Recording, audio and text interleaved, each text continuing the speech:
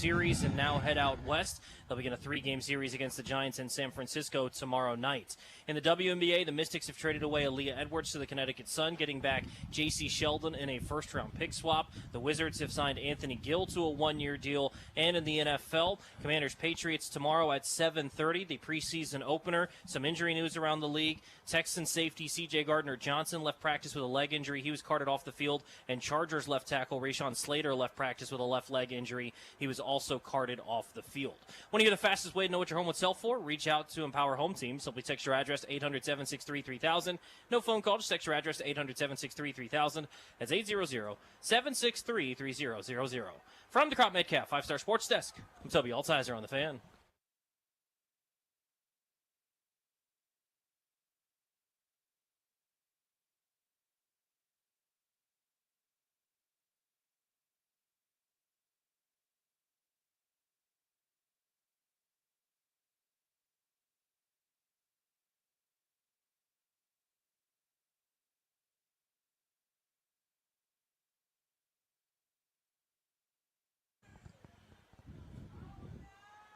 Good Thursday afternoon, and welcome into Grant and Danny on the Fan. Danny's vacation in Scotland continues. Toby Altizer is in and alongside today. Thank you for making the program part of your day. It means a lot. We are live at Nationals Park, which means we will be here in an empty ballpark by ourselves for the next 3 hours. A lot to get into. NFL preseason action gets going hot and heavy tonight. We've got 3 tilts around the NFL. We'll break down the 6 teams playing, not from a standpoint of their games tonight, because those are irrelevant, and frankly, it'll be light on starters on the field anyway, and who really cares about what happens tonight, but just an opportunity to window into conversing about 6 of the teams in the league. There's a lot going on in the Terry McLaurin front, which we'll get into in just a few, and you will hear my interview with Cade Cavalli I got this morning. Got over to the clubhouse and hung out with him and brought him out to the dugout for a nice little one-on-one after his strong performance in his first outing in 3 years with the Nationals last night. So that's all coming up on Grant and Danny, taking you up to 6:30 on the Fan. Toby, it is perfect out here. This is one of those days where it was like, do we want to go back to the studio or would we rather just sit outside and do the show here at Nats Park? Hard to beat this. Yeah, it's been perfect weather the last couple of days. The baseball hasn't necessarily been great at Nationals Park, but at least the weather was nice. So if you came out on a Thursday afternoon, you enjoyed some nice weather, nice and calm, nice and easy, just sitting out here watching some baseball, even though the Curly W's didn't give you what you were looking for.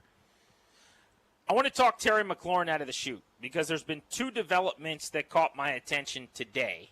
The first of which was a report from Jeremy Fowler of ESPN, who again seemed to have more of an indication and more of an inclination on money than anybody else has had.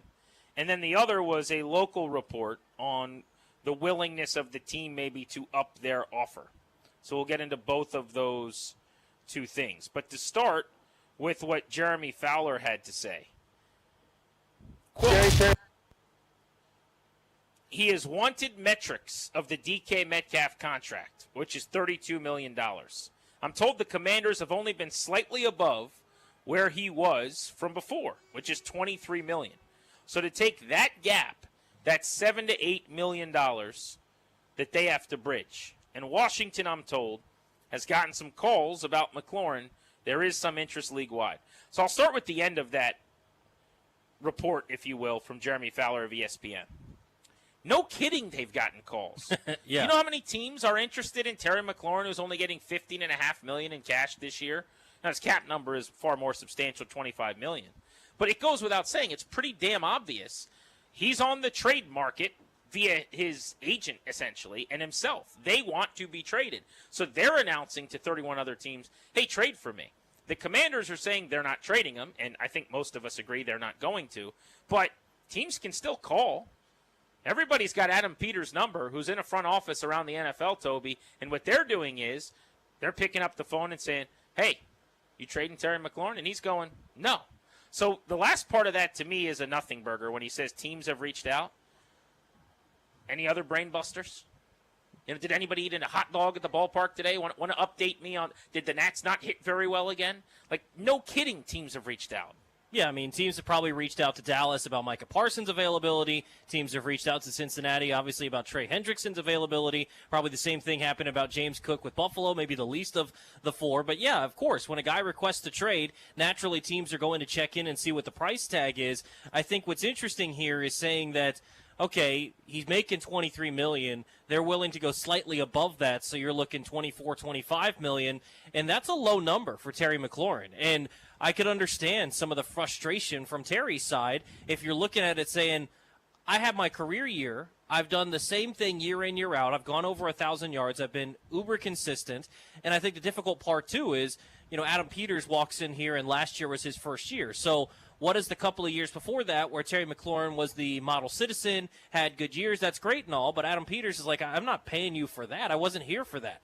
I'm glad what you did last year, but that value from last year with you turning the age of 30 is not worth more than $24, $25 million. But McLaurin's looking at it saying, I don't care that you just got here last year. Right. I've played my whole career, and so that's how you end up in this situation. I'm just surprised that we're here on August 7th and we're not making more progress. Because guess what? All these same things were true leaving last year, right? Going into this offseason. Like, these discussions could have been made in June, even going into July. Well, before we get into all that, I'm just sticking with the idea of teams reaching out and calling them. Yeah.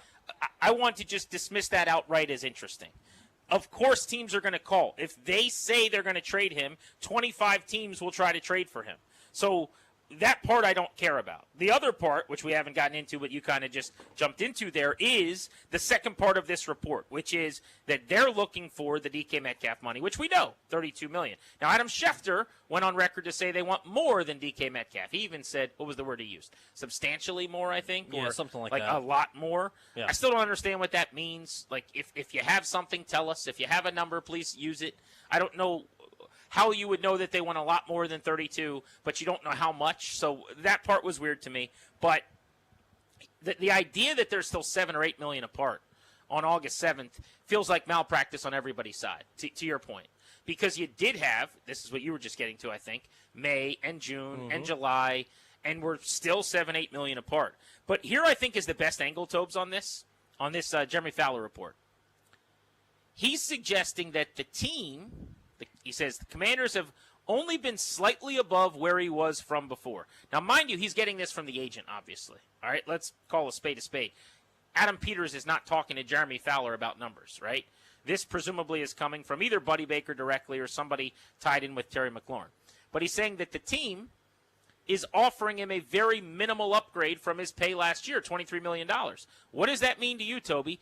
That tells you that they're a lot closer to that Cortland Sutton number of 23.5 than the DK Metcalf number of 33. And what I want to ask people is, if that's actually true, like, we don't know the numbers. We're all talking about this and giving opinions and popping off with takes, not really knowing the numbers. But if we take this report by Fowler of ESPN as gospel, and the team is actually down close to $23 million a year for McLaurin, do you feel any differently? If they're offering him $30 million a year and he's saying no, that would seem like a Terry McLaurin problem.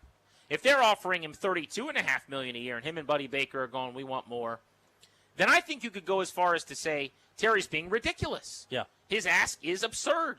This is outrageous. Show up, work, get your butt to camp.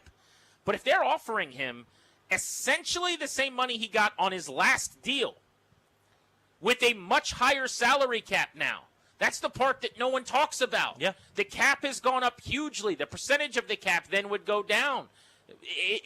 It's a worse contract than the one you signed before your best season, where you just helped carry this team to the NFC Championship game. If that's true that they're offering $23 or $24 million a year, doesn't that change how we should feel about this a little bit, or at least how we feel about Terry's hold-in? Yeah, I mean, this is kind of where I've been coming from all along. Because when you hear the reports that they're significantly apart, I'm just assuming that Terry isn't being ridiculous. Maybe he is, to your point. And why do you assume that? I just don't. I think he understands the age factor in this, where he's not going to ask for $35 million. I think he understands where he ranks in the hierarchy in terms of he's not in tier 1 with Justin Jefferson and Jamar Chase, because Jamar Chase is getting 40 and a quarter, Justin Jefferson's getting 35. I think he understands at my age, where I rank, I'm not with those guys. But DK Metcalf, okay, 33, so slightly below that. I think that's reasonable. When someone signs that contract, the other side, the team's going to look at it and say, well, we didn't sign that contract. We're not the idiots that gave out that contract. But I'm going to say someone was willing to, so why can't I ask there? So if he's, around $32, $33 million, I don't think that's unreasonable as a starting point, right? Probably not going to get that. That's how negotiations work. We don't just start and hey, I want 10, you want 5, we end up at 7.5. But it feels like the team's starting point should be 27, 28. And that's the point. That's where I'm saying when they're significantly apart, and we're hearing 7 and 8, unless Terry's asking for 35, then they're not at 28. They're in the low 20s, the mid-20s, which I think is ridiculous. Well, we have callers sometimes that will say, if Terry's really asking for 35, then trading him's okay with me. Or if Terry's really asking for 35, then he's no longer the team guy that I thought he was or whatever. Yeah. And I don't disagree with that, but I would put it this way. If the team's really offering him 23, if the team's really offering him even $24 million a year, that is disrespectful. That is a lowballing, pretty egregious offer. Yeah. Cortland Sutton, who has a worse injury history, who is not as durable, who is not as productive, is just not as good a player, just signed for $23.5 million with Denver in a very, very different situation, in my opinion, in terms of import to the offense. Yeah, I mean, look, we were doing the Terry Orr game the other day. At no point did Cortland Sutton come up, and if both of us were asked, we'd say, oh, Terry by a mile. And yet he got 23.5, and you're willing to go just above what he's already making, which is around that number. So you're going 24, 25. And this is where I think I'd be on Terry's side more, is because I think it's the team that is on the low end.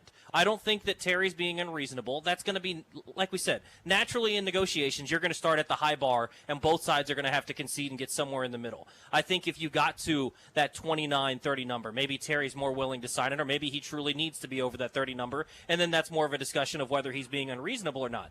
But if you're the team and you're starting at such a low offer, I mean, think about this from your own aspect, right? If you're, say, fantasy football or something of that nature. If I'm trying to get Christian McCaffrey off of you, I'm not going to offer you my worst player on my team. I'm going to give you something that I'm willing to give up, but I'm going to start on the low end, right? What they're starting with is unreasonably low, in my opinion. If you're starting at 24, 25, then Terry has every right to say, well, what have we been doing this whole time? What's the whole point of this? Yeah, I also come back to something that I think has to be brought up every now and then, which is this is not just a negotiation where you go to Football GM 101 if you're Adam Peters and this is how you negotiate with player number 462. Yeah. This is the face of this outfit, who is the version of what you're trying to mold your players into as a human being and as a leader and as a player and as a cultural piece, right?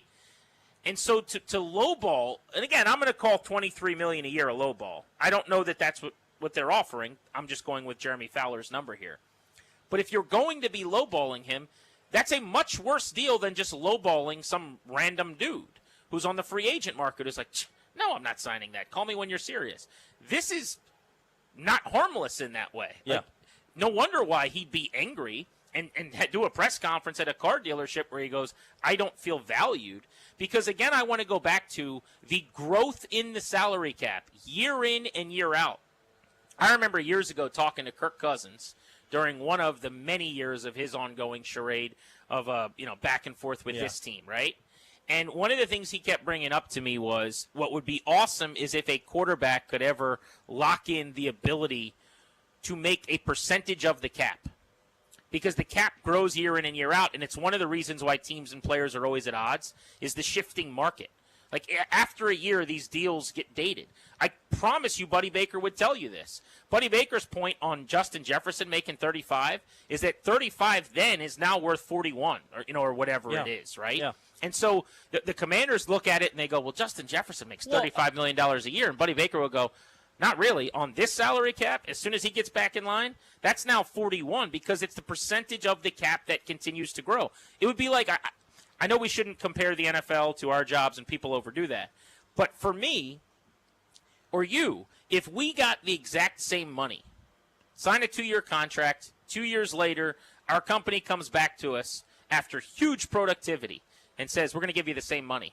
Well, not only is that a little bit of a kick to the giblets because you're not getting a raise, but cost of living goes up. Correct. Right? Yes. Like, I'm now one more kid deeper. I'm now, and that's not the job's fault, but it's actually a worse contract. And maybe analogous to this would be like, I'm doing more radio. I'm now doing a longer show or a different show or whatever it is. I have more responsibilities. So I could see why, if in fact they're offering Terry McLaurin 23 or 24 million, he would be so annoyed. Well, but the question for you guys at 800-636-1067, 800-636-1067, if that's true, does it change anything about how you feel?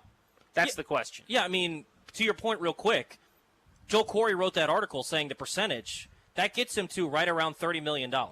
So maybe you want to still go below that, that's fine, but only going up $1 million or $2 million is a little bit ridiculous. Toby's in for Danny, live at Nats Park. It's G&D on the Fan.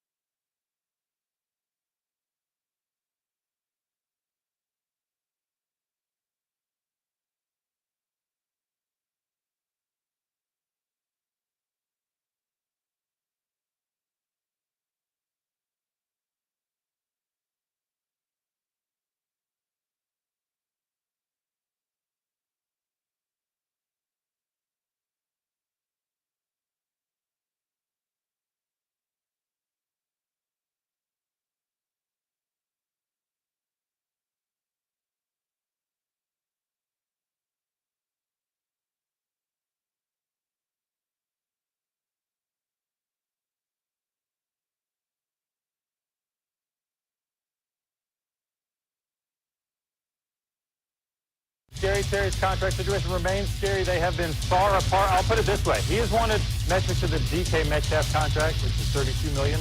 I'm told the Washington Commanders have only been slightly above where he was before, which is $23 million. So take that gap. That's $7 or $8 million that they have to bridge. And Washington, I'm told, has gotten some calls about McLaurin. There's some interest league-wide. They have no interest in trading him still. So this is a classic standoff, which we're about to see. We are assuming for this conversation that Jeremy Fowler of ESPN, who you just heard reporting there, has his numbers correct, and that the Commanders are actually offering Terry McLaurin basically the same AAV as he just played on his last contract. 13 touchdowns, a breakout season with a quality quarterback ago. If that's the case, does it change how you feel about this game of chicken and this stare down? 800-636-1067 is the number. Toby's in for Danny. We are live over at Nationals Park on the Fan. Let's go to the phones. We'll start with Mark in Landover Hills on Grant and Danny. How are you, Mark? Mark, you there? Hey, what's up, Mark? I'm here. Hey, buddy. You're on the air now. Go ahead, brother. Hey, how you doing, Grant? Sorry about the baseball today, buddy. Hey, no worries. I love watching my team get 3 hits and no runs, so it's no problem at all. You got a lot of heart, brother. I'll give you that much, but we knew that already, Grant. Appreciate Hey, Grant, you. real quick, man. If what that guy is saying is true, that you were talking about, the guy from ESPN, and don't forget what Toby said the other day about the increase and what you said also about cost of living, that it is nothing but balderdash to offer that man that amount of money and think that you're doing him right. And anybody that would offer him that kind of money should die from copper poisoning from pinching too many pennies. It is completely ridiculous, like B. Mitch said the other day, that both sides of this argument need to come back to reality, and that is not reality under any terms. And also, for all the yucks out there that are calling in and saying that you don't pay somebody for what they've done, well, then what do? Pay them on your preconceived notion only? Because that's what they would be doing. And that is absolutely ridiculous. You have to have some type of format to where you're going to look and see what the man's done, just like you're scouting him, and evaluate how good a player he is, how strong an individual he is. And I will say one thing, like I tried to yesterday before I got hung up on. I don't know what happened there, but, man, there's no way that if he doesn't play that first game that they're going to whoop the Giants. I say it's going to be a 50-50 game at best because it will destroy the synergy on the team, and they better remember that. So both parties better wake up and smell the coffee and take a long drink before they jump off the edge of the cliff onto this one. Well, the Giants' defense is going to be pretty good. I don't know what their offense will look like, Mark. I think, frankly, it's going to be bad because Russell Wilson or Jameis Winston or a rookie in Jackson Dart are going to be leading it. And right now you got Andrew Thomas who's dealing with injury, who's their left tackle. But Malik Neighbors, special player. Otherwise, there's not a lot on that offense I like. But their defense is going to be awesome. That pass rush is nasty. Dexter Lawrence is the real deal. Brian Burns is a star. They just drafted one of the better pass rushers in college football last year in Abdul Carter. Paulson Adebo, the former Saint, comes over, is going to upgrade their secondary. Javon Holland's going to help them at safety. That's going to be a top 10 to 12 defense, I think, in the sport. So they could absolutely be frisky in week one, especially if Terry McLaurin's not playing. I totally agree with that point. I mean, to me, the range of reality, I'll call it, the range of let's just forget what I want to pay you or what you want. Let's talk about where this thing should actually end. A floor of $26.5 million per year or something, $27 million, and a ceiling of like $30 to $31 million. That, to me, is the range where this thing could and should end. And if John Kime's right, the local ESPN reporter who covers the team we had on yesterday, he suggested today he could see the team coming up to $28 million, which, again, it suggests that they're not near $28 million, which is amazing to me. But he said he's not sure if that'll get it done for McLaurin. Well, number one, $28 million, and having to come up to it is alarming from a team standpoint because I do understand why McLaurin doesn't feel appreciated. But number two, if McLaurin isn't willing to accept $28 million, then we've got to talk about him and this negotiation and what's important to him a little bit differently. Because $28 million, while not a great deal, it's not a player-friendly deal, is a perfectly reasonable salary for a 30-year-old wide receiver. It is better than what Mike Evans, a Hall of Famer, got. It is way better than what Cortland Sutton got paid, this offseason. So if that's range is being viewed by his agent as like, no, we're not swimming in that water. Well, okay, then that is an anti-Terry reaction for me. Sure. But right now, if we're finding out, they're basically at the same number as they were at the last couple of years, 23 or 24 million. I just think that's ridiculous. Yeah, I mean, if they get up to 28 and you still can't get the deal done, it's pretty obvious which side I've been on. I'll understand the other side a lot more. But the reason that I've been on the side I've been on with Terry is that I just feel like the team has been way too below market value, and that's what it is. I mean, teams would be willing to give him I think a couple of teams would be willing to go up over the 30 number, but I can guarantee you that a majority of the league would be willing to go to that 28 kind of number. And if the Commanders aren't, then they're not valuing their own guy enough. Let's go to line 4. Todd in Fredericksburg. You're on Grant and Danny. What's up? Hey, guys. Thanks so much for taking my call. You got it. Terry, right now it's all speculation. I mean, we're hearing from ESPN that this is what they've offered, but we don't know for sure. So if Terry's asking for whatever they think is too high and the Redskins are offering what he feels is way too low, it's complete speculation. The fact of the matter is, if Terry doesn't like the deal that they're offering or vice versa, Terry's got to play this year or he's going to lose $15, $16 million. Right. I don't think he's going to sit out and not get paid. So then if he plays and then we tag him the following year, now he's 32, 33 years old wanting a new contract. I mean, what does he want to do? Well, so if the team is offering 24, 25 million, that's ridiculous. So sorry, I might have dropped off there, but I mean, to his point, Grant, you can perfectly well do that. That can work in Madden just fine. You can play numbers games, pretend like these aren't real people, pretend like there's not personality, emotion involved. Go ahead and do that. See if players want to sign with you. If you're winning football games, you can probably still get away with it. Well, yeah, if you're winning 12 games and Jaden Daniels is an MVP candidate, you can probably get away with some of that. But the point is, this isn't just playing on paper. This isn't just playing in a video game. This is real people with real emotions, with real personalities, and see if that doesn't lead to some more drama with Terry if you want to continue to do stuff like that. You can play hardball that way and see how it plays out. It's just not as simple as, oh, okay, well, we're going to treat everyone like robots. Then don't be surprised when the guy that's getting treated like a robot lashes out a little bit. Yeah, I think that's a great response, and it's true. What I would add, though, is I think that the idea of us all just assuming he's not going to skip, he's got to play, is accurate. But that's answering the question, is he going to hold out this season? That is different than what I'm talking about right now. I think we all come back to the same resolution here. Eventually, Terry McLaurin shows up, tail between his legs, plays football. I'm not suggesting anything we found out today changes that. What I'm wondering is, if they're really offering him 23 or 24 right now, and it's not 26, 27, it's not 27, 28, do you feel any differently? At about a 70-30 clip, most of the polls I see are on the team's side, which I totally understand. I am as well, for the record, because I think they're trying to do some good business, and more often than not, I would side with not overpaying guys as they get older. But if they're offering him the same money with a cap that has gone up exponentially that they offered him and gave him 3 years ago as a different front office, that's a bad look. It just is. Grant and Danny without Danny on the Fan. Our Blitz is next.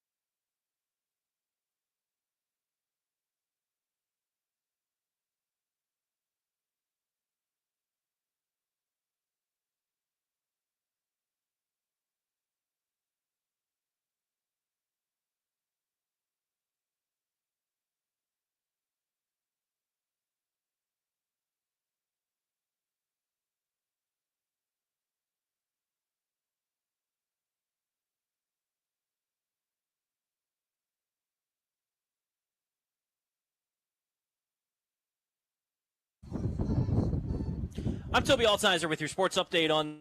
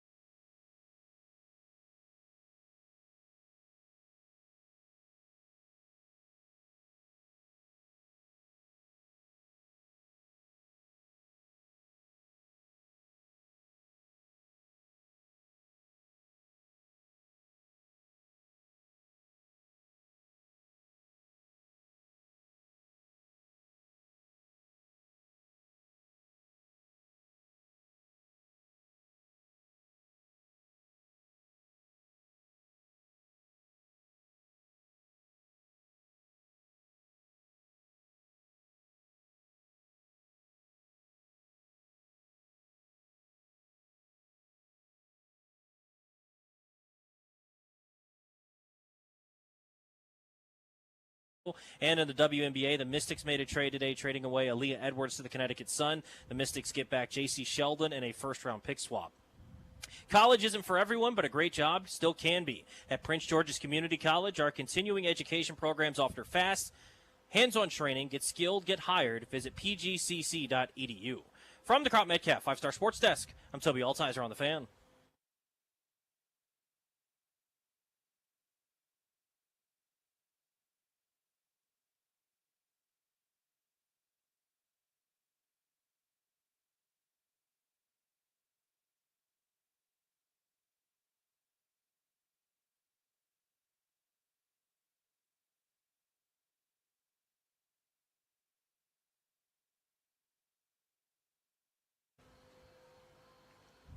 Sponsored today and every day by the law firm Kandori and Murad. This is the Grant and Danny radio program. Kandori and Murad will help you to draft the last will and testament, set up a living trust, or put together a medical power of attorney. Schedule a free consultation with their team today at kmlawyers.com. They've got a Fairfax office. Be sure to let them know we sent you for a discount on your services. That's kmlawyers.com. We'll talk Commanders and the NFL coming up in this Beltway Blitz. But let's start quickly on the diamond. You just heard Toby mention that the Nats got blanked by the A's 6-0. I was sitting between Toby Altizer and Craig Heist watching that game. And Craig Heist of the Nationals Radio Network joins us now. Star, hard to win a game when you get blanked and you get 3 hits over 9 innings. Yeah, and that's been a constant theme, Grant, no question about it, with his team, especially since the trade deadline. They just haven't hit the baseball, and it really doesn't make any difference who they're playing, a good team, a bad team, a team that's in contention, heading for the playoffs. But Jacob Lopez today against the Nationals, 7 2/3, no walks, and that's the big thing. And he strikes out 10, and in the process throws 114 pitches. Now, when you look at that and you see the ease that it was taking him to get through this lineup, it's no wonder the Nationals are having issues. I mean, 2 guys in this lineup at the top of the lineup, C.J. Abrams and James Wood, had 4 at-bats. Everyone else just 3. And that's how easy it was for Lopez to go through this lineup. Heisty, what are they going to have to do to get James Wood going? You know, it's amazing, and this game is so tough, as you know, Grant, to be able to stay consistent all year long. But if you would have told me from the start of the season to the All-Star break to see James Wood be struggling like he is now, I'd say you were crazy. Now, I had a caller over the weekend who blasted James Wood for what looks like lack of hustle and just seems like he doesn't want to be out there. And I thought to myself, pal, what did you watch the first, 3 months of this season? I mean, slumps come and go. I think it's something he's just got to figure out between, extra work in the cage, working with some coaches. But we know I'm not worried about James Wood. We know what he's all about. And he's just had a rough start since the All-Star break. And, did being in the home run hitting contest hurt? Some people are making that suggestion. I prefer not to hit in the home run derby. It's fun for everybody, but who knows whether that's led to some of his troubles or not. But he's got to figure it out. I mean, there's 7 weeks left in the season. Heisty, one more for you here. Cade Cavalli last night threw 100 miles an hour with the fastball, curveball, changeup were both pretty elite looking, plus pitches. He'll be on the show in our final segment after 6 o'clock tonight. I'm excited to have people hear that interview.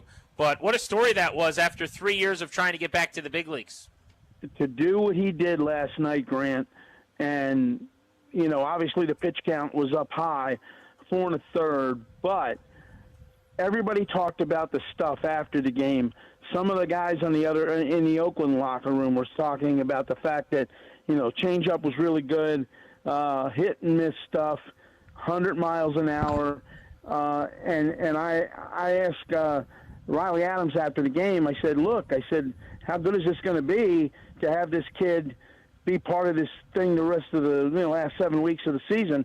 And he said, this is going to be so great for this team. It'll give them a lift for sure. And I'm sure next time out, you know, you work on whatever you're working on in your bullpen session between starts, and then you go at it again every 5th day. I'm looking so forward to that. It might be the only thing we have to look forward to coming down the stretch. Heisty, thank you. I'll see you when the Nats get back from out west. All right. Take care. That's Craig Heist. Let's talk a little Commanders.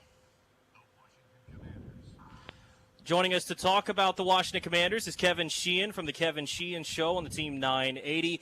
Kevin, what do you want to see tomorrow in Philadelphia, in New England against the Patriots? Oh, boy. Toby, no starters playing. I guess, you know, a couple of players in particular. Yeah, I want to see Jalen Lane. I want to see what he looks like on the field. I want to see him as a punt returner. You know, Brian Mitchell, I think the first punt he touched in preseason as a rookie, he took to the house.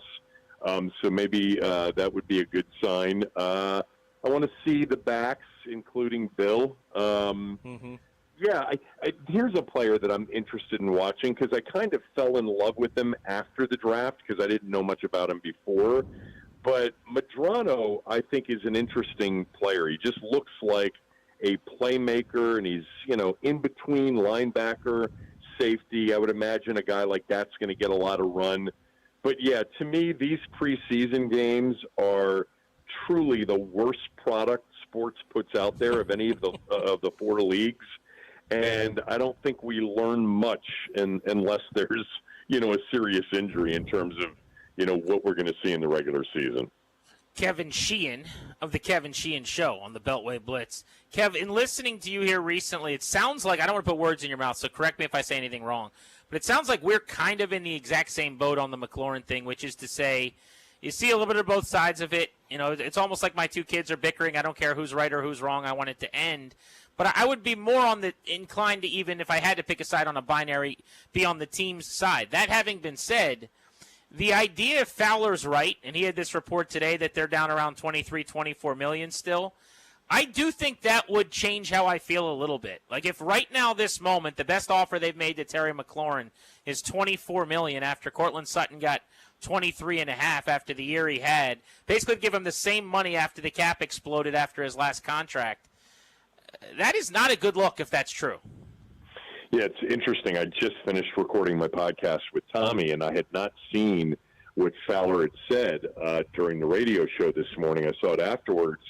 And, yeah, I think I would be influenced a little bit by that as well. It's also interesting, right, because it says what they think of him. It doesn't say that they don't like him, that they don't want him back. It just speaks to how they value him. And I'm with how they're valuing him if it's at like 27, 28. I think that seems right to me. And if you want to pay a premium to get to 30, you know, as long as we're talking in AAV terms, because we all understand that, you know, guaranteed money and there are other aspects of the contract that at times are more important. But, you know, that would be fine for me. But, yeah, 23, 24, if Fowler's right, is low. And at the same time, the 32 to 33 is high. How does this ultimately end? Well, Terry McLaurin's going to play for this team. Mm-hmm. I mean, I don't see this leading to a trade. I don't think they'll accommodate that because they need him. Two things are true simultaneously. They need him and they value him at a certain price. Also, keep in mind, guys, it's very possible that they just view this path in terms of paying him this final year and then having the flexibility to tag him next offseason as the best financial path to take with this player.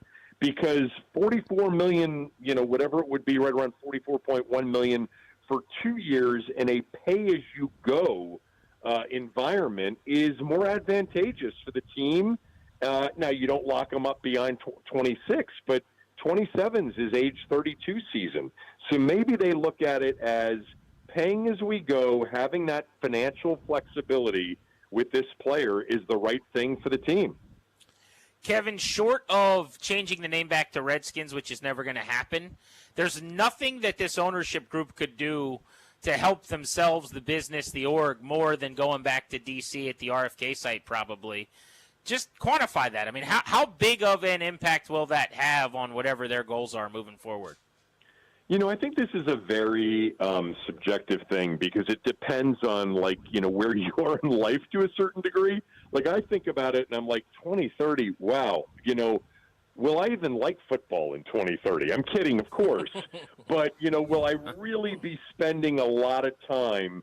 Look, I'm a D.C. resident, so I'm excited about what it's going to do for the city. And I think the mayor and the city council get a lot of credit because I think this is the right thing to do for the city. I mean, driving by that part of the city has been awful for a long period of time.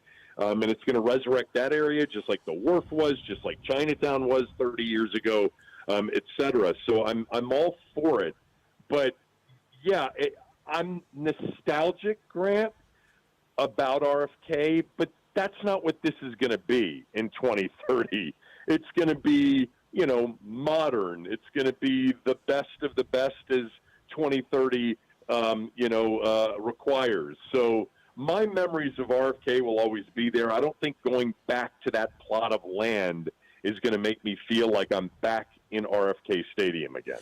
Yeah, I think for me, I just mean being in the city, and not in Landover, Maryland. It's great. It's a great thing for the city. And what's interesting too, and I've talked about this maybe even with you before, the irony is that the best 5 years of FedEx or of Northwest Field of Landover will be the next 5 seasons, more likely than not.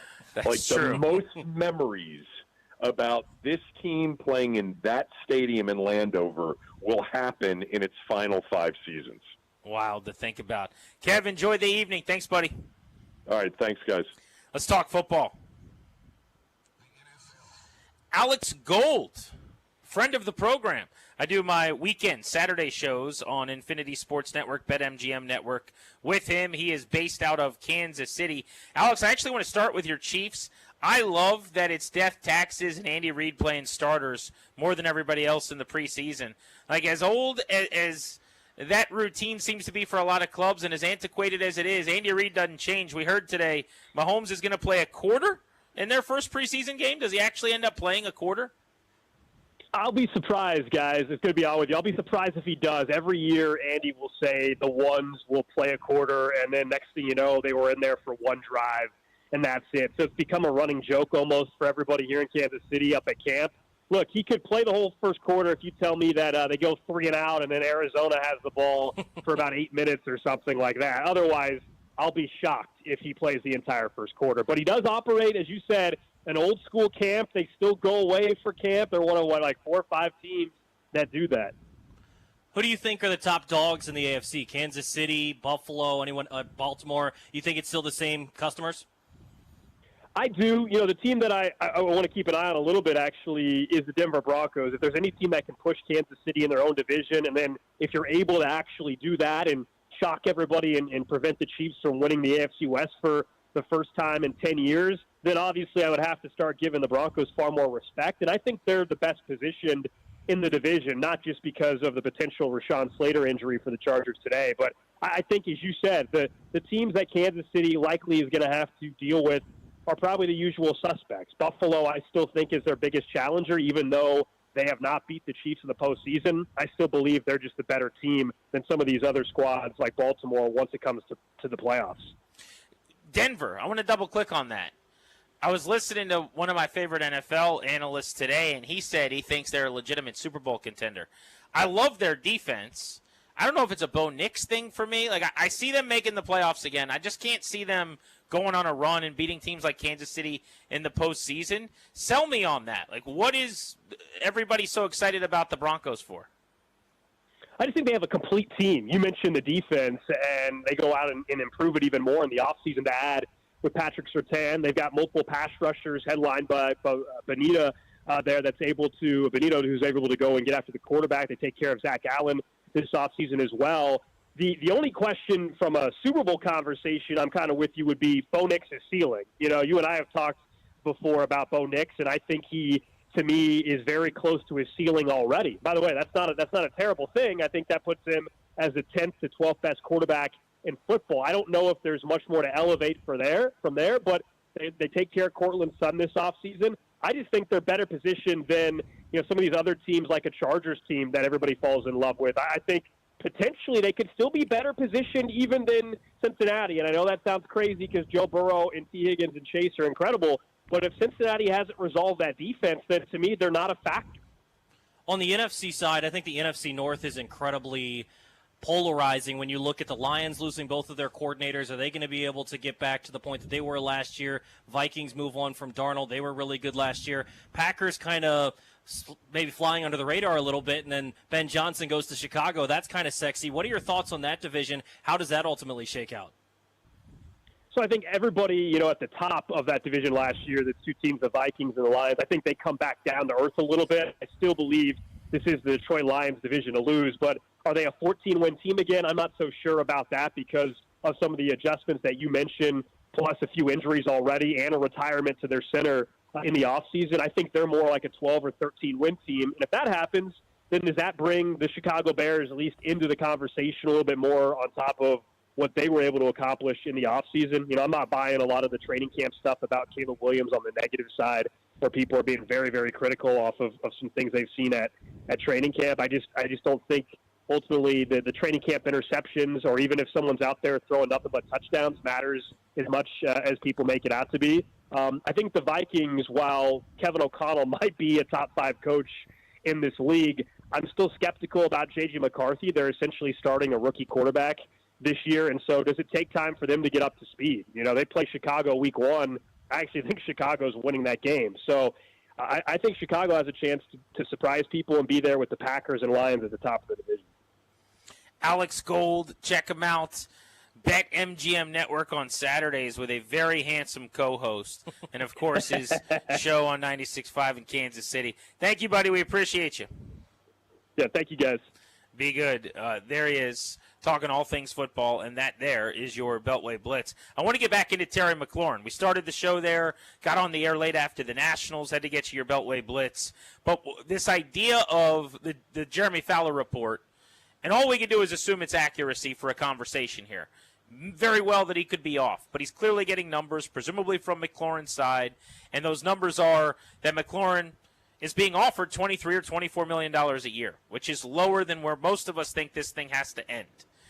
Does that change how you feel? And is it reasonable for McLaurin to feel disrespected if the team is not looking to give him much of a raise from his last contract, which was $20 million of salary cap ago? I mean, the cap has gone up huge since then. Grant and Danny on the Fan.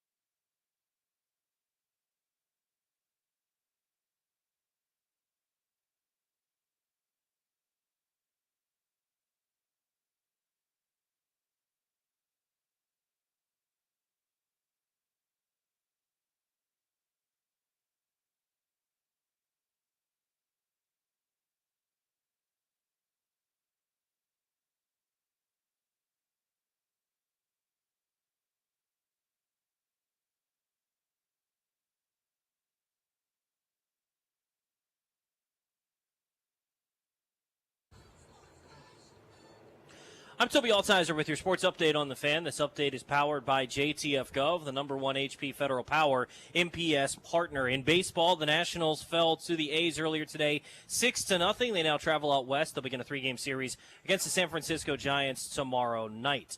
In the NFL, Commanders with a walkthrough today as they get ready for their preseason opener tomorrow at 7:30 against the Patriots. Some injury news around the NFL today. Texans safety C.J. Gardner-Johnson left early with a leg injury. Chargers left tackle Rashawn Slater left practice with a left leg injury. Cowboys rookie running back Jaden Blue had to leave practice early. He was carted to the medical tent but walked off under his own power. And 49ers first-round pick defensive lineman Mykel Williams left practice early with a knee injury. Kyle Shanahan saying he hoped it was just a hyperextended knee. WNBA, the Mystics traded Aaliyah Edwards to the Connecticut Sun, getting back J.C. Sheldon, a first-round pick swap. Mission Critical, that's JTF Specialty. We're a top-ranked HP MPS power partner for a reason. We don't just ship products. We deploy fully integrated, mission-ready solutions from D.C. to Europe, powered by HP, delivered by JTF. Check us out at jtfgov.com. From the Crop Metcalf 5-Star Sports Desk, I'm Toby Altizer on the Fan.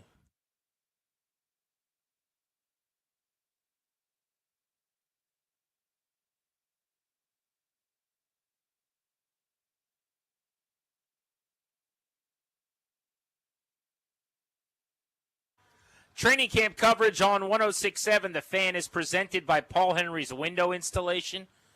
PaulHenry'sWindows.com, your clear home improvement choice. And we should have a sponsor for Terry coverage. Terry Watch. I mean, really, that's what our camp coverage devolves into. Maybe we should have Adam Peters on and play Terry Orr. That would be nice. I'll bet you Terry Orr would go about the same with Adam Peters as it went with me. I don't think his list looks like your list. I'll tell you that much. I can tell you it doesn't look like my list. What do you have, 6th or 7th in the NFL? First. Adam Peters has, I think, another 12 or 13 guys on that list, maybe, yeah, than you do.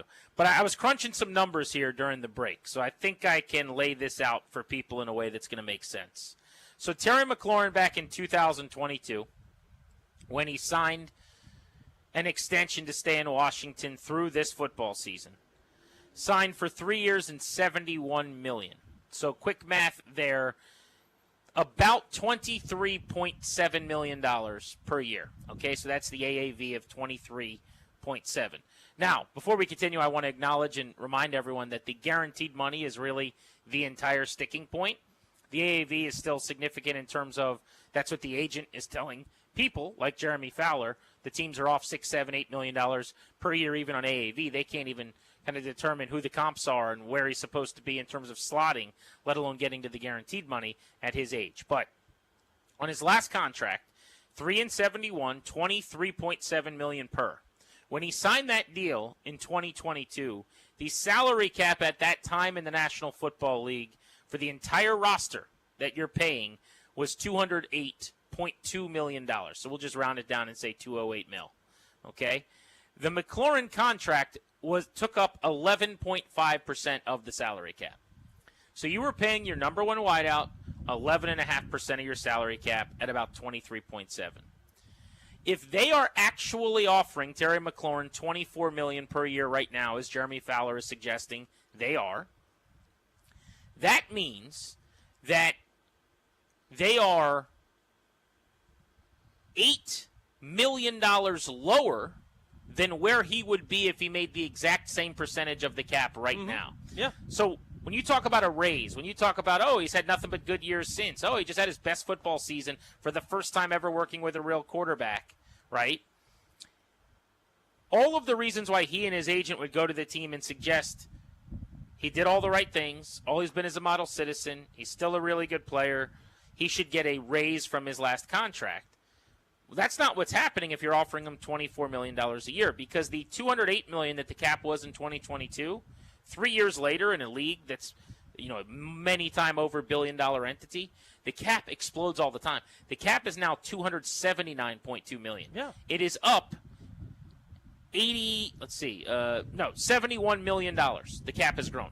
$71 million it's gone up since Terry signed that deal. And they're trying to give him the exact same money. So if you actually do the math on 11.5% to see where would that come in, if he was still going to get 11.5%, which is the way that the team could say, we're going to pay you exactly what we paid you before, now just accounting for the salary cap, I call it the exchange rate, the attrition rate. It's like saying, what is the American dollar worth in another country when you're over there? Exactly. Right? That number now is $32.3 million. Mm-hmm. I don't necessarily think you have to pay Terry McLaurin $32.3 million, because I do think with the other contracts signed with guys around his age that are older, like Mike Evans, like Cortland Sutton, it's going to be hard for him to get that. But my point is, 11.5% of the cap at $32 million means offering him 24 ain't going to cut it. Like, that is not cool if you're Terry McLaurin, and I can understand why you would hold out and then hold in and then request a trade and say you don't feel valued and make it personal because you feel like you're being personally offended. Yeah, I mean, he has carried this team for a long time. And again, Adam Peters wasn't here for the long time that Terry McLaurin was the model citizen and putting up good numbers on crappy football teams. But Terry can't just dismiss that because Adam Peters wasn't here and to get such a low number. Like, I think this is what annoys me so much about the situation, regardless of what side you're on. This is August 7th. These facts were all the same in March, April, May, June, July. So how the heck did we not get any further than we're still at? The team is reportedly at 24. Terry's reportedly up 32-33. Well, like Fowler said, I mean, they are so dug in on both sides. How have we not started to at least bridge the gap a little bit? How have we not gotten a little bit closer? Because, to your point, if they offer him 28 and Terry says no, okay, then I can understand everybody that's on the team side saying, well, Terry's not clearly caring about the team.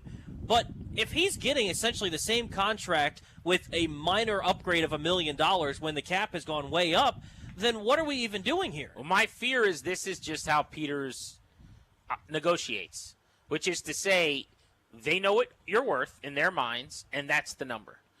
We saw it in San Francisco, man. Like, they didn't lose out on those negotiations with those guys. They didn't cave. Well, it just eventually worked itself out.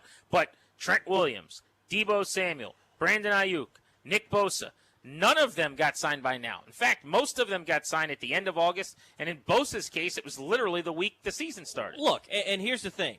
Part of what makes this rough is when's the last time this has happened in Washington, especially to a guy that meant something to organization when the football team was good. Well, I'll for answer all their that. flaws, they actually paid their guys. Well, I'll answer that for you, Grant.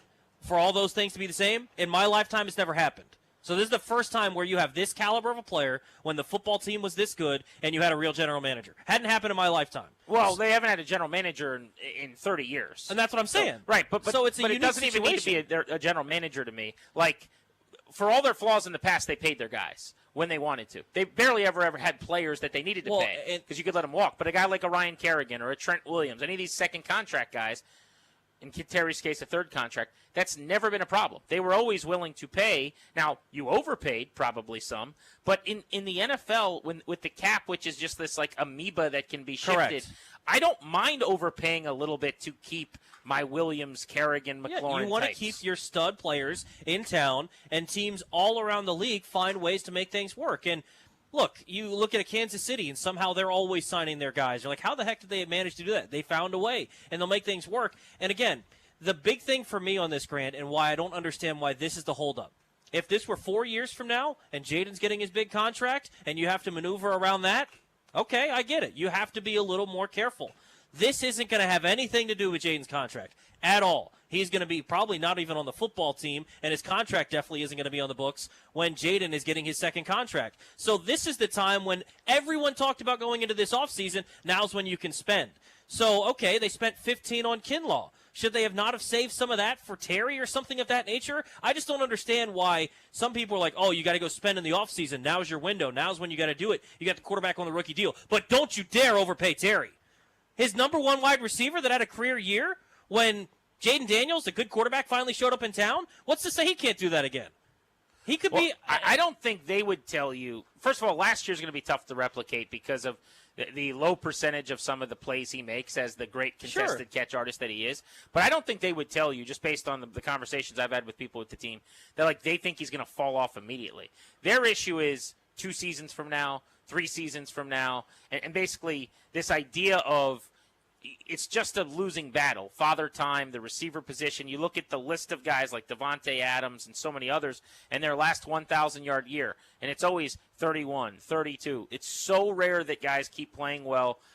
for McLaurin what will be 3 seasons from now. But his agent would say he didn't play a lot in college. He's going into his 7th year. Normally, guys his age are going into their 10th year. Yeah, I mean, he's got 3 more years of football before you got to worry about that. I think what they're doing is completely reasonable, aside from offering barely any sort of upgrade in pay.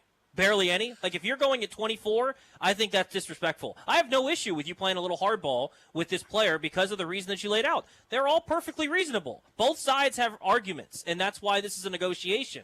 But when you're lowballing a guy like this, I think he has every right to feel disrespected. Yeah, so I said originally I would have paid him $33 million and just ended this a long time ago. And I guess would I still do that? It's very possible. I think that would be a fairly significant overpay. But I also think that there's immense value in not doing whatever this crap is. Exactly. It's almost worth it to me. That said, I think Peters is doing the right thing largely if they have budged off of the number Fowler's saying they won't. And if eventually they are willing to offer 27, 28, 29 million. I mean, if the season starts and we hear the last offer they made was 25 million, I just think that's ridiculous. Like, play some ball here. Negotiate. Get together in the room and let's meet in the middle. You can't just sit down in a chair and say, this is where I am, you come to me. That's not how it should work with your franchise. But I want to hear what people think about this. 800-636-1067. So I gave you those numbers, right? 3-71, about $23.5 million per year. That was the deal 3 years ago when the cap was at 208. It's now up $71 million. So the same percentage of the cap now would actually be $32 million. And we've got a reporter at ESPN saying they're trying to give him the same AAV, which is down around $23-24 million. If that's true, what's your reaction? 800-636-1067 on Grant and Danny on the Fan.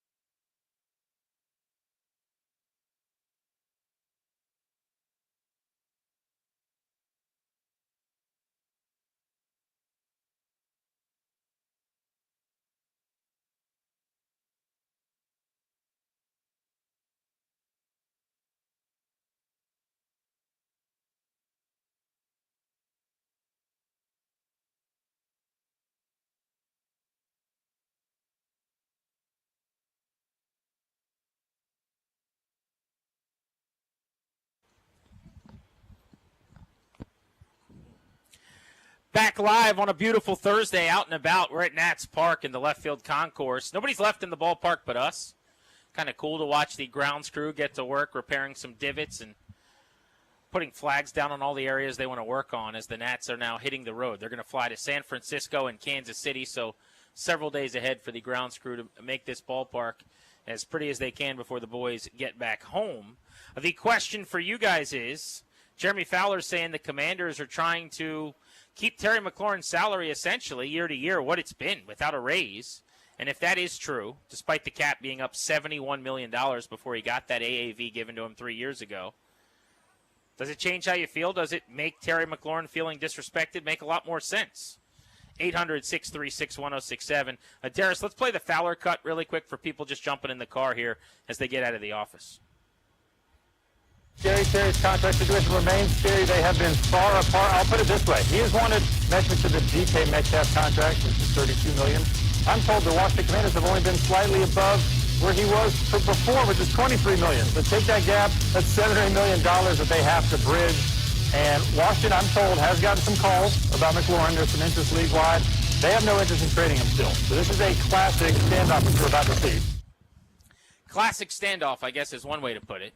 Gigantic pain in the butt for this fan base over the last few weeks is another. Big time. Let's go to Dave in Tysons who wants to hop in on Grant and Dan. You can call us at 800-636-1067. Dave, if they're not trying to give him more money despite the cap being up $71 million, how do you react to that? Yeah, no. So, again, love the show. Haven't had a chance to call in and ask this question. But I have been scratching my head for a little bit at this. And I don't understand the logic, and I can't make any sense of it.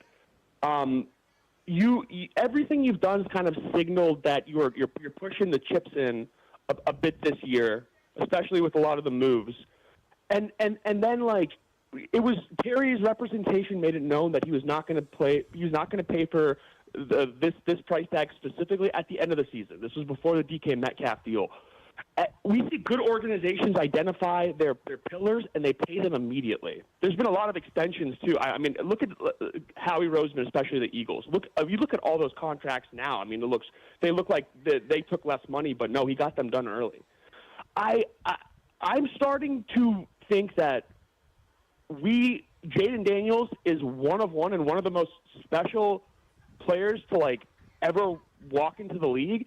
And this front office is a little bit delusional and insulated.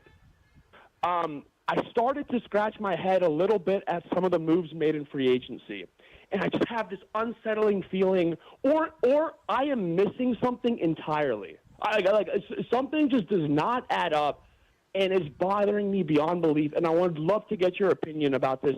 Does this make you question, like, start to look at everything in a different lens from what this front office has done? So it's a good question. I appreciate it. For me, the answer would be no. What it makes me wonder is a few things. Number one, is this group with this quarterback not going to value the wide receiver position that substantially? I look at the Baltimore Ravens, right, who will never go out and just pay for wide receivers to come there. They also have a hard time luring wide receivers to come there because they've got this running quarterback and they throw to the tight ends and they're going to lose a lot of potential pass attempts to the ground game and the scramble game with Lamar Jackson. Is it possible that when they sit down and they go, okay, what is the best way for us? Everyone gets to spend the same amount of money. What's the best way for us to spend our money? That this team says, giving a wide receiver $30+ million a year when we're never really going to throw the ball to wide receivers enough for them to go 90 for 1450 doesn't really make a lot of sense. Is it possible that that's how they view wide receiver? That's one of my questions.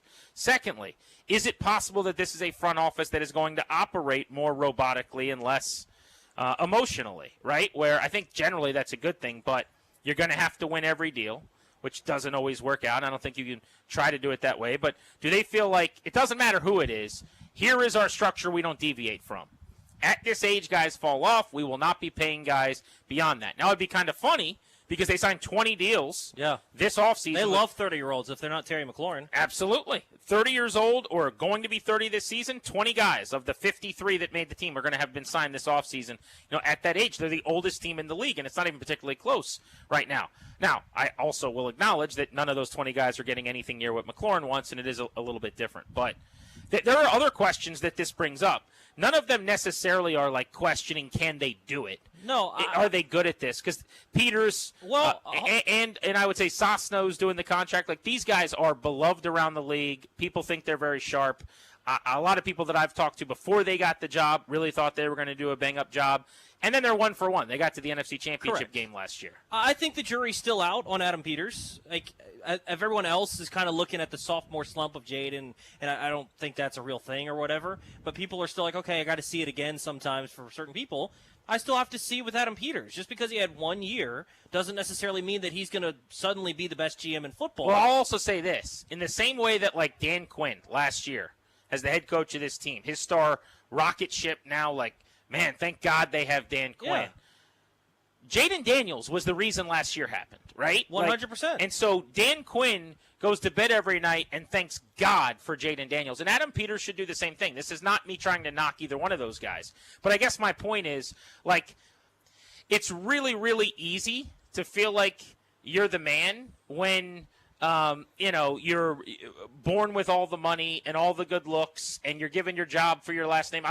I'm making this up as a hypothetical of, like, this random person, right? It is very possible if you're Adam Peters or you're Dan Quinn that we think you're one of the elites at your position, when the fact is a lot of guys could do it with Jaden Daniels having the year he had last year. Now, I happen to think Adam Peters specifically is special, but we're going to find that out. And my point is just, it doesn't matter who they would have hired last year, if it was Alec Hallaby or anybody else. If Daniels played that way last season, they probably win 10-plus games in a playoff game. And you could say the same about whatever coach they would have hired. Yeah, I mean, I think he's good too, and I think that Dan Quinn is good. I think all those things. But you still have to prove it year in and year out, and I think that them playing it this way is a bit of a miscalculation. And I do agree that we could get to the end of this year, and we're looking at, they paid Kinlaw how much? I know I always come back to Kinlaw. It's like I hate Kinlaw. I didn't love that he got about $7 million more than people thought he was But, I mean, we've already done it with some of the draft picks from last year. We're looking at it like, man, Jalen Lane's awesome. What about that Luke McCaffrey guy? How about Ben Sinnott? Is he doing anything in camp? And not to say that anything's wrong. You're going to miss draft pick. That happens. But for everyone to act like, oh, well, Adam Peters, well, why in the world would you ever question him? Relax on that a little bit. It's been 1 year, right? And so him to play the Terry situation the way he is, that's how he wants to play it. Right. Totally fine. I can look at here and say, well, I wouldn't play it that way, and it might backfire. By the way, it's been 1 year, and it was a great year. But I guess my point is, and there's no way to say this without taking away from the coach and the GM, it's really not my goal, but a year where you had the best rookie season by a quarterback ever. And, whether it's Andy Reid with Patrick Mahomes or Sean McDermott with Josh Allen, the best thing for these coaches is when you get a certain level of quarterback, a lot of other things don't matter as much. It's the ultimate deodorant, like if Ron Rivera was here one more year and they drafted Jaden Daniels, he'd be coming off a playoff appearance and people would be talking about maybe he wasn't as bad as we thought. 800-636-1067. You want to hop in on Grant and Danny. We'll also spin you around the NFL with some buying low and selling high candidates on teams and quarterbacks based on their expectations this hour on The Fan.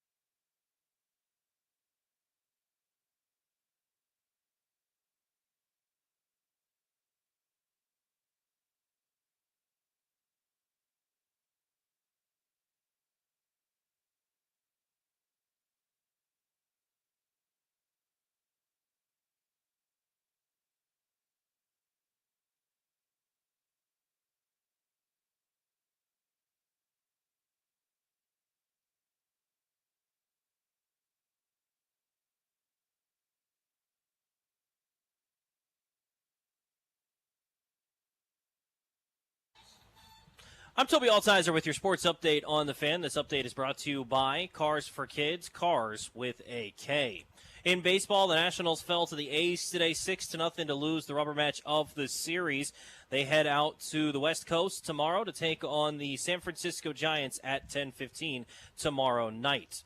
WNBA, the Mystics made a trade today, sending Aaliyah Edwards to the Connecticut Sun. They get back J.C. Sheldon and a first-round pick swap. In the NFL, some injury news. Safety C.J. Gardner-Johnson for the Texans left practice with a leg injury. He was carted off the field. Chargers left tackle Rashawn Slater also left practice with a left leg injury and was carted inside. Cowboys rookie running back Jaden Blue had to leave practice early and returned in street clothes.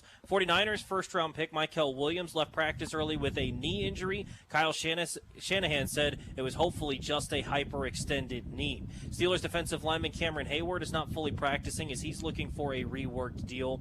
And Jaguars rookie Travis Hunter is going to play on Saturday. He's going to play wide receiver and corner. Chiefs quarterback Patrick Mahomes set to play in the first quarter of the preseason opener.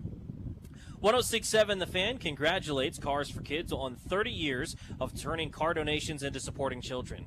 Cars for Kids has helped more than 100,000 kids nationwide. Donate your unused car today at carsforkids.org and join over 1 million proud donors making a real difference. From the Crop Metcalf 5-Star Sports Desk, I'm Toby Altizer on The Fan.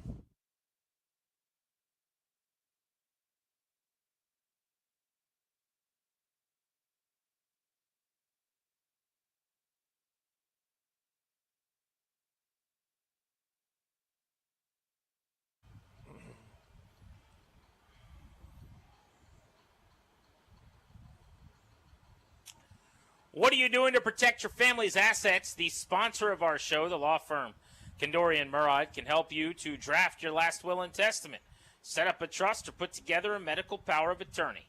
Schedule a consultation with their attorneys today at kmlawyers.com, and be sure to tell them that we sent you to get a discount. That's kmlawyers.com. We're talking Commanders Camp and Terry McLaurin's holdout.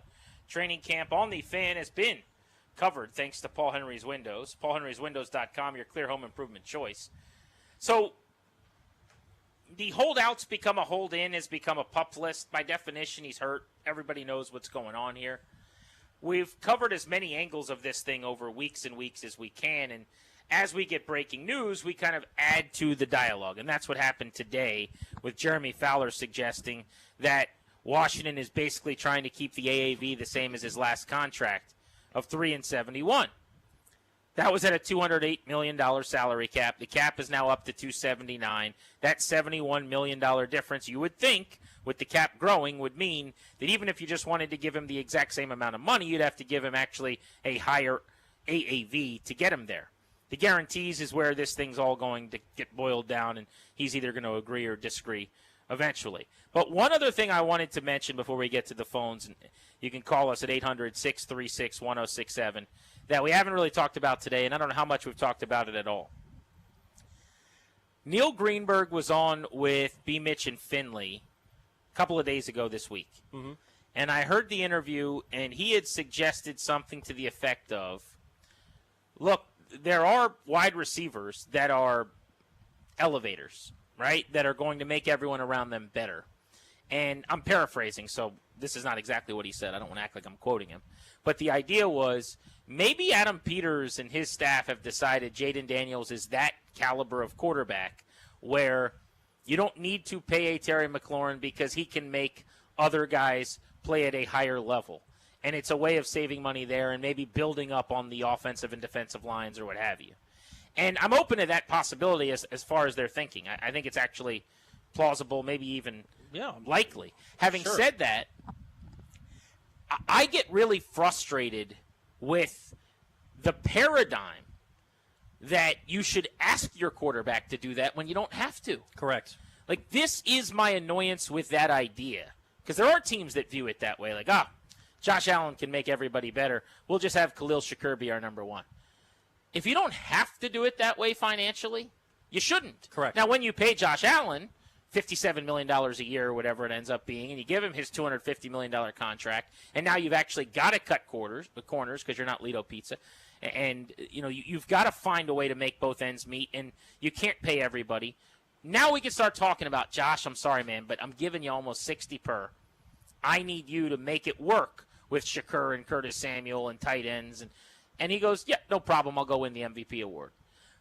First of all, I don't know that we're there yet with Jaden Daniels. I don't think it's even a fair ask in the second year of a guy's career, number one. And number two, you don't have to do that right now.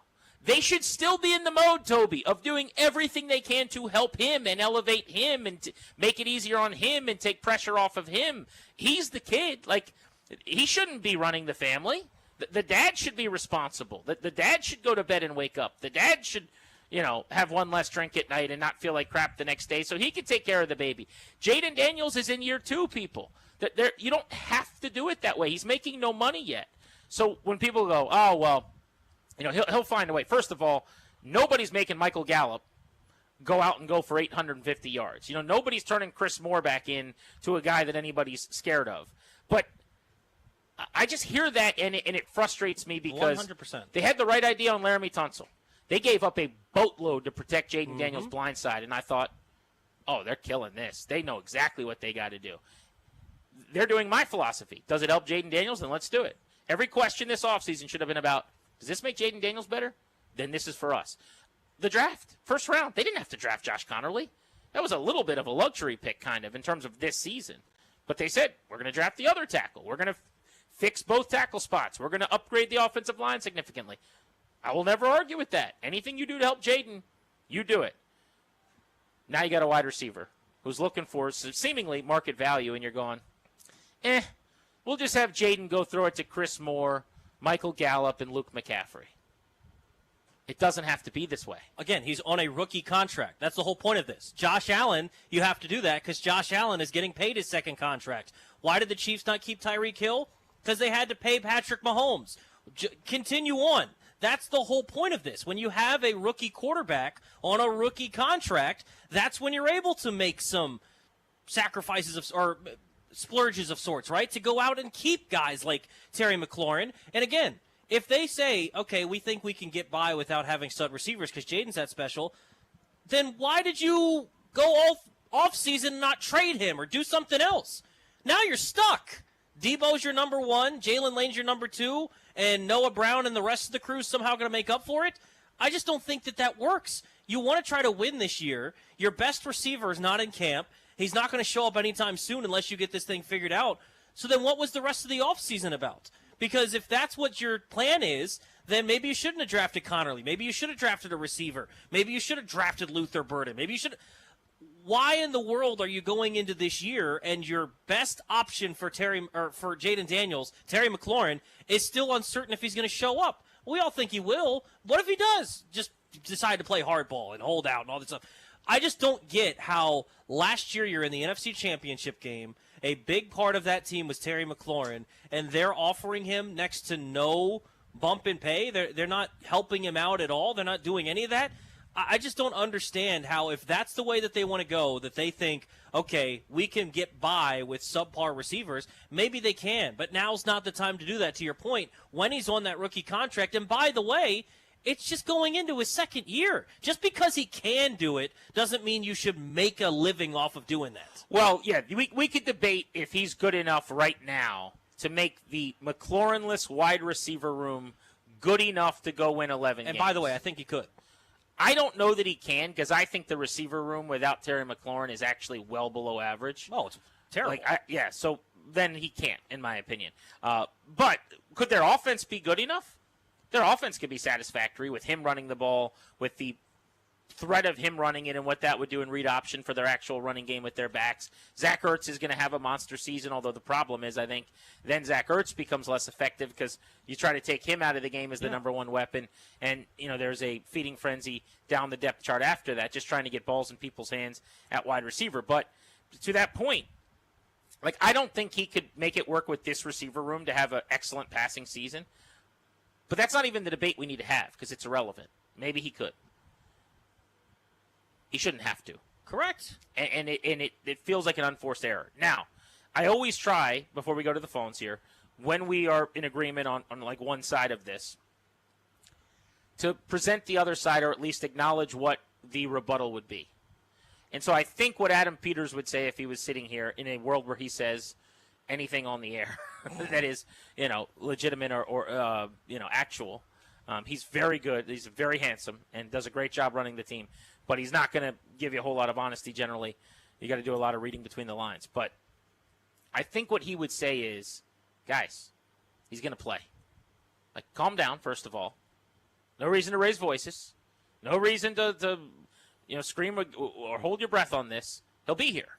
My point is, it is him showing up and playing against the Giants without a new contract after an offseason where he's at odds with the team is not the same as him getting a contract a month ago, going through camp in the preseason, harmoniously with this organization, and playing on that new deal. That is not the same. Now, they may say it doesn't matter. They may be doing robot football where, is he on the field? Did we not overpay? Then we won. And I'm saying those two things are not equal. Yeah. Is he going to play? Yes, almost certainly he will play. Do I think it'll be on a new contract? I've said all along, yes. I now think, I've said this on the air for the last few days, he's going to rework the last year of this deal so that he and his agent can save a little face and not look like they completely lost out because the team has all the leverage. And same as Chris Jones with the Chiefs, I think him and his agent will announce that they have some new restructured one-year deal where he has a chance to make more in cash this year than the 15.5, and they'll claim victory on that. But I am, for the first time now, feeling like the long-term deal is not going to beat the clock here over the next couple of weeks. I just don't understand. If you're going to play it this way, then figure a way to get him into camp so you can get ready and play football to win this year. What were all the moves this offseason for? To improve this team, to hopefully build off an NFC Championship appearance last year. You're going to leave your wide receiver one out to dry and potentially, okay, he's going to roll in here the last week of August to get ready for week one. Okay, maybe he just rolls in and he's ready to go and everything works out hunky-dory and he plays great football and he goes for 13 touchdowns again. He goes for 1,200 yards for the first time and all that stuff. That all could happen, Grant. What is the likelihood of that if he doesn't show up to the last week of August? What is the likelihood that now he has to be eased into the season and now you're into the middle of the year before Terry's taken the full complement of snaps and able to do everything and he's built that chemistry again with Jaden Daniels? How do you build off of last year when you have a quarterback who's played 1 year in the National Football League? 1 year. He's been awesome. He had the best rookie season of all time. He was incredible. I think we all think he's going to do it again. But he's done it one time. You need to be able to build that foundation and not having your number one wide receiver to build off the chemistry that he showed in the games in the playoffs. He's missing valuable weeks here. I think that they can show up whenever and still make things work, but you want to be building on that, not still into the regular season trying to reestablish all that. And I just don't want them to get off to a slow start about that. Kevin Clark of ESPN said something recently. I think he was on Barstool Sports, pardon my take. But he said he had talked to Jaden Daniels at some point this offseason, and Daniels had said an area of his game that he thought he could still get to a higher level to resemble his LSU days was his deep ball. And Clark was like, how do you do that? And he's like, it's just me and Terry on the practice field every single day until I know exactly what he's thinking so I can drop the ball in perfectly like I did with Brian Thomas Jr. and Malik Neighbors in LSU on some of those like corner fades and some of the stuff down the field that they ran, slot fades and whatnot. And but his idea was like we just have to rep it over and over and over and over again. Not only are they not doing that, he hasn't thrown to him other than maybe some passing week that they had that I don't know about this offseason since, before minicamp. I mean, Terry McLaurin has no-showed the entire offseason to this point effectively. Let's go to David in Raleigh, who is chiming in on the listener lines. Grant and Danny, no Danny today. Toby's in on the fan. What's up, David? What's up, David? Hey, guys. I love this conversation. Toby, do you have insider information to know what Terry's actually asking for? No, I don't.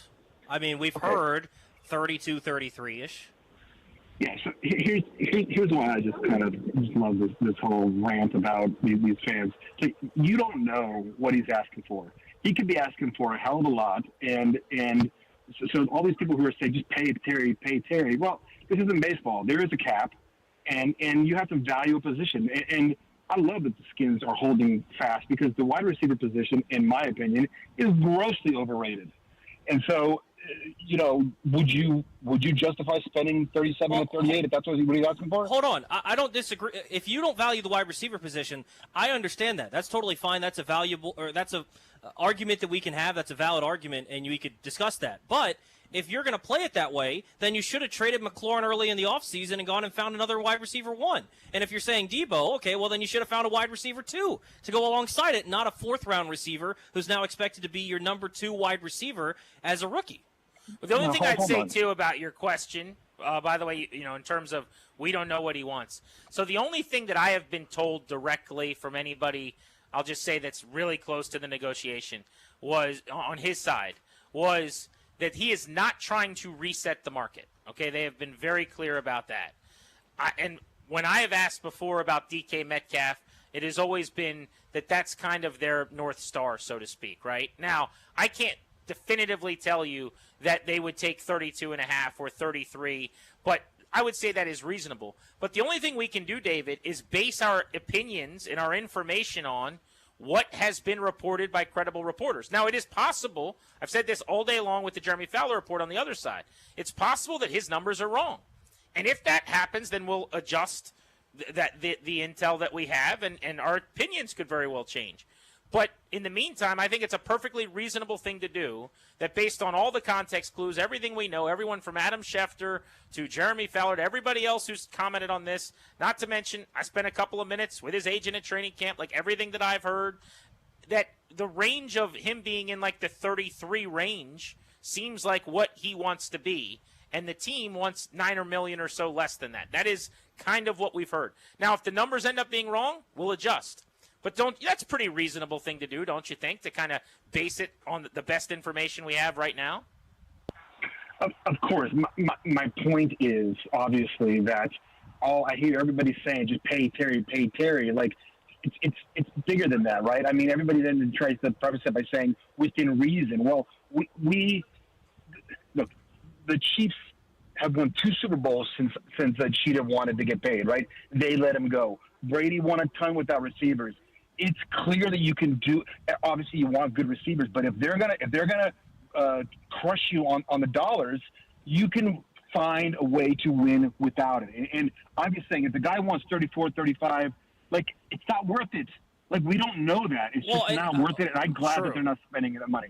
I don't know that anyone even though I probably be on the side, I'm one of the few and I understand that. But the point of today is, what if the Commanders are offering well below that and barely an upgrade over what he's already getting paid? Isn't that a little bit disrespectful? That's kind of the point of today. And it sounds like he would say no, and I appreciate the call. I think he makes a really good point. Clearly, his philosophy if he's building a team would be less reliant upon the wide receiver position. I actually liked his point at the end a lot valid. too. But the Chiefs' point, Patrick Mahomes has become less prolific in the post-Tyreek Hill world. They have been hunting for receiver production now for the last couple of years, and there's reasons for that. Rashee Rice getting in trouble off the field, getting injured. Hollywood Brown can't stay healthy. But ask any Chiefs fan. They just got blown out in the Super Bowl. They won a ton of games last year. It's amazing they won as many games as they did. I think they were like 15-2 because their offense was a slog and boring to watch for the most part. Yeah. But they've become a different team. Like, they won one of their Super Bowls basically running the ball with Isaiah Pacheco, playing defense, and having Mahomes make a couple winning time plays. But he has become less dynamic. He has become less prolific. That offense has gotten watered down. That part of the team has gotten worse. It's not like they got rid of Tyreek Hill, and because they had Patrick Mahomes, they didn't miss a beat. That's not really how it worked. And I wouldn't have done that in Patrick Mahomes' second season. Like, once he's graduated to nothing matters anymore, he's Patrick Mahomes, okay, then we'll move on from Tyreek Hill. But I also think if Tyreek Hill wasn't a gigantic pain in the ass, it might have been different. Yeah. Like, Tyreek Hill was not a guy that was someone that you want. He's not Terry McLaurin. Running that way. He's a lot better a football player. Yeah, but I'm fairness. just saying, like, in terms of as a person. Yes, I agree. Off the field, all that stuff. But here's where I'm going to agree with the caller, because there is this, like, rhetoric's the wrong word, but there's this idea out there that I hear from fans all the time, just like, pay Terry. He earned it. Pay him. Give him the check. There was a sign at camp, and I'm not trying to pick on, like, one person or one fan, but it's like, give him a blank check. And that is ridiculous. Like, the notion that you just pay him because he's Terry McLaurin and because he's this great guy and because he's been a productive player during the lean time, that is as dumb as, I would say offering him like $15 million a year. So they're equally stupid. But what are you going to do if you're not going to pay him? Like, to me, if you weren't going to pay him, Here's what you're going to do. then you should have traded him this offseason. Then you should have brought in some more receivers and found a way to do it, because I just think that it's foolish to think – or figure out the reworked one-year deal thing like you're saying. No, here's what you Get do. this stuff figured out before training camp. Could they have done something different? Sure. Here's what they'll do. They'll wait for him to show up, which is going to happen in the next couple of weeks. He's going to play, and then if they want to, they could tag him. Now, I don't know that they'll want to, because it means you're going to pay him $30 million next year when he's a year older. When you're saying right now you don't want to pay him 26 or 27, but they have the ability to basically lock him up for 2 years against their cap at like $54 million. That's a lot better deal in their mind than whatever he's trying to negotiate for. So that's what they're thinking. I think they're going, we got you between a rock and a hard place, buddy. We got all the leverage. And they are playing a little bit of what I call robot football, or you said you could do that in fantasy football. He's not going to be a happy camper. He doesn't want to show up to work. He'll miss next offseason too. We'll be doing this in training camp if they do that again. But their point is, when it's 1 o'clock on a Sunday and that ball's end over end in the air, Terry McLaurin's going to be gathering up with the first-team offense on the sideline to run out there with Jaden Daniels. I just don't understand the plan. If you're not going to pay him, you're not going to keep him around, why are we going to prolong this into training camp and keep this rolling and rolling when everything's been so positive around this team, and you want to build off of last season, and he's not going to show up? If things go the way that you're talking about, he's not rolling up here until after the final preseason game.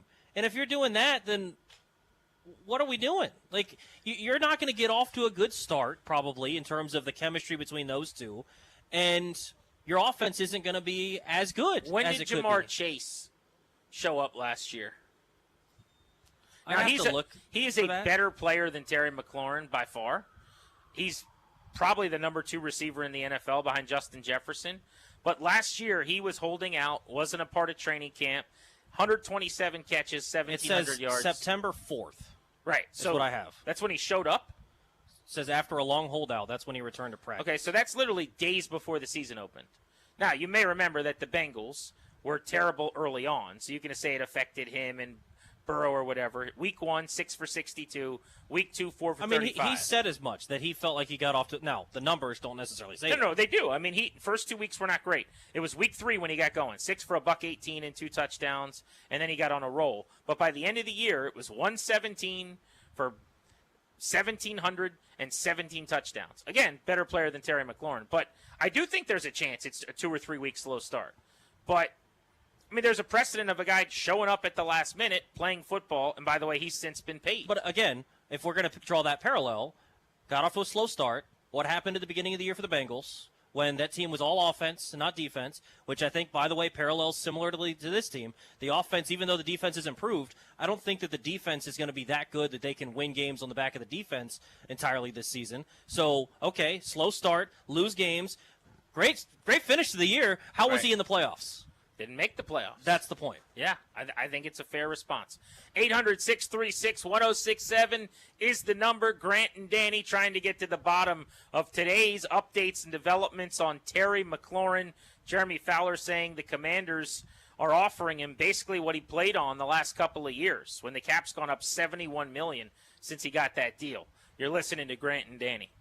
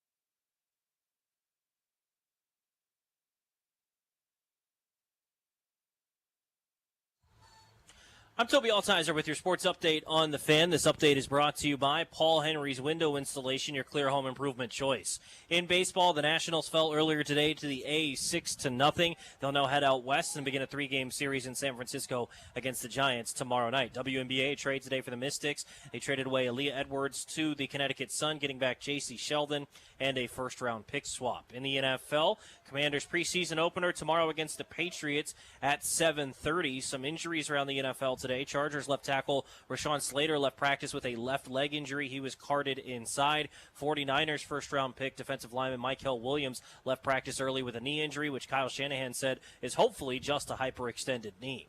This August only, score $100 off each window with a 5-window minimum and $500 off each door at Paul Henry's Window Installation. Schedule your no-pressure free estimate today at paulhenryswindows.com, your clear home improvement choice. From the Crop Metcalf 5-Star Sports Desk, I'm Toby Altizer on The Fan.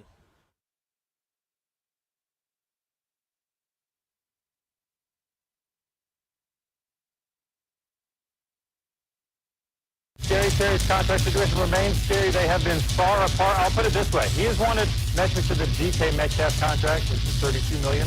I'm told the Washington Commanders have only been slightly above where he was before, which is $23 million. So take that gap. That's $7 or $8 million that they have to bridge. And Washington, I'm told, has gotten some calls about McLaurin. There's some interest league-wide. They have no interest in trading him still. So this is a classic standoff, which we're about to see. That was Jeremy Fowler of ESPN. Welcome back to Nats Park. Grant and Danny on The Fan. Toby's in for Danny today. ESPN must have these meetings, the same meetings where they say that Pat McAfee or Stephen A. Smith has to be on every show, where they say you've got to play music under everything and it's got to be louder than the person talking. Correct. When did that happen? Like, people long for going back to the old Sports Center. That's a waste of everybody's time. We see every highlight instantly. We don't necessarily need the old Sports Center. That would be cool to see in short bursts, but we don't need that. We need to just be able to hear the people that are talking without music blaring over top of them. Let's just start with that if we're ESPN. All right, phones are jammed. There's one line open if you want it at 800-636-1067. Discussing the idea of the Commanders looking to keep McLaurin at basically the same rate he signed for when the cap was $71 million less 3 years ago. Let's go to Alex, who's in Triangle, was on line 3. What's up, Alex? How are you? I'm good. How are you? Very well, thanks. So my thoughts on Terry is just like, if we were going to keep him, if the goal is this, then why didn't we sign De'Ami Brown for $11 million and just trade Terry? If we're going to go cheap, if we're going to save money, why not go with someone that Jaden at least has a developing chemistry with, and then trade Terry and say thanks for your services? Also, if you're not going to pay Terry, you're just going to expect him to play on this deal. What keeps that from being, you know what, my hamstring's a little tight this week, I don't think I can go? I think they bet on his character a little bit, honestly, right? Don't you, Alex? I mean, I think they kind of like they're like, he's not going to be a dog here. He's not going to go like full gangster waving the gun over his head. King Kong ain't got nothing on me. Yeah, he's not a bad guy. Not Tyreek. He's not going to do that. Exactly. And to Terry's credit, he's sacked up a little bit here. Yeah, but he goes into the season and he starts playing. We don't actually know how many injuries he plays through during the season. Like, nothing that hits the report, obviously. People play through bumps and everything all the time, but he's been doing it for years, and here we are. I mean, middle of the playoff race, I don't see that from Terry. Thanks, buddy. Yeah, Florio's been floating this thing that's pretty ridiculous. I don't know if you guys have seen this, where he's like, the great leverage that a guy like Micah Parsons has is basically you're under contract for the regular season. The fines are for those 17 games. And his point is basically the playoff checks are different, and you could just get to the playoffs and then not play. Like, that's where you do your holdout. It's like, well, your teammates probably wouldn't like that very much. And there's this little thing called everyone in the league would hate you. Yeah, it's not going to go over well with your new team. Right. If you're just sitting out playoff We're like games. 3 years removed from the hot takes of people acting like players on the verge of getting drafted number 1 overall sitting out in a bowl game for the Seltzer Bowl that's played at noon in Hawaii or something is a big deal. You're going to tell me that if Terry just got to the playoffs and then sat out, everyone would say, no, that's reasonable. It's business. Let's go to Andrew in Middle River on Grant and Danny. I think we're just making up locations now. What's up, Andrew? What's up, Andrew? How you doing? Good. I wanted to talk about, I really think the idea that wide receiver is just not a necessary commodity and a quarterback can boost wide receiver play. Middle River's in Maryland. I go back to 2012 when Flacco won Baltimore the Super Bowl. And if you actually pay attention to that year, 75% of his catches that he, completed were contested catches to Anquan Bolden. And then the very next year, they let Bolden go because, Flacco looked great in the Super Bowl, and they've been chasing a wide receiver until they got Bateman. 10 years later? I don't want that for this team. Yeah, it's hard to replace what McLaurin's given him. There's no doubt. I appreciate you. I don't know if the comp's perfect, but I certainly get what you're saying. I remember that Super Bowl run when Bolden was ridiculous. Yeah, and look, you can get it done without Terry McLaurin. I'm not saying that you can't. It just makes it a lot easier, and we saw in the second half of last year, when you take away a running game, Jaden can still do it. You also put him at a higher injury risk, and he has to play perfect darn near every game for you to win. I can replace 12.5 or 13.5 yards per catch pretty easily, which is where Terry's going to live. Last year at this time, maybe even a couple weeks ago at this point, Dan Quinn had made a public comment about one of the things Terry's working on is his ability after the catch, right? He was not a scary guy in the open field. He's a physical guy. He's an aggressive guy going and high-pointing balls and making contested catches. But he actually did make some huge plays. You think about him running through arm tackles against the Lions in the playoff game for the long touchdown to put the game on ice, it felt like, or the Cowboys game, which I think was more error in the secondary, but that long play where Jaden throws up a play and beats like quarters and he's got defenders all around Terry McLaurin, and then he weaves through a bunch of dudes into the end zone. There were some of those plays, but I bring that up to say, to go find someone that's going to go for 1,000 yards for 5 straight seasons, you're going to have to pay about $30 million a year. That's what it costs. If you want someone who's going to average right around 80 catches and right around 1,100 yards like Terry has for 5 years running now, you're going to pay more than you want to pay McLaurin. And they might tell you we're willing to do that if the guy's not going to be 30 years old. The problem with McLaurin, it has been a problem since day one, is that he is a lot older than he should be in his draft class. And so his agent is going, you guys are obsessed with his age. You should be obsessed with the fact that he's going into year 7. Year 7's not a problem. It's year 9 for receivers when they start to hit the wall. We're going into years 7 and 8. Think about that. And they're going, yes, really, but you're going into 30 and 31. They can't even agree what's important. Let's go to Mike in D.C. What's up, Mike? How are you? Gentlemen, how are we doing tonight? I believe I have the answer, ironically enough. Let's do it. This year, Terry got the least amount of targets and had the most receptions. That's a Jaden Daniels stat. His touchdowns, 7, 4, 5, 5, 4, 13.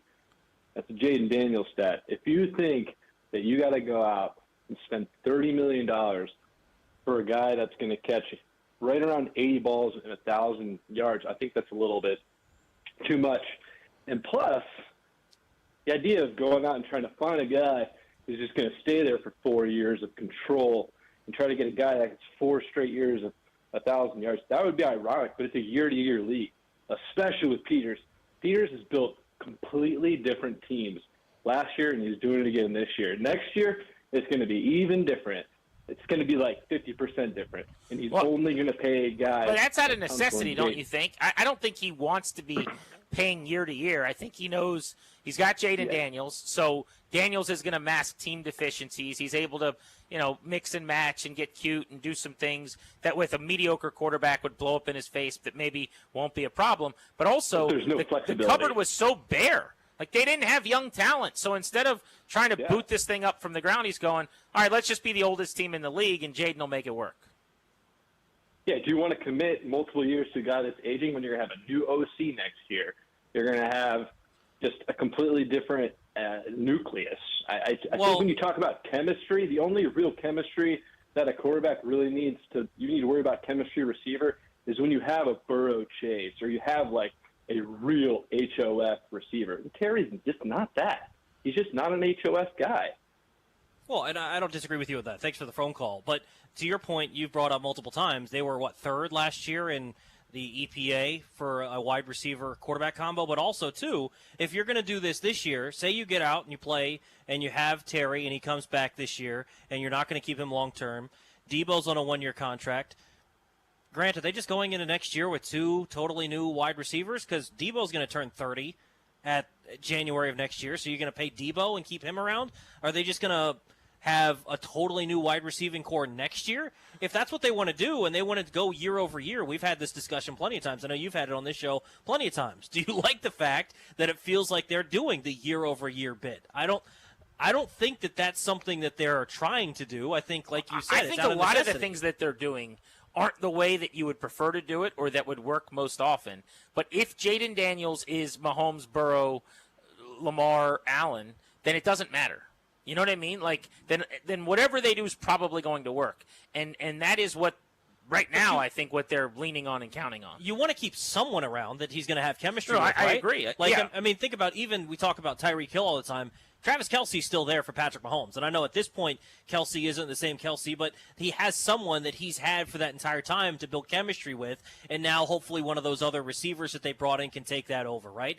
I mean, maybe Josh Allen is the one example last year where they didn't necessarily, but Shakir's been there, right? And Shakir had his career year last year when he had to step up into a bigger role. Like, they kept Jamar Chase with Joe Burrow. Like, these elite quarterbacks, you want to at least keep somebody around. Like, even people that have brought up Brady. They had Edelman. They had Welker. Like, you have to have some sort of continuity, unless Jalen Lane's going to become that in his rookie year and then going forward. Maybe that's what they're viewing it at. But I don't think that they were building their wide receiver comes plan back to my around Lane. point. I really do believe it's possible, and I'm leaning toward this working theory here I'm cooking up, that I don't think they want to be a big wide receiver spending team. I just don't. So I think it's very possible that either Terry next year is back on some contract that is not what he wants, or more likely, yeah, he and Debo are both gone, and they bring in. I mean, they don't have any problem going and getting veterans 1 year at a time, and they've got some $24 million wide receiver who can go get them 70 and 10-70. You know, to put up the light McLaurin season, so to speak, and they just do it at a lot cheaper rate and save a bunch of money. I think that is a valid option. I really do, especially with the way that modern football is gone with 7-on-7 for young guys in high school and stuff like that. You can find a lot of receivers. So I think that is a valid option. But if that's the way they want to go, I would have approached this offseason totally different. Yeah, which I think they're viewing this as a year that they think they can win a Super Bowl, and they think McLaurin needs to be involved for that to happen. So then get him in camp, please. Well, but they know he's got to show up eventually, with or without his money. Like, you're more concerned about his feelings, I think, than they are, essentially. Well, yes. Very obviously, yes. Adam Peters does not have a Terry McLaurin jersey at home like my guy Tobes. Grant and Danny on the Fan.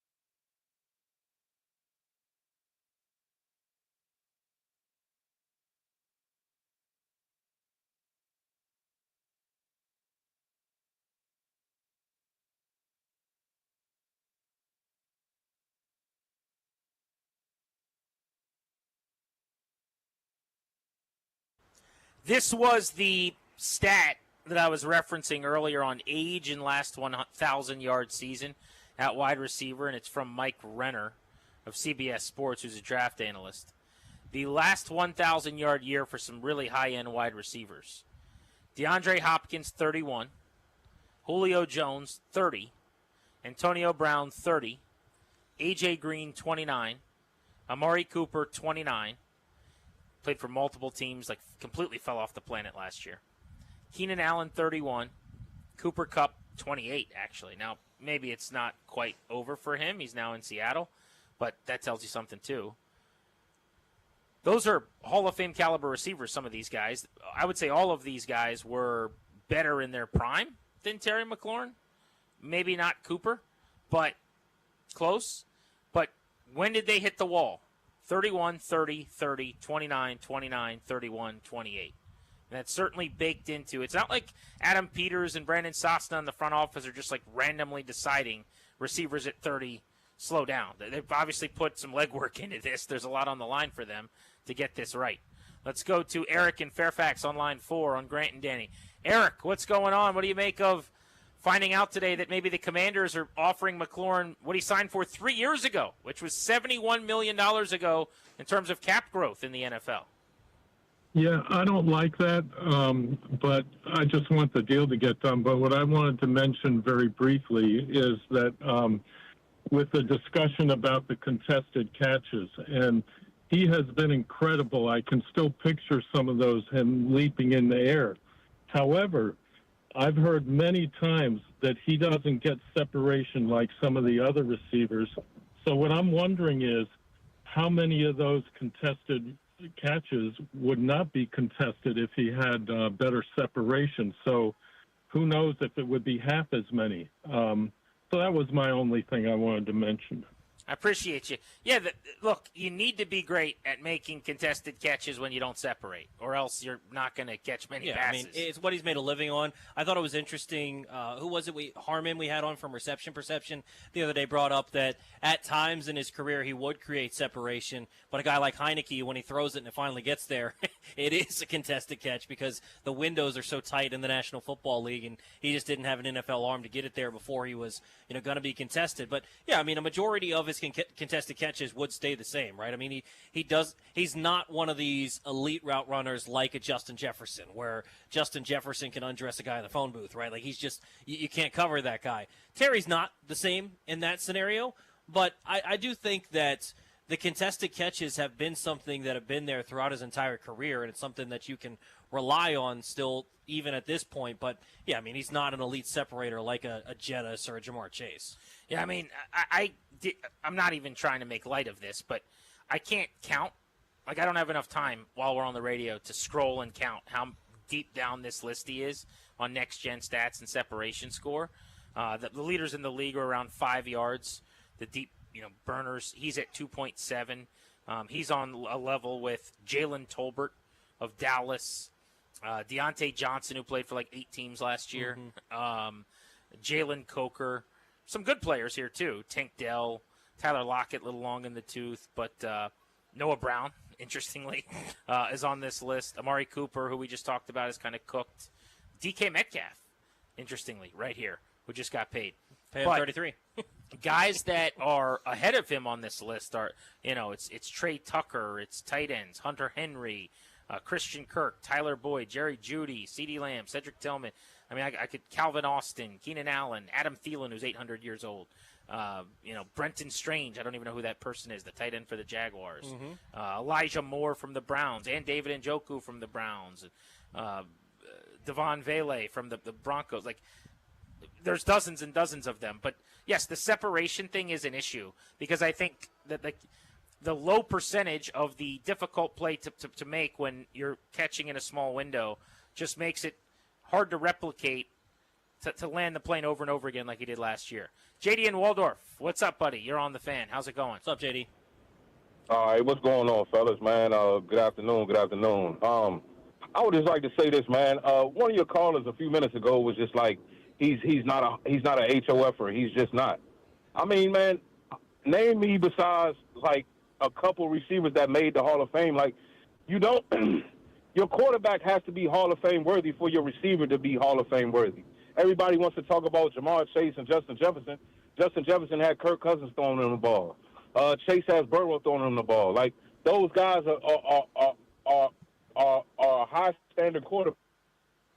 All these people saying that Terry can't be a Hall of Famer, and this is a bunch of BS, because we've seen what he did when he got a viable quarterback, somebody that's a respected signal caller. Like, I just don't understand why we keep trying to shortchange what Terry has already done for the organization just because he's trying to get paid right now.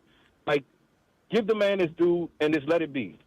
Appreciate what you, y'all say buddy. about that? So here's what I would say. First of all, I like the call. I like the thought process of essentially saying one of the reasons why, whatever he's been in his career, it's been that so far, is because of the lack of talent at quarterback. I think that is true. But, like, I would point to last year where you go, he had a beast at quarterback, at QB, and a whole different world with Cliff Kingsbury dialing things up for him. 13 touchdowns, maybe a career year, over 80 catches, right? Those are Hall of Fame-ish type totals in those categories. He still barely went for 1,000 yards, though. He still averaged 13 yards per catch. Like, this is not a 15 and a half, 16-yard per catch guy or anything. This is a volume receiver. So it sounds like a slight.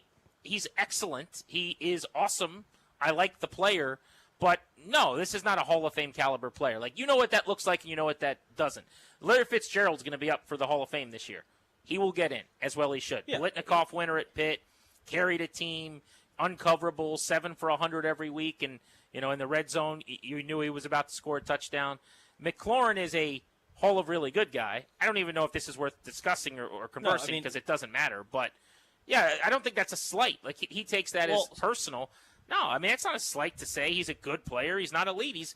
He has been a fringe top 10 receiver at best in the league at any moment, and he's mostly been in the top 15-ish in his career. That does not get you to the Hall of Fame. Yeah, I mean, I'm the head of the Terry fan club, and I don't think he's a Hall of Famer. But something that I think is going to be interesting to see this year, Jeeps, is last year you saw his targets were down by 15 year over year. So 132 and 23 down to 117 last year. His reception total went up by 3. I'm curious to see, and this will be the second year in a Cliff Kingsbury offense, does he have a target share that goes up a little bit? Then do you see him get into that 1,100, 1,200? I don't think he's going to have 13 touchdowns again. I think, maybe it goes back down to that 8 to 10 range. His targets go back up that much because of two things. As you get better as a team, you run the ball more. They're not going to be throwing from behind nearly as much. And also, you have a running quarterback. Like, so many of their pass calls become runs. That's what the Ravens have dealt with their receivers for years. So, I mean, he can kiss the years where he's got massive target totals goodbye because there's going to be 50 to 70 quarterback pass plays, 12 of which could have gone to him, that Jaden's scrambling for 11. That's what I'm just curious to see about when he gets back on the field this year. Does that go back up? If it stays the same, does he have the similar type of production? You'll hear from Cade Cavalli before we get out of here in about 15 minutes. Cavalli pitched in the big leagues for the first time in 3 years last night for the Nationals. You're listening to The Fan.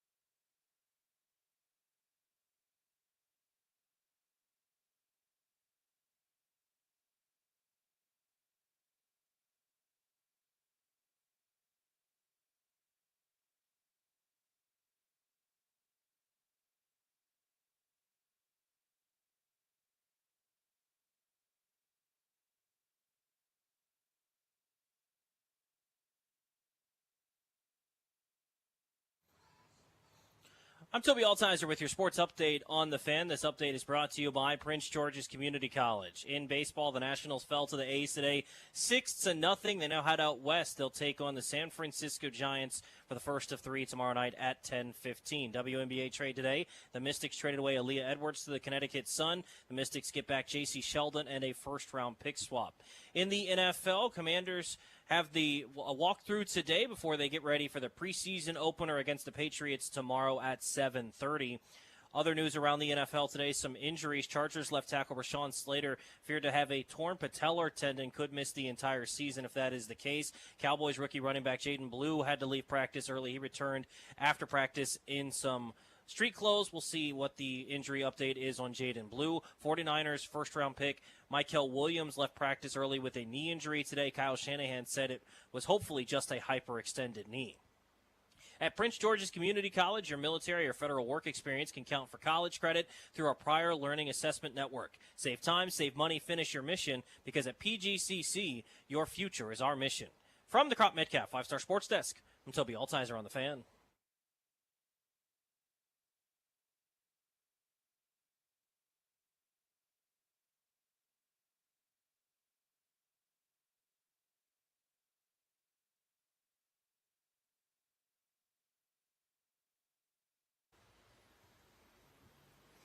The show's brought to you today and every day by the law firm Kondorian Murad. They will help you to draft a last will and testament or set up a living trust. If you need a medical power of attorney, they can do that for you as well. Go schedule a consultation with their attorneys today at kmlawyers.com. They're based out of Fairfax. That's kmlawyers.com. Mention us on Grant and Danny. You'll get yourself a discount. We're going to be traveling with those guys again. Those are our buddies, big DC sports fans.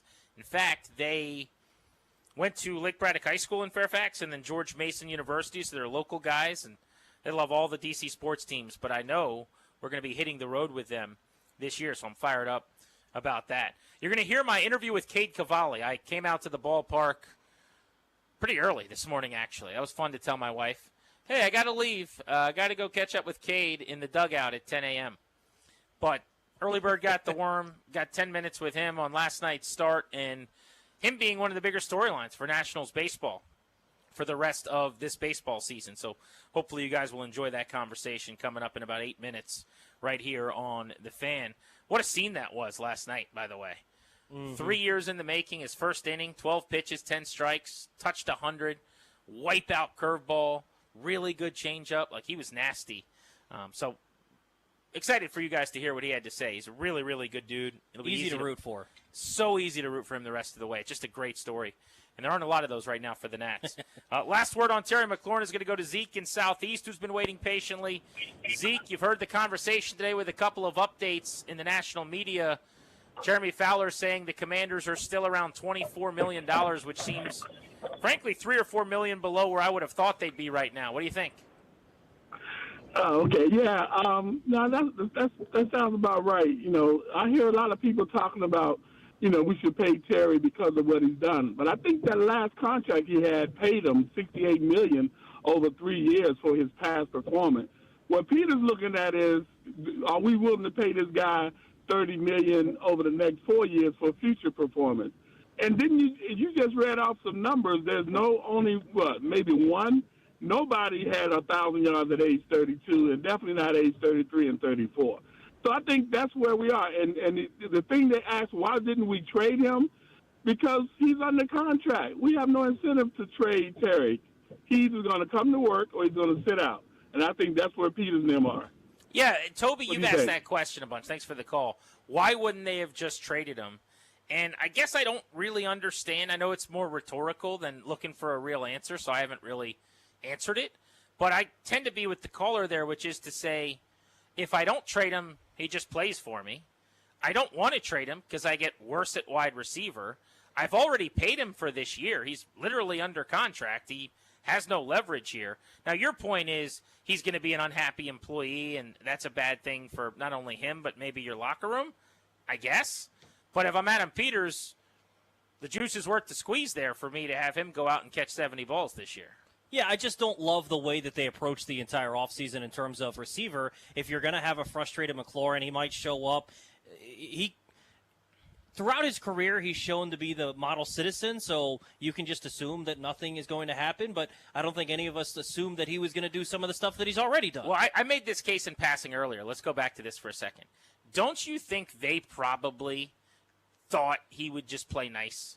Like, I guarantee there was some part of them that's like, what, do we think Terry's going to hold out? Which, by the way, is kind of like you're taking advantage of a guy because he's a good dude, which... But, I mean, it's just all business. You're calculating every move that you make, just like he is, right? Sure. He's going to decide based on Adam Peters or Ron Rivera or any of the other guys he's negotiating with based on their personalities. But I'll bet you some part of them thought, he'll probably show up to camp, or he's not really going to hold out, or there's no way Terry McLaurin is going to sit out a game. They had to have baked in the fact that he was going to be a get-along guy, I think. Yeah, and they've probably been as surprised as the rest of us that he has been as reticent to fight back as he has. Yeah, I mean, first day of training camp, Adam Peters basically said we expect everybody to be here, and Terry wasn't there, right? Right, which I don't believe that. I think they knew he wasn't coming. I think they kind of understood what was going to happen, but still, like, I think you're right that they kind of – and look, the trade thing is rhetorical, but the point is, like, if you're going to go about this offseason this way and he's not going to be here for training camp and these different things, then – why wouldn't you try to improve that wide receiver room a little bit more than bring in Debo and then a fourth-round pick and counting on Luke McCaffrey, your third-rounder from last year who hasn't shown really much of anything in his first season and really hasn't been all that impressive in training camp this year? I just think that I would have liked to see them approach it a little bit differently if you're going to play this hardball with Terry. I don't know. I just – Well, to your point, I am surprised they don't have a better plan B. They are operating like there's no other outcome. Correct. He has to be here and he's going to play, and there's no way he doesn't. If he doesn't, I think then what you're saying actually makes sense. In the meantime, it's like, oh, well, we have the trump card. Every time you say that, I'm just going, dude, he's going to play. But if somehow he doesn't, now you're right. Now you go, wait a second. You picked the fight. You were willing to go to the mattress with this guy in this bout, and you didn't have a plan B. Now that does look and if you were going to do something, like if it doesn't go your way and you ultimately do trade him at some point later on this month, then you're not going to get nearly what you would. So, look, I don't think anyone was ever considering actually trading him. I don't think that you want to mess up that chemistry that he had with Jaden, but him not being in camp isn't helping the chemistry either. We got 3 preseason games tonight. In fact, a heavy batch in all 3 days of this weekend, Thursday, Friday, and Saturday. Let's spin through the NFL here with tonight's 3 games. So you guys know the drill if you've listened to the show long enough. These preseason games don't matter, and most of the starters that you know, most of the players you care about aren't going to play. But it's just a way to look at these teams as they get ready to play at their outlooks for this season. We'll start with the Colts and the Ravens tonight in Baltimore, up 95, 7 East time kick, about 45 minutes from right now. First, the road team, Indianapolis. The Colts have a new quarterback battle to figure out. Anthony Richardson versus Daniel Jones, no longer Gardner Minshew. I happen to believe that Richardson who's starting tonight, is not going to be the starter in Week 1. Regardless, it doesn't matter. I think he stinks. If he does start in Week 1, he'll get benched. Jones will start more games. They drafted Riley Leonard out of Notre Dame in the 6th round. I don't think he's going to ever throw the ball at an NFL level. He's kind of a tight end playing quarterback kind of. So to me, Daniel Jones is the one guy on that roster, as limited as he is, who has a chance to do what Gardner Minshew did last year and make a pretty okay team around him competitive. Remember, the Colts were playing Toby for the playoffs in Week 18 with Minshew. I think Indianapolis is sneaky okay. They had a good offseason defensively, brought in Travarius Ward from San Francisco, Cam Bynum from Minnesota in the safety room. They drafted Justin Wally, corner, in the 3rd round. Up front, defensively, both Neville Gallimore from the Rams and Eric Johnson, a 5th-round pick a few years ago, come in to help upgrade their D-line. I think their defense is better. I think Daniel Jones, even though he's not very good, will be better than Minshew was last year or Richardson would be this year. I could see them going 10-7, 9-8. I mean, they've been kind of in that same boat for a long time where they've pretty solid. They just haven't had that quarterback since Andrew Luck has moved on. They just have missed that, right? They tried the Matt Ryan. I think they started a different guy in Week 1 6 straight years or 7 straight years. Carson Wentz, like all these different guys. They've had a solid roster. It's just finding that quarterback. Unfortunately for them, I don't think they have the quarterback on their roster right now either. Ravens are in a mode that feels like every year it's clockwork. They're going into the season. Lamar could win an MVP. They could win 14 games in the division. They could make a Super Bowl run. And the question kind of is, when it comes down to it, are they going to beat Kansas City or Buffalo? Like, those are the heavyweights in the AFC. They live in the area of the house where you've got to slay the dragon to get out of your bedroom, basically. Yeah. And it's like, are they going to do it when it's time to stare down the dragon and he's breathing fire? Only real upgrade or big move on offense, I don't even know how much of an upgrade it is, but they brought in DeAndre Hopkins with Zay Flowers and Rashad Bateman at receiver. So that'll be notable and interesting. Defensively, I love the Malachi Starks pick at safety. So good. That's going to be awesome to watch him and Kyle Hamilton on the back end. Jair Alexander was also a really heady, cerebral move they made at corner. I like the value they got from him significantly more than, say, like what Washington traded and paid for Marshawn Lattimore. So the Ravens, to me, Super Bowl contender. It's going to come down to one game, and if they play their best game in the postseason. But it just kind of feels to me like I don't know that they've done enough to get over the hump. I like the Bills a little more. I like the Chiefs every bit as much. I think a team like the Bengals, maybe the Broncos, is probably on the same level as Baltimore in the playoffs. Yeah, I mean, they're basically a team, if they could fast forward to January and just get to playoff football, that's all that matters for them. They've done everything else. It's just about winning that playoff game against Kansas City and finding a way to get through to the Super Bowl and hopefully win one. Speaking of the Bengals, they are in action tonight. 7:30 East Time kick as they play the Philadelphia Eagles at Lincoln Financial Field. Preseason game number 1 for Cincinnati. They're going to be doing things very, very differently. I think I saw that their record over the last 3 years in weeks 1 and 2 is something like 2-10. And because they get off to these awful starts over the last couple of seasons, the Bengals are going to be actually playing starters in the preseason, especially on Monday night. Now, like 9 days from now, when they're in Landover, Maryland, they say they're going to play their starters a bunch. It's going to be kind of old school. That'll be cool to see Burrow and their receivers. But tonight, they get their first crack of the preseason at an opponent, and it's Philadelphia on the road. I think Burrow's good enough that I expect them to be in the playoffs. I think last year was an anomaly. Their defense should be a lot better, but we're talking about McLaurin here. They're talking about Trey Hendrickson there. How can their defense, I know it's a new D coordinator, they made a few moves. You've lost the guy that had 17.5 sacks the last 2 years, and right now he's saying he's not going to play. Until he shows back up, I have a really hard time believing they're going to make a significant leap, and that's why I've got them as a playoff team but not a real Super Bowl contender. Yeah, that defense just has to get to an average level, and then they'd be fine, but I don't know that they're going to do that, especially if they don't have Trey Hendrickson. That offense is going to be great again, but I don't know that that defense is going to be good enough for them to do anything, even if they get into the playoffs. Eagles hosting them tonight. No real questions to speak of with Philly, one of the most talented rosters in the league coming off of their Super Bowl win. And then the third and the final game tonight, preseason action, the Raiders, new head coach in Pete Carroll, new quarterback in Geno Smith. They just happen to be in a really difficult division in the West with 3 playoff teams. And the Seattle Seahawks hosting the Raiders in Seattle tonight in an NFC West that feels up for grabs. I like their head coach, young defensive savant Mike McDonald. You know, he is talented. People really think he's coming into his own as a long-term solution and fixture. Their question is their offensive line going to help enough to keep Sam Darnold clean. I think that's going to be their undoing. My guess is the line's bad, Darnold regresses, and it gets ugly on offense. Yeah, I'm not a big fan of Sam Darnold outside of Kevin O'Connell's offense, and you even saw him fold in big-time moments. So good luck for them in Seattle. I like Mike McDonald. I hope it works out for him, but I don't have much confidence in Sam Darnold.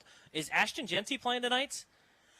I have not seen. Good question. I would think he would as a rookie just to get a taste. Maybe I'm a series interested or to two. see because I'm a big fan of Genty. I tell people all the time, I've been to one high school football game in Texas. On one side was Anthony Hill, the stud linebacker at Texas. On the other side was Ashton Genty. Just different dudes down there in That's Texas. fire. I bet you has 10,000 people there, too. They were playing at the Star, the Cowboys practice no kidding. facility. Frisco? Yeah. That's sick. There you go, your 3 preseason games tonight. I told you I caught up with Cade Cavalli, who made his first start in 3 years in the big leagues. What a comeback it was. It took forever, but he made it worthwhile. Last night, as he ended up pitching into the 5th inning, not allowing a run, and touching 100 miles an hour. This was Cavalli talking about the long road back.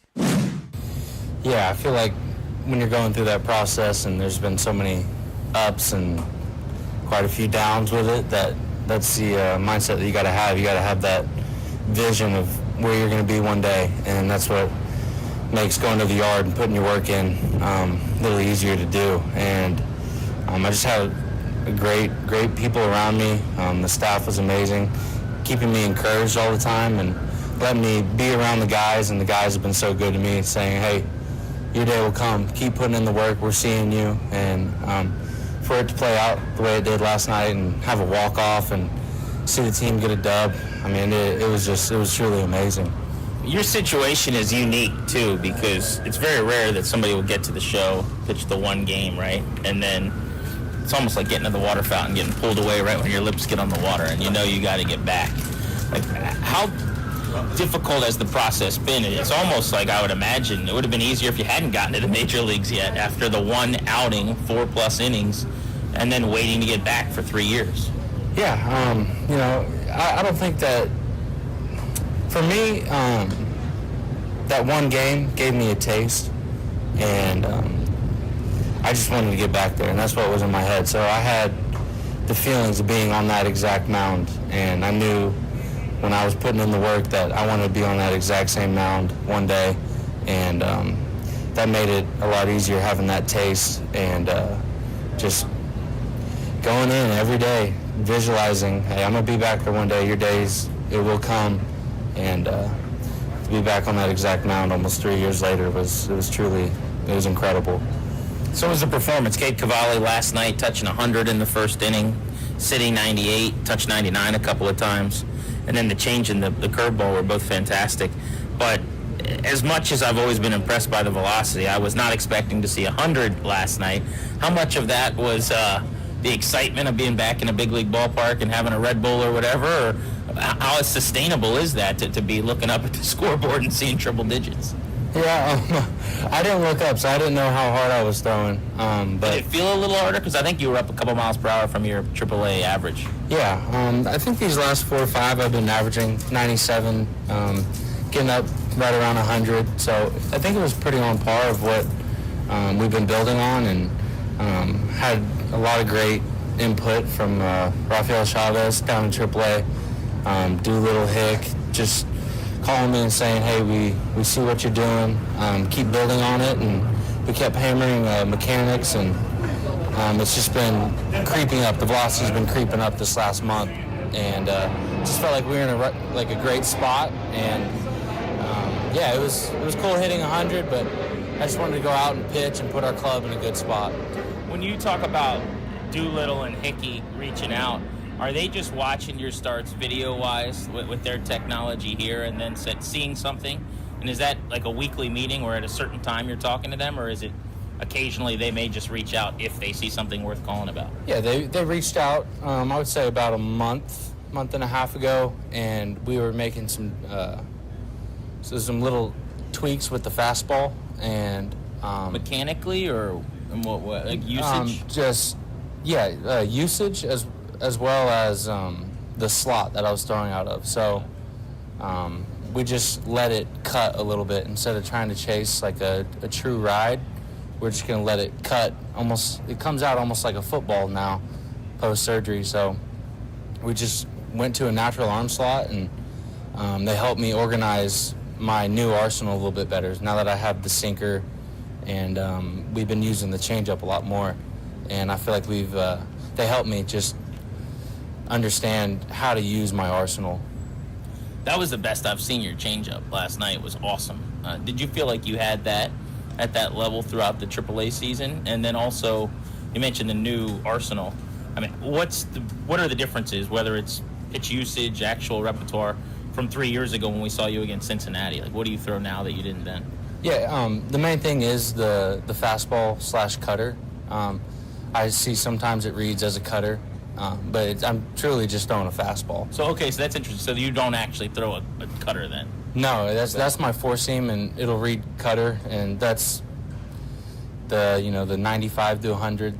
It's a fastball cut, and then that'll play, by the way. Thank you. And then we've also been working on the slider, so that's the one that you'll see that's 90 to 93, with just a little bit of down action. But we added the sinker in, and I haven't normally thrown a sinker in the past, so it's opened up some good. I'm getting good ground ball numbers on it, and trying to get early outs with that. Cade Cavalli back with the Nationals, lit up the radar gun, and more importantly, mowed through the A's lineup last night in what was a really fun environment here at Nats Park, a long time coming. So when you go into a game like that you've been anticipating for so long, I'd imagine there are some jitters. Did it feel almost like a debut again? Or because you'd had that first start, were you not feeling as if, like, this is a big deal, so to speak, that you got to prove yourself, so to speak? Yeah, it almost felt like a debut again. 3 years is a long time, over 1,000 days leading up to it. But I was really happy with where my head and my emotions were at. I felt very comfy, and I think a lot of that has to do with the organization letting me be around here in D.C., being around this ballpark, being around the guys. So it just felt very comfy, and I've been visualizing that day for a long time. I put myself on that mound hundreds of times, just meditating and hoping one day it would happen. So when I got out there, I actually felt very comfortable. Coming off the mound, you touch 100 to get a strikeout with 2 punches in the first inning, and I think it was like a 12-pitch inning where you threw 10 strikes. You can't ask for a better frame than that. What's your mindset as you get to the dugout and everybody's greeting you, and now 1 inning's down and you can kind of settle in and just play baseball? Yeah, my mindset was just stay in it, keep attacking, and trying to put our team in the best spot to go win a game. So now, projecting out, you're going to get an opportunity to pitch every 5 days. Like, last night was really cool. The possibility, though, to hang a bunch of those and to string some together. What are your goals the rest of the way? What do you think is realistic for you down the stretch here? Yeah, like I said, I'm not putting any expectations on myself. I just want to go out, put in the work in the midweeks, get leading up to my start, prepare well, and go out there and compete for these guys. And that's where my head's at, and that's all I want to do. Cade Cavalli of the Nationals on Grant and Danny here on The Fan. So I saw that it seemed like maybe, I don't know if you just don't publicize it as much. Have you done away with the Cavalli cuts? Are you doing any haircuts anymore? Or your barber day's over? Yeah, I think the barber days are shut down for a second. We're going to give the arm a little break. There's a lot of wrist movement when you're fading up a guy. So, yeah, we're just... That'll wait till after you play. For people that don't remember, I mean, that was something you'd gotten really good at, like, not just to the level of, you're not going in and getting Cade at a haircuttery. Like, you could have been the dude going ballpark to ballpark to shake guys up in the clubhouse. Right. But, so we're tabling that till after the playing days. Yes, sir. Yep. Calves cuts is going to be shut down for a little while. So what's your, therapy now? What do you do to kind of get away from it and scratch that artistic itch? Yeah, I love to hunt. I love being in the woods and being in a river, fly fishing. I've always loved that, and I've been able to experience that with my family. So I'm looking forward to get back to that. And I also picked up painting over rehab, so might paint on a canvas a little bit this offseason. It's always fun to do. Challenge yourself in different areas that, get your creative mind going a little bit. You a good painter or just learning at it? I'm just learning. I'm all right. Nothing special. Yeah. Well, last night was fun, and Nats fans needed a game like it. I mean, did you feel any added pressure just because of the way things have been trending here lately? You're taking the ball after a historically rough 4 days as a pitching staff. Did that add to your anxieties at all, or was that not a factor? No, that's not a factor. I know these guys on the staff, and I know that they go out and they compete their hardest every night, and I just want to go compete at their level. And I was glad I was able to put our club in a position to get a win. I should tell everyone that they're warming up for the national anthem. We're not talking right. the national anthem right now. If you're at the ballpark all day, you'll hear a couple of those warm-ups. Okay, thank you very much. I appreciate it. It was great to see you back on the mound. I'm very happy for you. Thank you. I appreciate you a ton. Thank you. Cade Cavalli of the Nationals on Grant and Danny here on The Fan. Big thanks to him for giving us some time in the dugout before the day game today. That'll do it for this Thursday G&D from Nationals Park. Want to thank Wes and Darius for their work back in our Half Street studios. For Toby out here, I'm Grant saying so long. Tomorrow, we are back at it at 2 o'clock, the final show of the week, the final show without Danny until he is back from Scotland on Monday. So enjoy your evenings, and we will chat again at 2 o'clock tomorrow. Thank you for coming.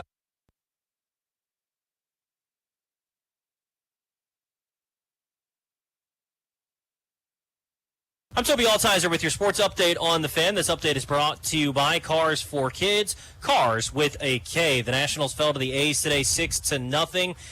They'll head to San Francisco and take on the Giants for the first of three beginning tomorrow night. WNBA action. The Mystics traded away Aaliyah Edwards to the Kinetic Sun.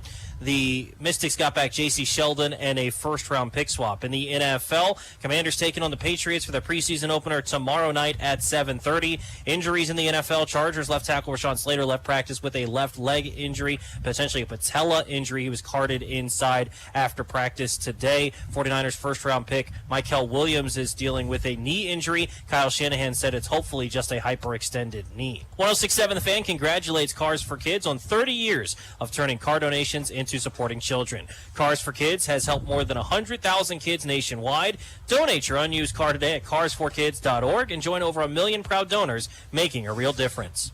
From the Crop Metcalf 5-Star Sports Desk, I'm Toby Altizer on The Fan.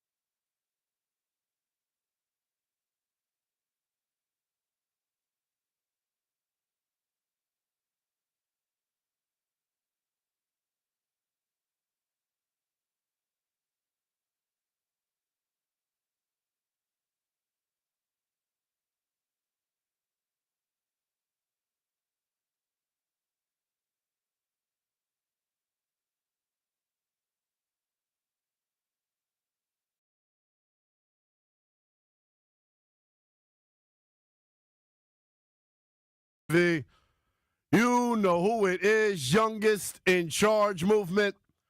Lynnell Willingham here with you live and local on 106.7 The Fan, and always streaming live nationally on the always free Odyssey app. Ride with me to take you up to 10 o'clock here on this Thursday night edition of Overtime. We got a little bit to talk about. NFL preseason football is here. Got a couple of games kicking off starting at 7 o'clock. We'll keep you abreast to all of the preseason action as we roll throughout the show. ESPN NFL insider for the Commanders, John Keim, going to join the program coming up at about 8:15. We'll get his thoughts on where things currently stand with the Washington Commanders. What do they look like in the joint practice yesterday up in Foxborough against the Patriots? We'll also get his thoughts on where things stand with Terry McLaurin. Now, was listening to Grant Paulson and Toki Altizer.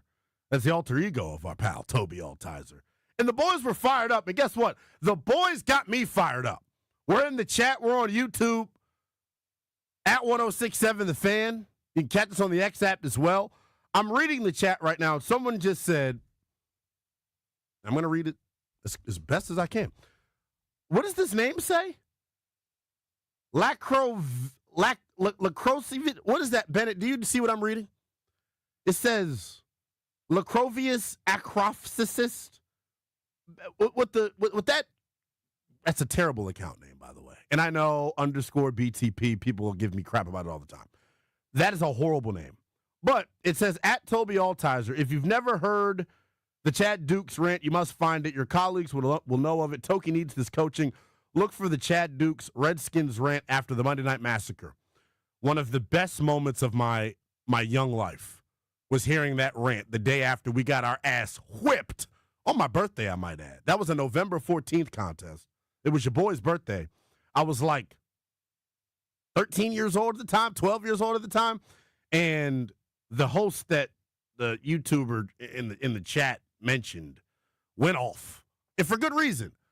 I don't know if I'm going to go off tonight about anything, but there are a couple of things that I don't want to say it has me hot under the collar, but it's got me a little fired up.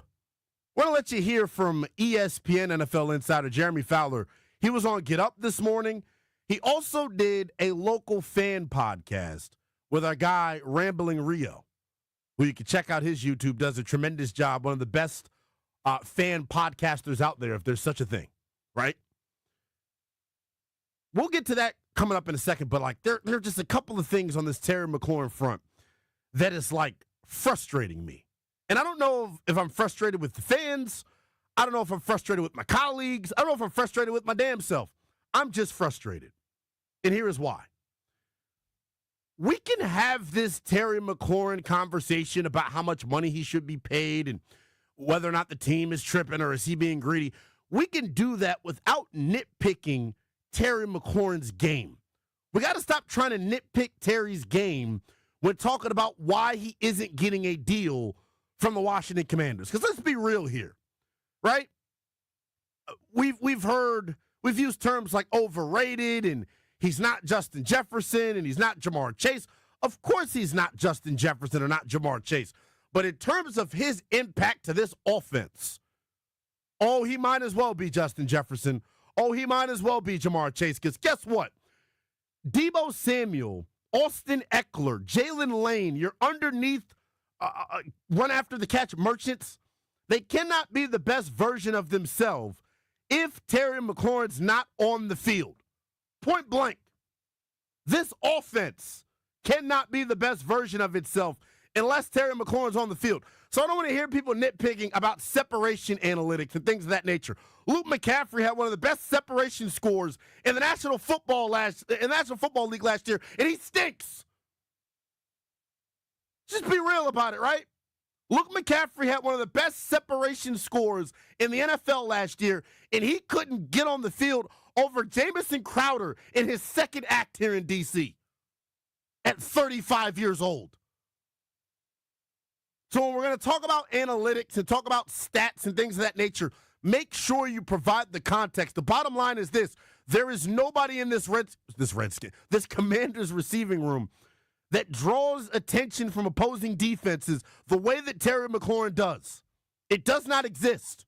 Point blank.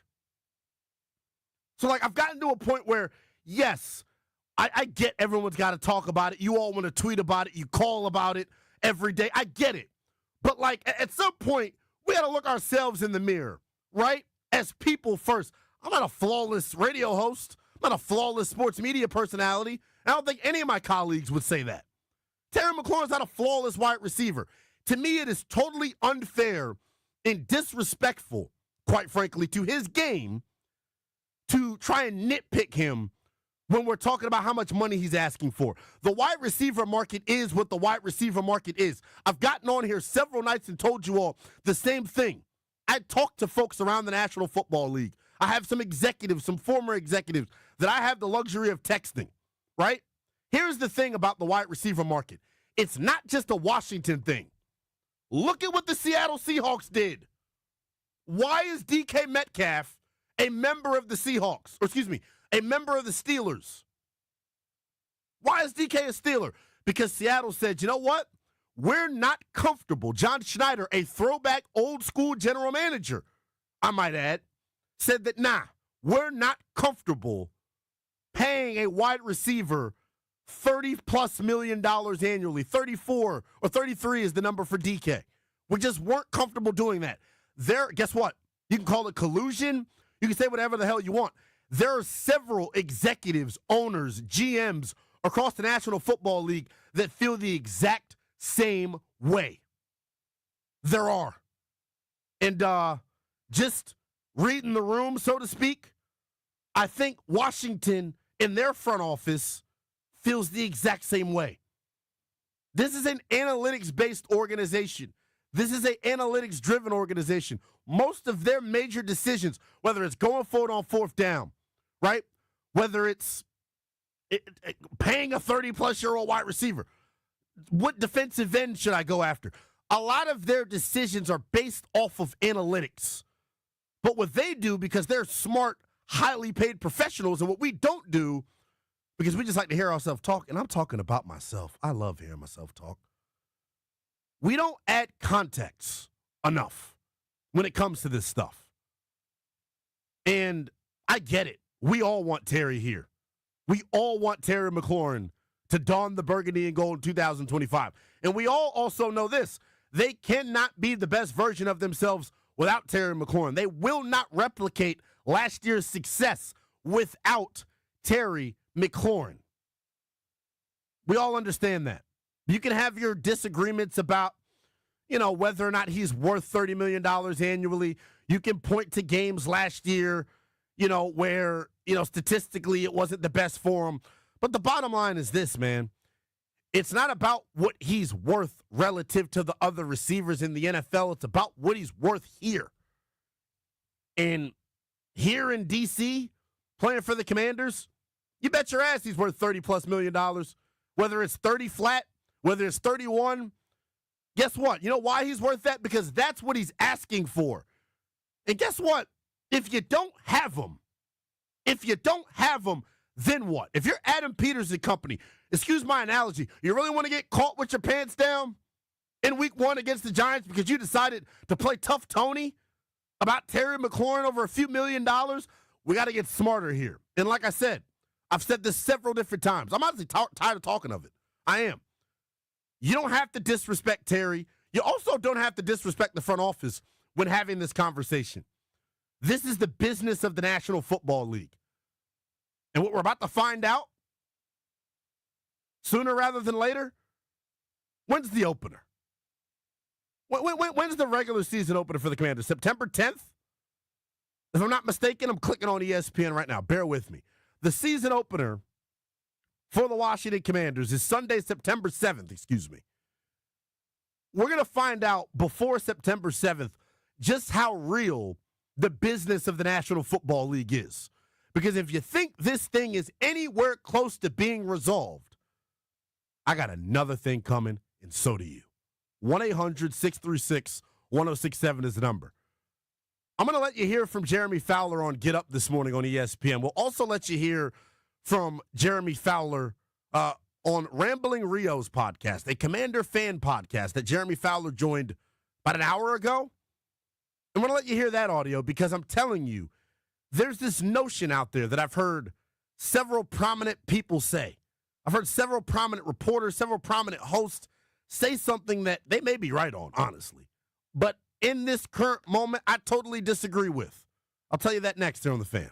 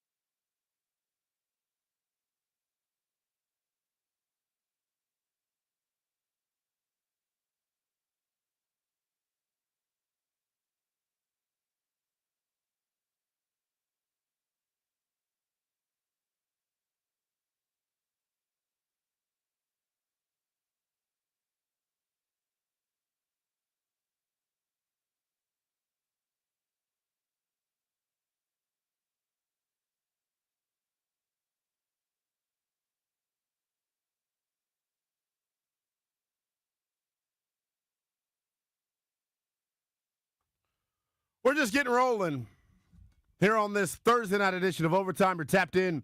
The youngest in Charles, Lynnell Willingham, taking you up to 10 o'clock. I guess it's because I worked out before the show. I'm fired up. Fired up, hot under the collar, passionate, of course. But I'm honestly just, first of all, let's just start it off with this. When it comes to the Terry McLaurin stuff, this should have been resolved months ago. I blame both parties for that as well. And the one thing that I continue to say about this situation is I feel like us as media members, fans, however you want to describe yourself, we're at a point where I don't think you need to be disrespectful to Terry McLaurin's game and Terry McLaurin's ability to say whether or not you feel he deserves the deal or not. And vice versa when it comes to this front office. I've seen people say, oh, Adam Peters stinks. I'm now seeing people get online and get on social media and question the draft track record of one Adam Peters. This is a business, y'all.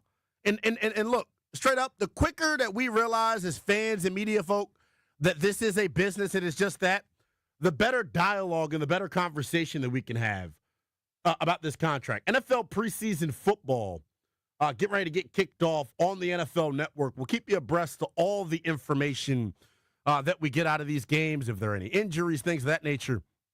The one thing that I am looking at tonight that is non-Commanders related, there's a pretty hot and heavy quarterback battle going on in Indianapolis between Anthony Richardson and Daniel Jones. Anthony Richardson going to get the start tonight for the Colts against the Baltimore Ravens. I believe he'll play a quarter and a half. And then next week, we'll see Daniel Jones play the same amount. And then we'll see what happens when it comes to that quarterback battle in Indianapolis with the Colts. But right now, though, I want to let you all hear from Jeremy Fowler of ESPN. He joined, and I want to make sure I'm crediting everyone the right way on this. Our guy, Rio Robinson, you can follow him on the X app at Rio_Robinson91. He does a fan podcast. I believe it's called Rambling with Rio. Does a pretty good job, but he was able to land Jeremy Fowler of ESPN as a guest. Here is what Jeremy Fowler said about an hour ago regarding Terry McLaurin and his relationship with the Washington Commanders front office. The trade requests are becoming more part of the negotiation than an actual request in a general sense, because you see a lot of these players making them and they don't get traded. They're sort of either stuck where they are or they work out a new deal with their team. In this case, I do think the relationship has been fractured some. And I was told all along that Terry was willing to do whatever it takes to make this right in his mind, which is now requesting that trade. I guess you could call that the nuclear option. And he took it. And, I was being told that he would continue to do that until all pressure is applied. So it does appear that he's done all that there and done all he can. The only next step would be to just totally withhold services on game checks. And that's a big step. Maybe Washington would put him on some sort of reserve list and let him collect his paychecks while he sits. But that's a whole different conversation. That is ESPN NFL insider Jeremy Fowler on the Rambling with Rio podcast. And shout out to our guy, Rio Robinson. Give him a follow on X at Rio_Robinson91. I think he does a good job. To get Jeremy Fowler on, one is impressive. Hard guy to keep up with. But, dude, I don't want to overreact to this, but tell me if you're picking up what I'm putting down at 1-800-636-1067. And our guy Deezy says, shout out to Rio. Shout out to Rio, for sure, because what Rio got on his podcast this afternoon, this is the first time anyone's reporting that there is a potential rift in the relationship. All we've heard is that, it's just business. It's just business. What Jeremy Fowler went on Rio's podcast and said is that, he does think the relationship is fractured to a degree.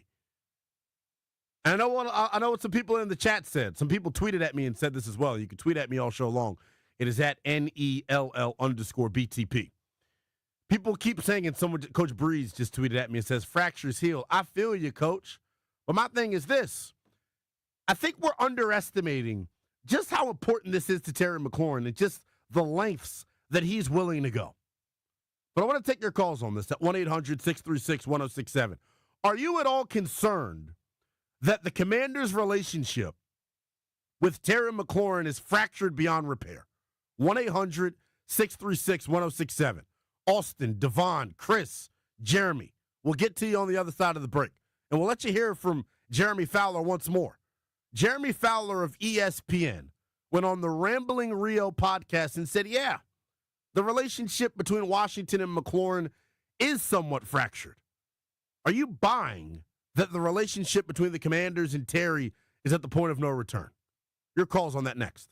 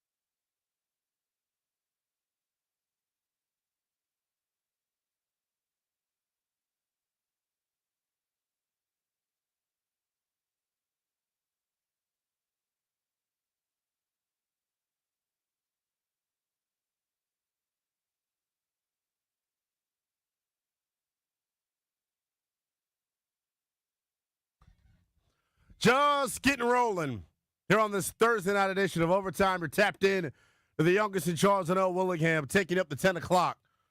You can tweet at me all show long. It is at NELL_BTP. So I really, there's just so much to discuss on the Terry McLaurin front. And I promise I won't spend the whole show on this because I refuse to do it again. But we've got some new information here when it comes to where things stand between Terry McLaurin and the Washington Commanders. Now, when he requested that trade last week, I told you I expected it to happen. It was business.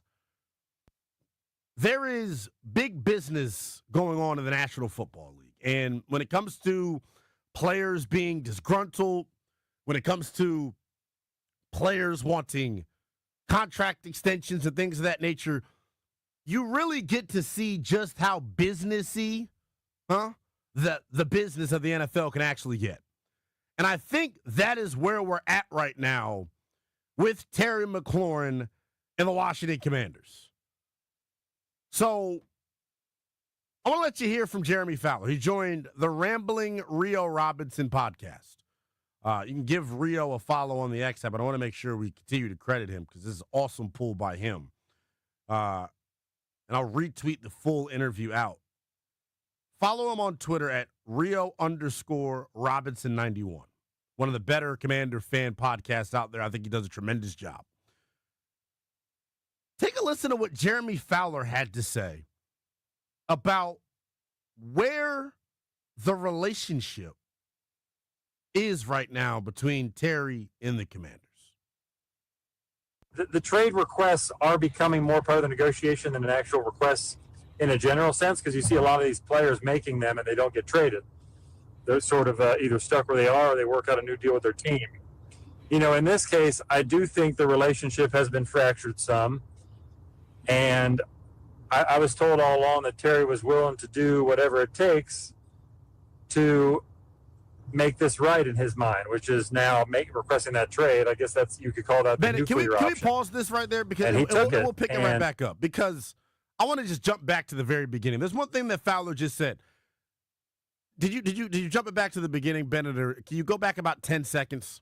One thing that Fowler said that is very important to me, and we've got to take on the role of investigative journalists when it comes to this stuff, because there's not a lot of concrete information being thrown out there, and you got to infer on a lot of this stuff. Jeremy Fowler, and I'm going to let him repeat it, but what he said, to my knowledge and how I interpreted this, was that Terry was willing to go to any length to make this right. Meaning, Terry don't give a damn. If Terry don't get paid, Terry's not playing. Let's run it back from the top, Bennett. The trade requests are becoming more part of the negotiation than an actual request in a general sense, because you see a lot of these players making them and they don't get traded. They're sort of either stuck where they are or they work out a new deal with their team. You know, in this case, I do think the relationship has been fractured some. Relationship fractured. And I was told all along that Terry was willing to do whatever it takes to make this right in his mind, which Terry's willing to do whatever it takes to make this right in his mind. Let's think about the measures that he has gone to this point. And mind you, there has been no movement on this front. The two sides are still way, way apart. And what Jeremy Fowler just told you is that he was told, and I'm guessing this is coming from Terry's camp, that he's going to do whatever he can to make this situation right. What does making it right mean? It means him getting the money that he's looking for. So let's just look at the timeline here of things that Terry McLaurin has done. Terry left the OTAs and went home. Terry then did not show up to mandatory minicamp. It was subject to fines. Terry then missed damn near the first week of training camp, and then he went on to request a trade. What's the next step for Terry McLaurin here? To me, it's not playing. I keep hearing my colleagues say this, other fans say this. I disagree with all of you. I love you all because we're BFFs in all of this, right? It's just sports media. Let's not take ourselves too serious. None of us really know what's going on. But I strongly disagree with this notion that Terry McLaurin has to play. And if you joined me the other night on Overtime, when the trade request was officially made, I laid this out then very concretely. He doesn't have to play. He doesn't. Like we got to stop saying that. Because he is on the physically unable to perform list, he is protected by that list. To where if he's on the physically unable to perform list once the season starts, he must miss the first 4 games of the season. We know that. But my thought is that this gets messy way before then. Because guess what? I think we all know that the injury that Terry McLaurin has, the injury is like, it's BS, right? I think we all agree with that. But when it comes time to get on the practice field, Washington's got a decision to make. They've got to decide, well, do we keep him on PUP and eat up a roster spot? Or do we take him off, try to get him to pass the physical, and then just allow him to sit in? If I'm Terry McLaurin, brother, my ankle is hurt, and my ankle ain't getting better until I receive the contract. So here's the thing. Both sides are protected on this, the team and McLaurin. Because if Terry McLaurin refuses to come off of the PUP list and he's actually healthy, the team can then file a grievance to the National Football League that they feel like a player is faking an injury. Terry McLaurin's also protected because if he's hurt and he feels like the team is trying to force him off of PUP and he's not ready to come off of PUP, guess what Terry can then do? Terry can then file a grievance to the National Football League Players Association, and this thing could get messy. Can I shoot my shot here? That's what I think is going to happen. I think that this situation is going to get messy because I believe Terry is dug in. I also believe the Commanders are dug in. We're going to re-rack the audio real quick here, Bennett. This is Jeremy Fowler joining the Rambling with Rio Robinson podcast about an hour ago, and he had this to say about where the relationship stands between Washington and Terry McLaurin. The trade requests are becoming more part of the negotiation than an actual request in a general sense, because you see a lot of these players making them and they don't get traded. They're sort of either stuck where they are or they work out a new deal with their team. You know, in this case, I do think the relationship has been fractured some. And I was told all along that Terry was willing to do whatever it takes to make this right in his mind, which is now requesting that trade. I guess you could call that the nuclear option. And he took it. And, you know, I was being told that he would continue to do that until all pressure is applied. So it does appear that he's done all that there and done all he can. You know, the only next step would be to just totally withhold services on game checks. And that's a big step. You know, maybe Washington would put him on some sort of reserve list and let him collect his paychecks while he sits. But that's a whole different conversation. That's if the relationship is good. If the relationship is good, there could be a situation where they put him on a reserve list and he's able to collect those game checks. You think the Commanders are going for that? You really think Adam Peters and company are going to go for that? That's my whole thing. This thing is, first of all, I think it's already messy. And the reason it hasn't come out as messy is because we got a new front office here in town. They do business the right way. They're not running their mouth to everybody, but you bet your ass. And Jeremy Fowler is telling you as such, meaning he's heard it from either Terry's camp or the Commanders' camp. The relationship at this point, yes, it's a little bit fractured. But I know what you all keep saying, oh, money heals all relationships. Money fixes everything. No, it doesn't. No.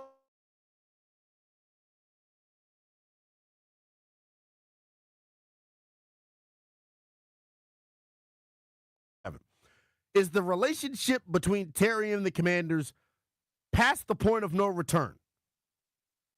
I'll be honest, right? And before we take the calls, I'll give my official concrete thought here. Mind you, I could be wrong. Terry could sign tomorrow, and it'll be water under the bridge, and I'll wear that on the chin. I think Terry McLaurin has played his final game as a member of the Washington Commanders.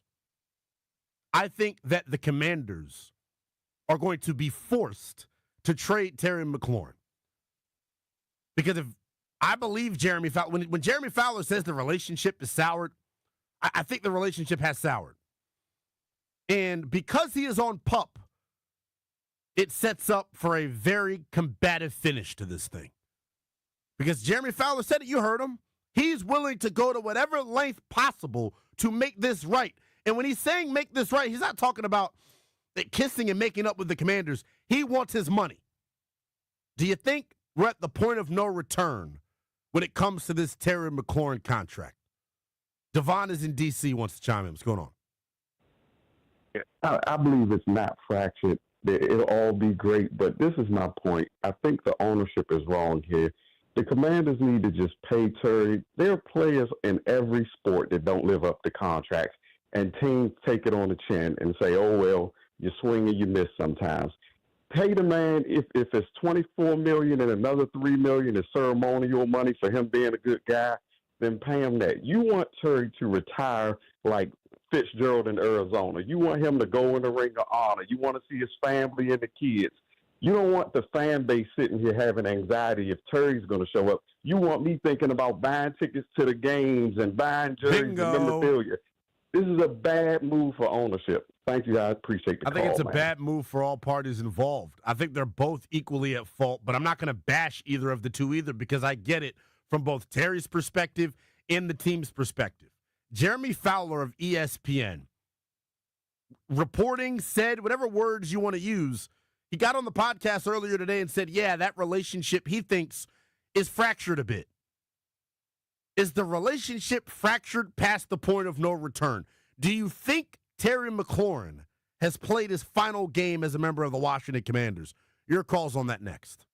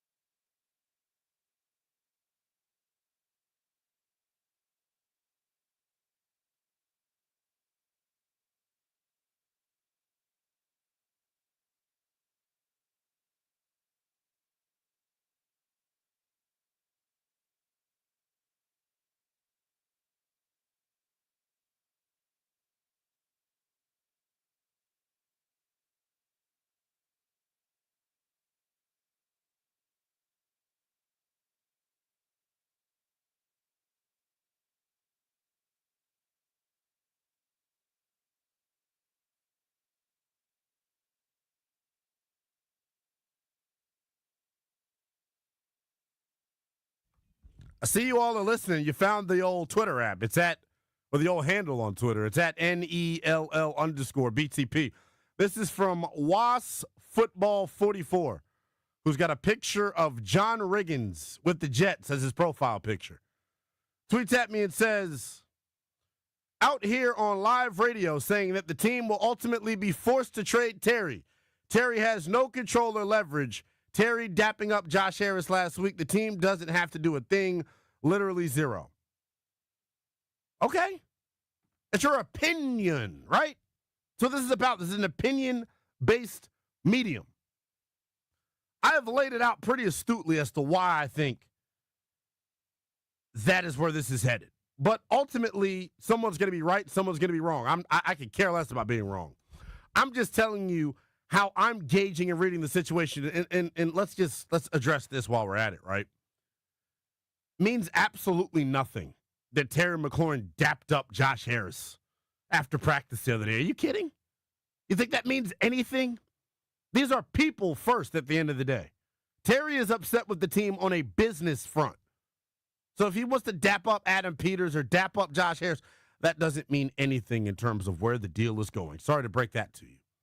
If you're just now joining us, I want to re-rack the audio here once more because I think it is the first time throughout this process that we're getting any reporting that the relationship is fractured between the team. Here is Jeremy Fowler of ESPN. He joined the Rambling Rio Robinson podcast, which you can check out on YouTube and download wherever you get your podcasts. Follow Rio on the X app at Rio_Robinson91. Jeremy Fowler said this about where the relationship stands between McLaurin and the Commanders. The trade requests are becoming more part of the negotiation than an actual request in a general sense, because you see a lot of these players making them and they don't get traded. They're sort of either stuck where they are or they work out a new deal with their team. You know, in this case, I do think the relationship has been fractured some. And I was told all along that Terry was willing to do whatever it takes to make this right in his mind, which is now requesting that trade. I guess you could call that the nuclear option.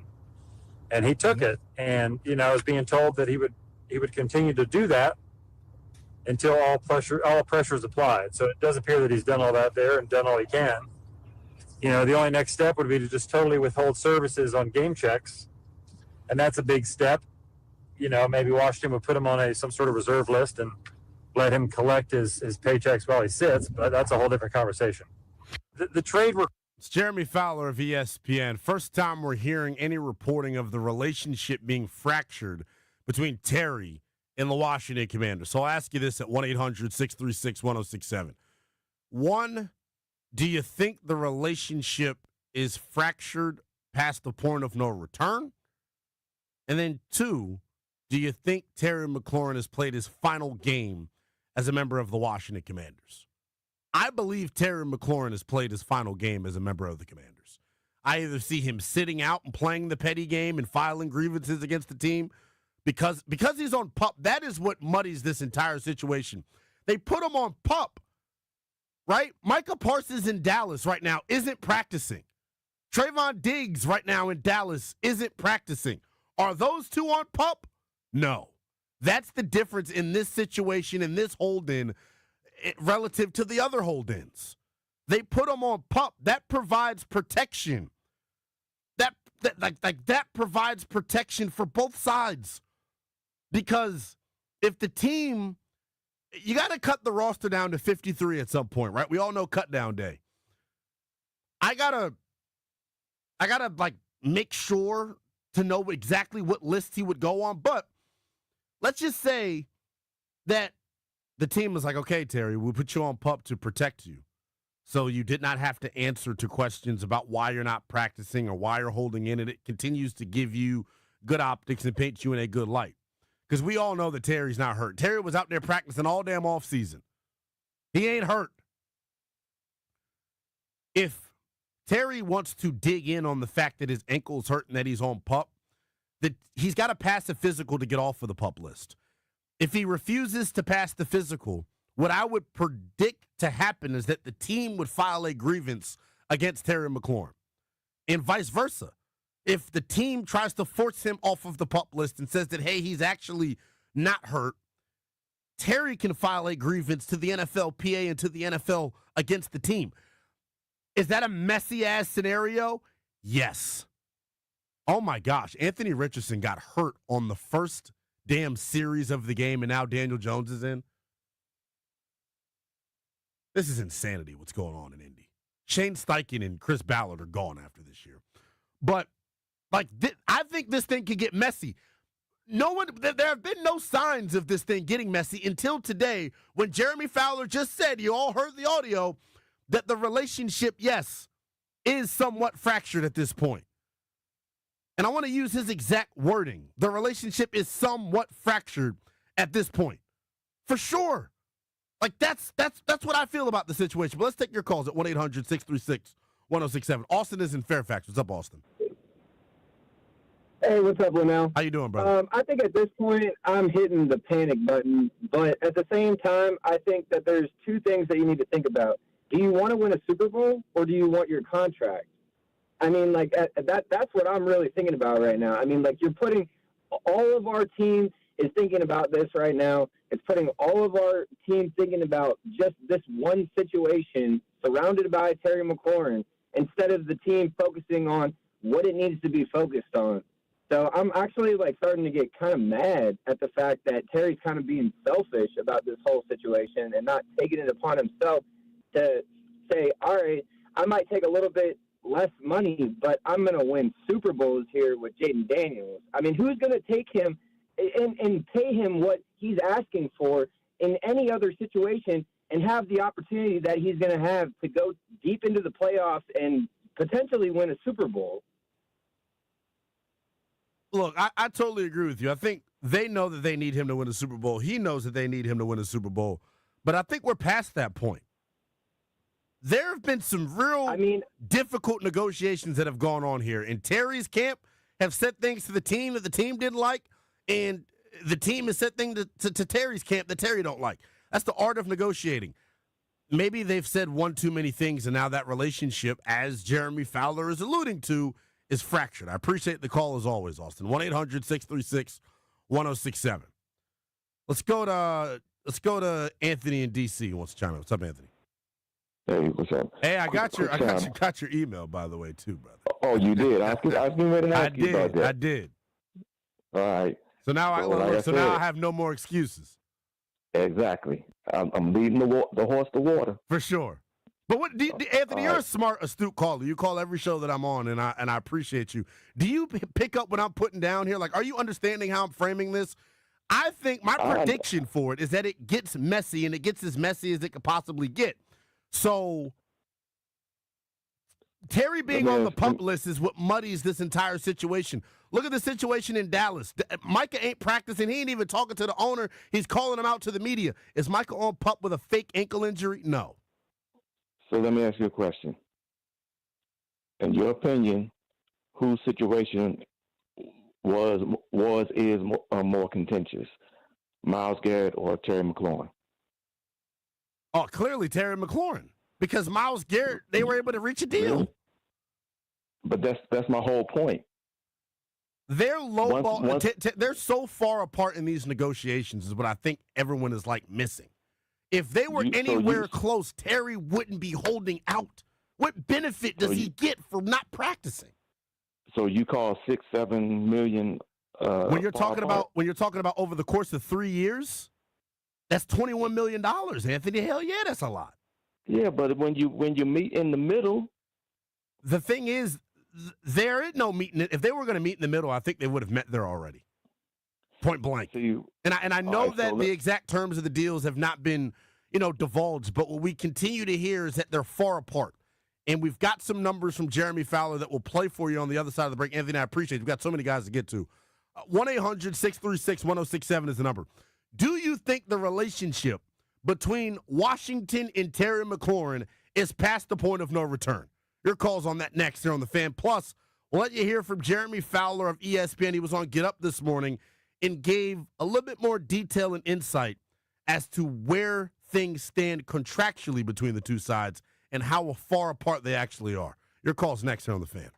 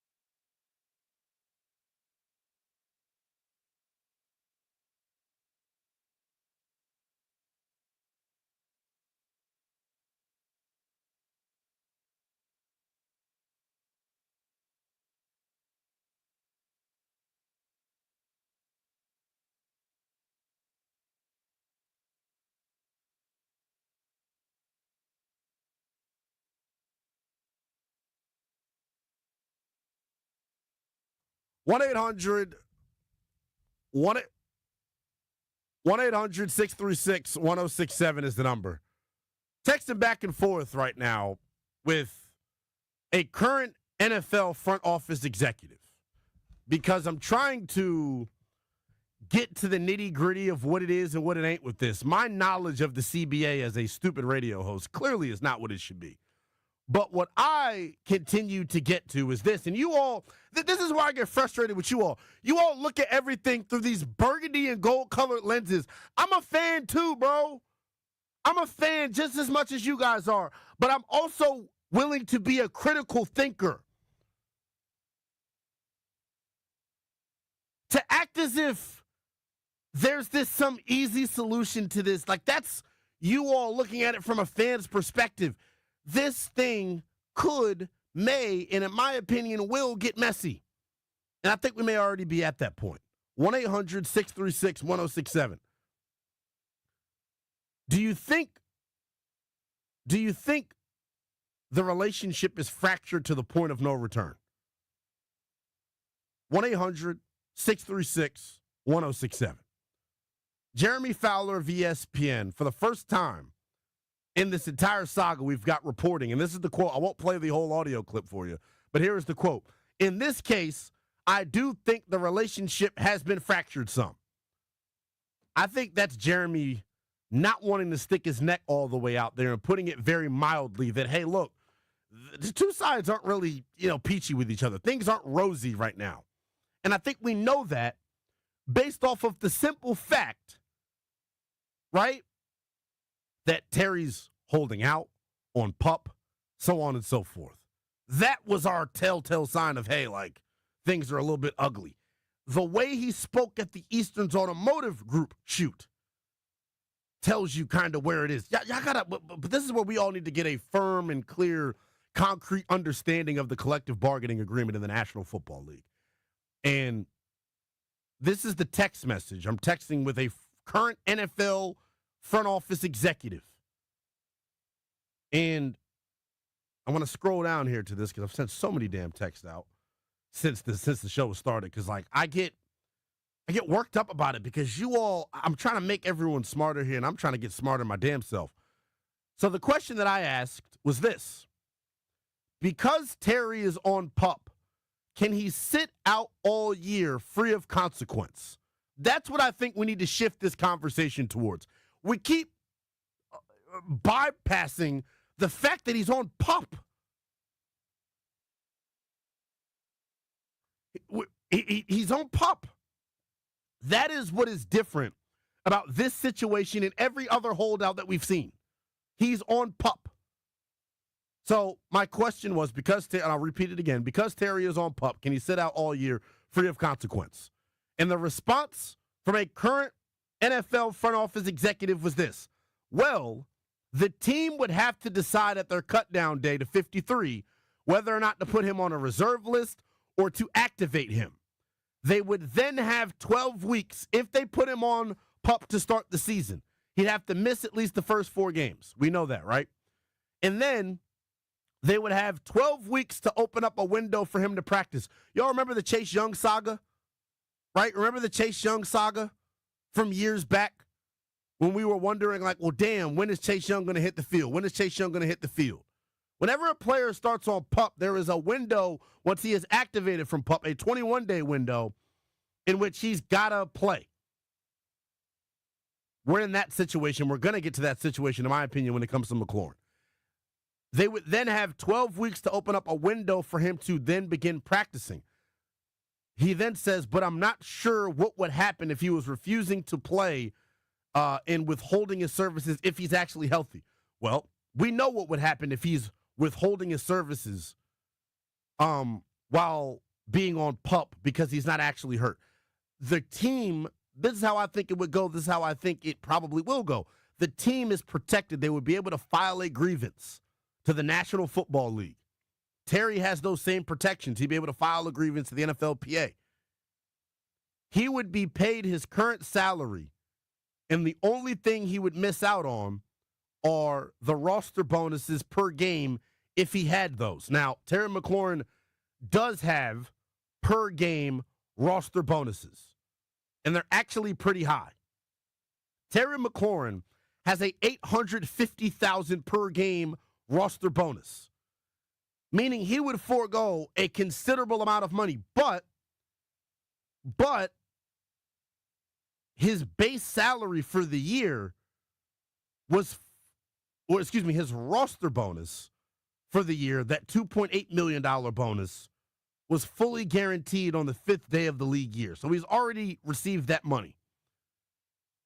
My thing and what I'm trying to figure out here is that base salary that he has for this year, which is $15.1 million, is that fully guaranteed through injury? Because think about what happened when the Commanders traded for Deebo Samuel. What was the first thing they did? They guaranteed his salary for the year through injury.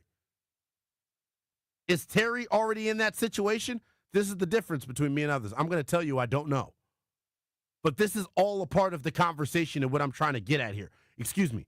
That number, that base salary for this year, not 15.1, it's $15.5 million. So this is where it gets messy.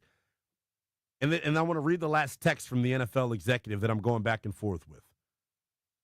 He says he would be paid out his current salary, and the only thing he would miss out on are his roster bonus per game for the season if he had those. If he passes the physical that the club administers and refuses to play, then it's like any other hold-in, and it could be problematic. The thing is this, Terry doesn't have to pass the physical. I'm sure there's a way you can get around passing the physical, quote-unquote, because his protection right now is the fact that he's on PUP.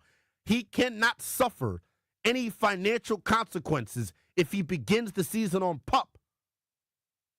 Straight up. Like, that's just the rules here. 1-800-636-1067. Let's go to Coach Turner out in Hollywood. Wants to chime in. What's going on, Coach? Hey, what's up, Lynnell? First of all, I want to thank you for letting me come on, man. And also, I want to thank you for recognizing my son. And the reason why I'm bringing this up is because, as you know, my son got hurt toward the end of the season. And he's on a contract year, and it's business right now. It's business. Sure. And you know, he's either going to make a team or he's not going to make a team, but it's a business from the get-go. So I say this, that the relationship between the Commanders and Terry has been hurt, but it's not gone anywhere. They both are working business. You know, the Commanders don't want to pay a whole lot because they know they got things going down the road, and Terry doesn't want to get underpaid. So he's going to play hardball, and he's looking at, to me, he's looking at this tomorrow. He's looking at the game tomorrow. If the Commanders look like they can't go without him, it goes right there where Terry wants it to go.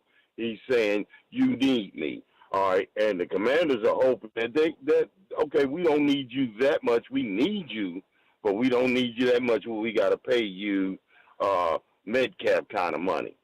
So it's business, Lynnell. It's business, but I think they do have to sign him because they need on him. The track. They're on track to make the to repeat and go back to the NFC Championship game. That's what this season should be about, and obviously he helps you get there. But you have to think that there are egos involved here as well, right? You don't think that Adam Peters and company have confidence in this coaching staff that they can scheme up an offense without Terry McLaurin? I'm sure that's how they feel. Do they want to get there? Probably not. But the thing that I keep harping on that I feel like we're all missing is this idea of him having to play. It's such a narrow-minded way to think. He doesn't, and y'all keep talking about him missing game checks. If he's on PUP, I believe he is protected from that. But that's what we're trying to figure out here. I want to read the text message one more time here, and let's actually do this. We can line back up on the phones. I do want to let you hear the Jeremy Fowler cut from Get Up this morning where he started to get into some of the contract numbers here. We'll do that on the other side of the break. 1-800-636-1067. Jeremy Fowler of ESPN, for the first time reporting that the relationship between Washington and McLaurin is fractured a bit. Do you think it's fractured past the point of no return, or do you think this is just business? 1-800-636-1067. Your call's next.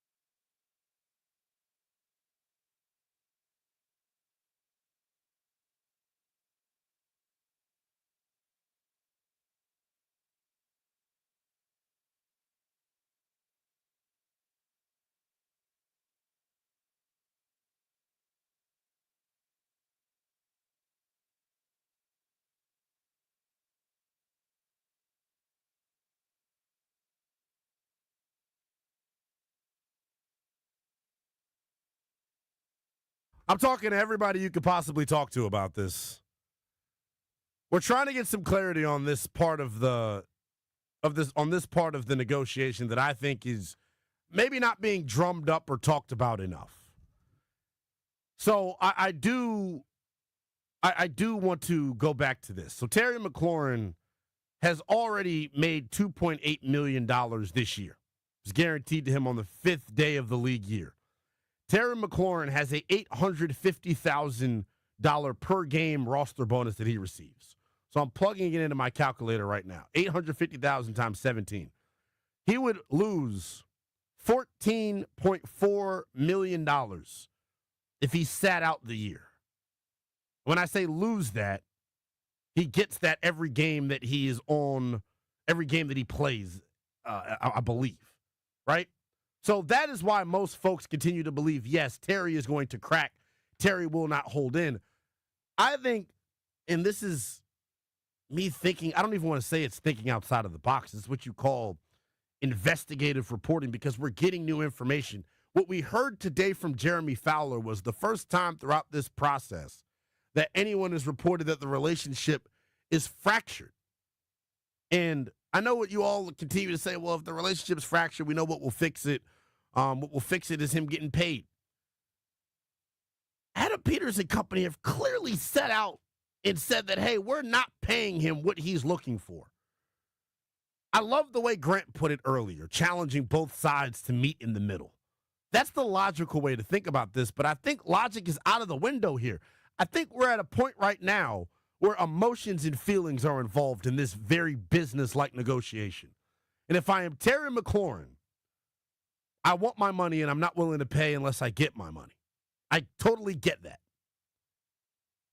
But do you really want to forfeit? Do you really want to forfeit? And I want to go back to the number here. Are you really willing to forfeit $14.4 million? My thing is, I wonder if Terry is looking at it from a point of like, well, I can get my game checks from somebody else. I feel like, and maybe this is the better way to put it, without knowing the details and actually getting across what I think will happen. I think Terry is to a point where getting paid matters more than whether or not he plays for the Commanders or not. And that's a tough pill to swallow for a lot of fans out there. And I know that would make the fan base turn on him. I get all of that. But you have to understand this from the player's perspective as well. There is a dollar amount. This is how value is talked about in the National Football League and is shown in appreciation for a guy. It's shown by how much you pay him. And to me, I feel like Terry is at a point where he feels like the team, despite the lip service that they continue to give, he feels like the team does not value him. That is the point that I feel like, that's where I feel like he's at right now. Where he feels like, the team has been very loud in how they feel about me based on their contract offers, and the hell with the team at this point. See, solo radio people, I'm going to look at things from all sides. I don't care about your nasty, mean tweets saying that I'm saying things for clicks. Dude, chill. Chill. Right? Looking at this from all angles is the responsible thing to do. We keep looking at it. See, this is like, y'all want y'all cake and y'all want to eat it too. We keep looking at it from the team's perspective. Why? Because we want what the team wants, and that's for Terry to play no matter what. What you all need to realize and open your eyes up to is that, look, Terry's got his own set of motivations. Terry's got his own set of logic and reasoning that we don't know. So I know it's what you all don't want, but maybe Terry is A-OK forfeiting game checks to prove his point. 1-800-636-1067 is the number. Can we play the Jeremy Fowler one more time here? If you're just now joining us, this is where all of this is coming from on my behalf. This afternoon, for the first time, we heard a credible national NFL reporter allude to the fact that the relationship between Washington and Terry isn't in a good spot. Here is Jeremy Fowler on the Rambling with Rio podcast, talking about where the relationship stands between Terry and the club. the trade requests are becoming more part of the negotiation than an actual request in a general sense, because you see a lot of these players making them and they don't get traded. They're sort of either stuck where they are or they work out a new deal with their team. In this case, I do think the relationship has been fractured some. And I was told all along that Terry was willing to do whatever it takes. Stop it right there.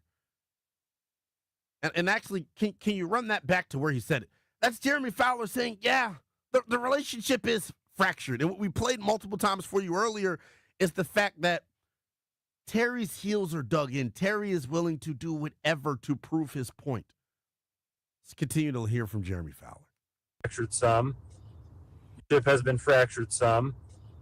And I was told all along that Terry was willing to do whatever it takes to make this right in his mind, which is now requesting that trade. I guess you could call that the nuclear option. And he took it. Pause it here right again. That's key language here from Jeremy Fowler. Terry McLaurin, and I gotta believe this is coming from Terry McLaurin's camp. Terry McLaurin is willing to do whatever it takes to make this right.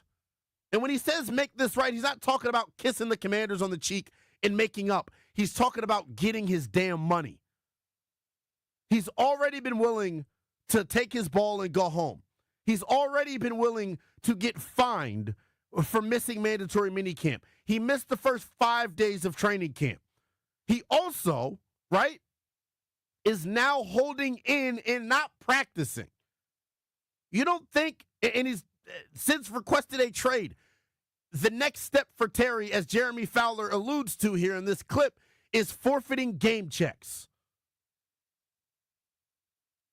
That's what it is and what it ain't at this point. He is going to, in my opinion, this is how I think it plays out. I think he is going to try and force Adam Peters and company's hand by making this situation so sticky, so uncomfortable, to where they have to trade him. 1-800-636-1067 is the number. Let's go to Mike, who is out in some portion of Maryland. What's going on, Mike? Lynnell, you are a beautiful boy, man. I love you, boy. Hey, man, Terry McLaurin is looking at things like he's been in a faithful 5-year relationship, and he tried to put the ring on the finger, and then the wife or the husband tells him, I'm not necessarily sure if we should be going forward with this relationship. and he's done everything he's supposed to do. And he's confused right now because he's literally done nothing wrong as it relates to his end of the bargain. And he doesn't really know what to do. He's given everything, but then the wife or the husband, whatever side you're on, is like, you haven't really done what you're supposed to do. And he's confused. And it's really complicated because this guy has not done anything to discredit the organization or his production. And he's just confused, man. And I'll just sit back and listen to your comments. Hey, I think it's a perfect analogy. I totally agree for the most part. To say that Terry is confused, though, no. You all want Terry to be confused. That's the thing that keeps killing me about this. Y'all don't believe that Terry is about that life to sit out and miss game checks. And I'm telling you, as Jeremy Fowler alluded to there on the clip, he's willing to do whatever it takes to make this right. Coming up in the 8 o'clock hour, ESPN Commanders insider John Keim going to join the program. But before we get to that, more of your calls. Jeremy Fowler of ESPN reporting that the relationship between Washington and Terry McLaurin is somewhat fractured. Do you think it's fractured to the point of no return, or is this just the art of negotiation? 1-800-636-1067. Jeremy Fowler was also on Get Up this morning on ESPN and provided some contract details, some numbers to show us and tell us just how far apart Washington and McLaurin actually are. Your calls, plus more Jeremy Fowler next.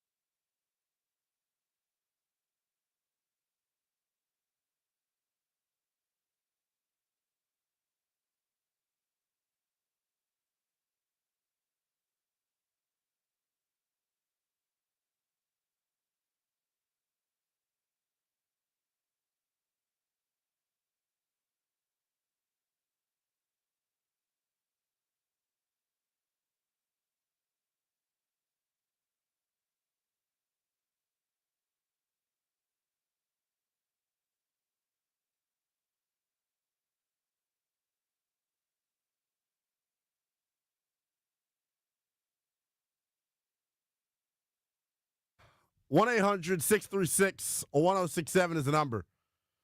You can tweet at me as well. It's at NELL_BTP. I want to get to the calls because I've rambled enough about it. I'm tired of y'all screaming at me, acting as if I know nothing and I'm just pulling stuff out of my wazoo. It's so frustrating. It's so frustrating. But here we go. Let's go out to the calls. I've said enough here. But I'll re-rack it here. I'll be a good host. And I'll have some patience here because it's frustrating because you all look at things through one lens. You all refuse to think outside of the box for a second. You're so stuck in your ways and hell-bent on, the way I said it's going to happen is the way it's going to happen. And God forbid someone say something else other than what you believe. It's a joke. The difficult part about this and the part that I think is very interesting is that they placed him on PUP, physically unable to perform. Couldn't pass the physical. So, I think we may be at a point where if you're Terry, right? If I don't get paid, I'm not ever passing that physical. There's so much stuff that hasn't been divulged here. And because both sides have been whisper quiet, for Terry to go on PUP, it was him either refusing to take the conditioning test or did not pass the conditioning test. We don't have the optics on that. We don't have the true concrete information on that. You go on PUP. If you fail that conditioning test is one way to get on there. And to me, we all are under the assumption that Terry's not actually hurt. So him not passing the conditioning test, to me, is not a real thing. I think it would be a result of him refusing to take it. Now, they have not divulged that because they're trying to keep things close to the vest, right? Which is why Jeremy Fowler is the only one that's got anything on this situation. Can I reference Jeremy Fowler here again? Because Jeremy Fowler, you all should listen to his word as gospel. Bennett, you're a mega fan the way that I am.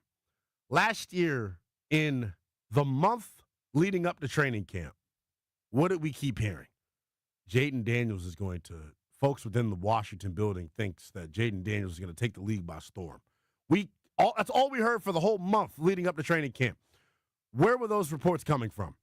Jeremy Fowler of ESPN. If there's anybody that's plugged into what's going on in Ashburn and that's getting spoon-fed information from this new regime, it's Jeremy freaking Fowler. So let's not act like Jeremy Fowler's word holds no weight all of a sudden when he's not saying or reporting what the hell you want him to report. That's first and foremost. We got to stop that. Now Jeremy Fowler doesn't know anything because you don't like what he's saying. Get out of here. Jeremy Fowler's reporting that the relationship is not in a good spot. So you know what I'm going to believe? That no, the relationship's not in a good spot. Why is that important? Because the idea in the formality of Terry McLaurin being on PUP is a whole different song and dance here. See what's going on in Dallas? Micah Parsons ain't practicing because his back hurts. My back hurt. His back don't hurt to the point where they've put him on PUP. Terry McLaurin being on PUP was all we should have needed to know. It's messy. You know what Terry McLaurin being on PUP does? It makes him not subject. Well, him being in the building makes him not subject to the fine. So let me not even go that route. I'm just saying that you all can be oblivious if you want. Him being on PUP to me is massive. Massive. That's the best way I'm going to describe it. I think it's a big bleeping deal that he's on PUP because Micah Parsons is pissy in Dallas, mad at Jerry Jones and company, calling them out through the media, requesting trades on social media with paragraphs and all that. But Micah ain't on PUP. We all know that Terry McLaurin, his ankle injury, quote unquote, that's not a real thing. It's not, because if it was, we have video of him practicing earlier this offseason, before OTAs officially commenced and before it was available to the media. So there ain't nothing wrong with his damn ankle, but this is where the art of solo radio comes in, and y'all got to just bear with me. a couple of things could have happened. And I was saying this to Bennett during the break. Terry McLaurin could have gotten off-season surgery. And the off-season surgery could have been on the ankle. He could have made that decision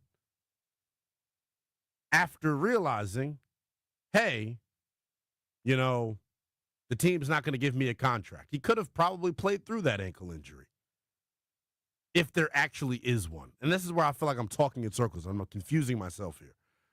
My bottom line and the point that I'm trying to make is this idea that he has no leverage. I guess leverage is the wrong word. This idea that he's not going to sit out and miss game checks. Y'all pocket watching. Stop pocket watching that man. You don't know how financially secure he is to where he's willing to miss game checks. You know what else Terry knows? Terry knows that he's a bona fide top 12 guy in this league and that somebody out there will pay him the money he's looking for. If he's not going to get it from Washington, I guarantee you Terry McLaurin wants to ensure that he'll get it from someone else. Lines are loaded. If you're getting the busy signal, stay there. The question is simple at 1-800-636-1067. Jeremy Fowler reporting that Terry McLaurin and the relationship between him and the team is somewhat fractured. He also alluded to the fact that he is, quote-unquote, heard all along that Terry McLaurin's willing to do whatever and go to whatever length to make this right. And when he says make this right, it's not about kissing the Commanders and making up. It's about getting his money. So the question is this. Is the relationship between the Commanders and Terry McLaurin past the point of no return, or is this just negotiating? Athen is in Annapolis. Wants to chime in. What's up, Athen? You know, here's the first point I'll make, okay? He had a rookie contract 4 years at $3.8 million total that he fully played out. Now, look at Kyron Williams. He just got a new deal the other day after his completed his third season. That could have been Terry also. I don't know what might have happened or what was talked about back when Rivera and those dopes were here, but still, Terry fully played out his rookie contract. So where was all this pay me? Because he was by far their best offensive player back in the Rivera regime. Where was all this pay me after his third year? So that's my first question that will never get answered. The second thing is, I don't know how much. I mean, you said the $850,000 a game is a bonus, so he'd be forfeiting that. But I don't think any of his salary, the $15 million, I don't think it's guaranteed. Now I don't know that for sure, but it just takes me into this point.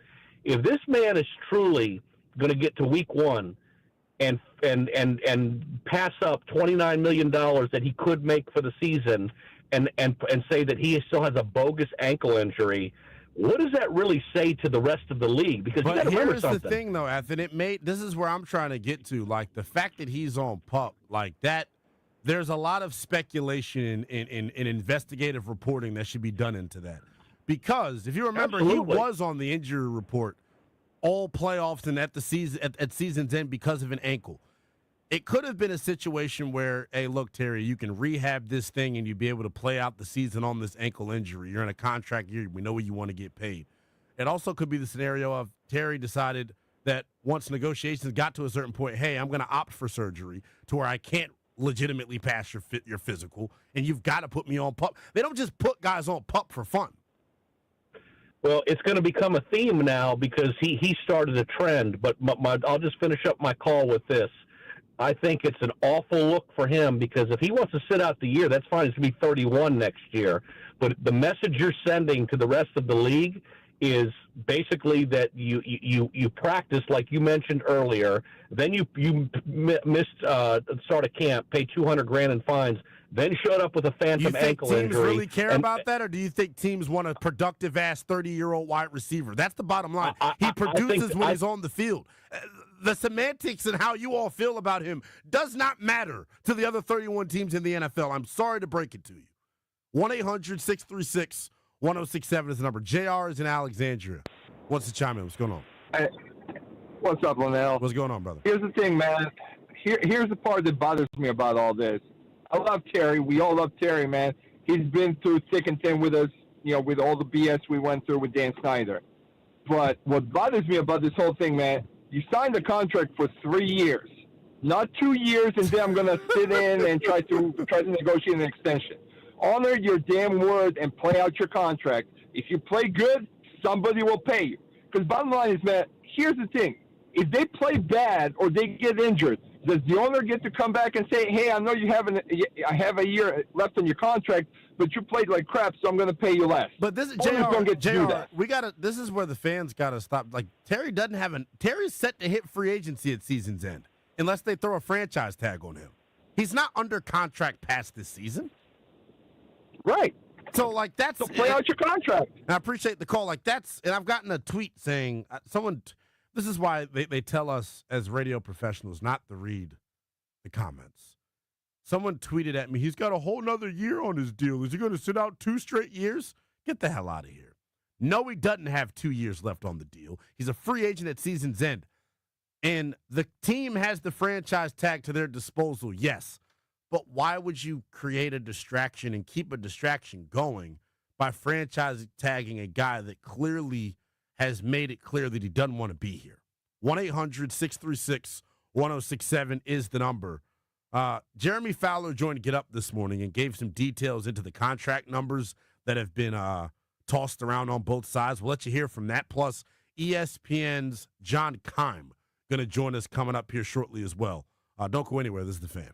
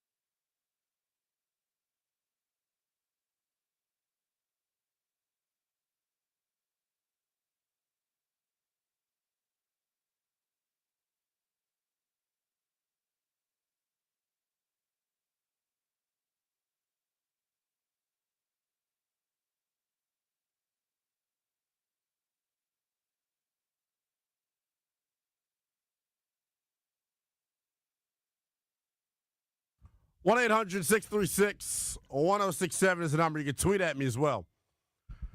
It's at NELL_BTP. I am we're going to be joined by John Keim coming up here in about 10 minutes or so. Talk to him about what happened up at the joint practices in Foxborough. Maybe we'll ask him a Terry McLaurin question or two. But what I want to hear from you all is this.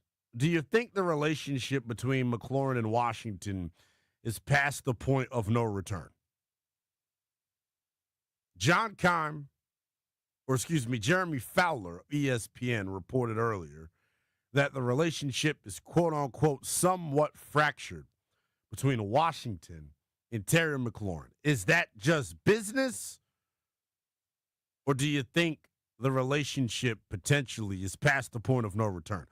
I am being open-minded to this because you all were stunned when he requested a trade. I wasn't. We have it clipped off on all of our social media pages. I predicted before training camp even started that Terry McLaurin was going to request a trade because that's how far apart the sides are.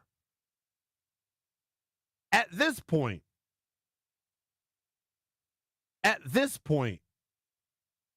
would Terry McLaurin, and this is where, this is why I say you all do not need to, question his character based off of a business tactic. If Terry chooses to play hardball and try and, manipulate the pup list situation and manipulate the physical situation, I mean, would you – let me rephrase that.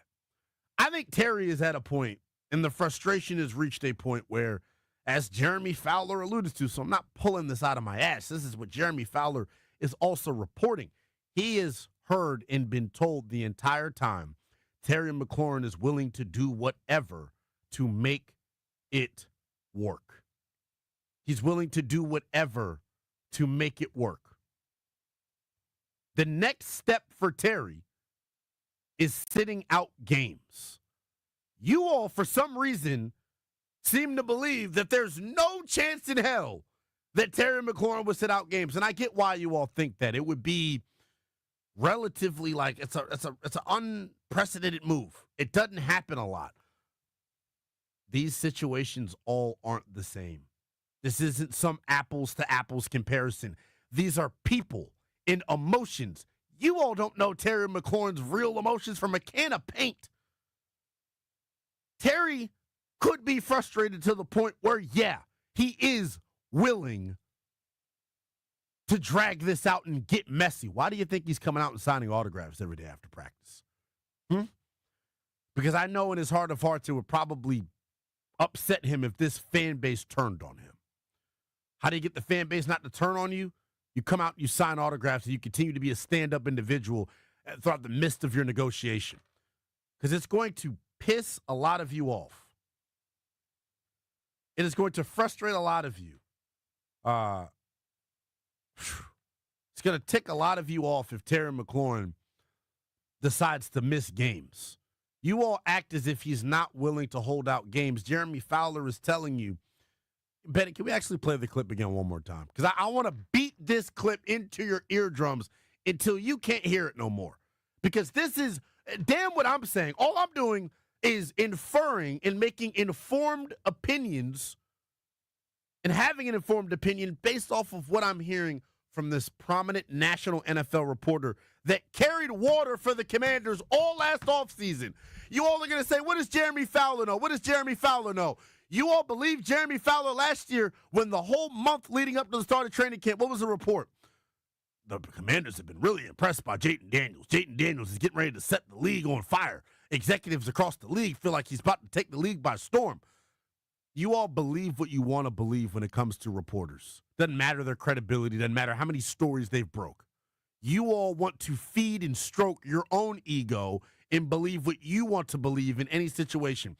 And in this one, that's not right. This is business. You have no clue the way this thing is gone. Neither do I. But the opinions that I'm delivering, the messages that I'm relaying, is based off of what I'm hearing from prominent folks. Let's hear from Jeremy Fowler once more here. the trade requests are becoming more part of the negotiation than an actual request in a general sense, because you see a lot of these players making them and they don't get traded.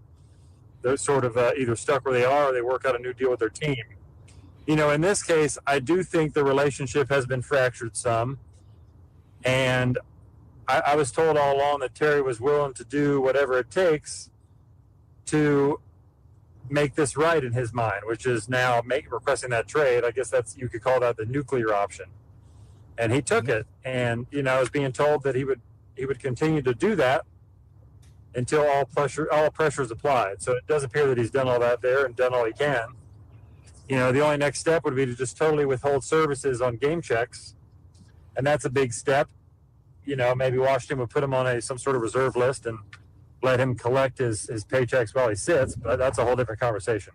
And I think we're closer to that whole different conversation than you all actually realize. 1-800-636-1067. Saeed is in Upper Marlboro. What's going on?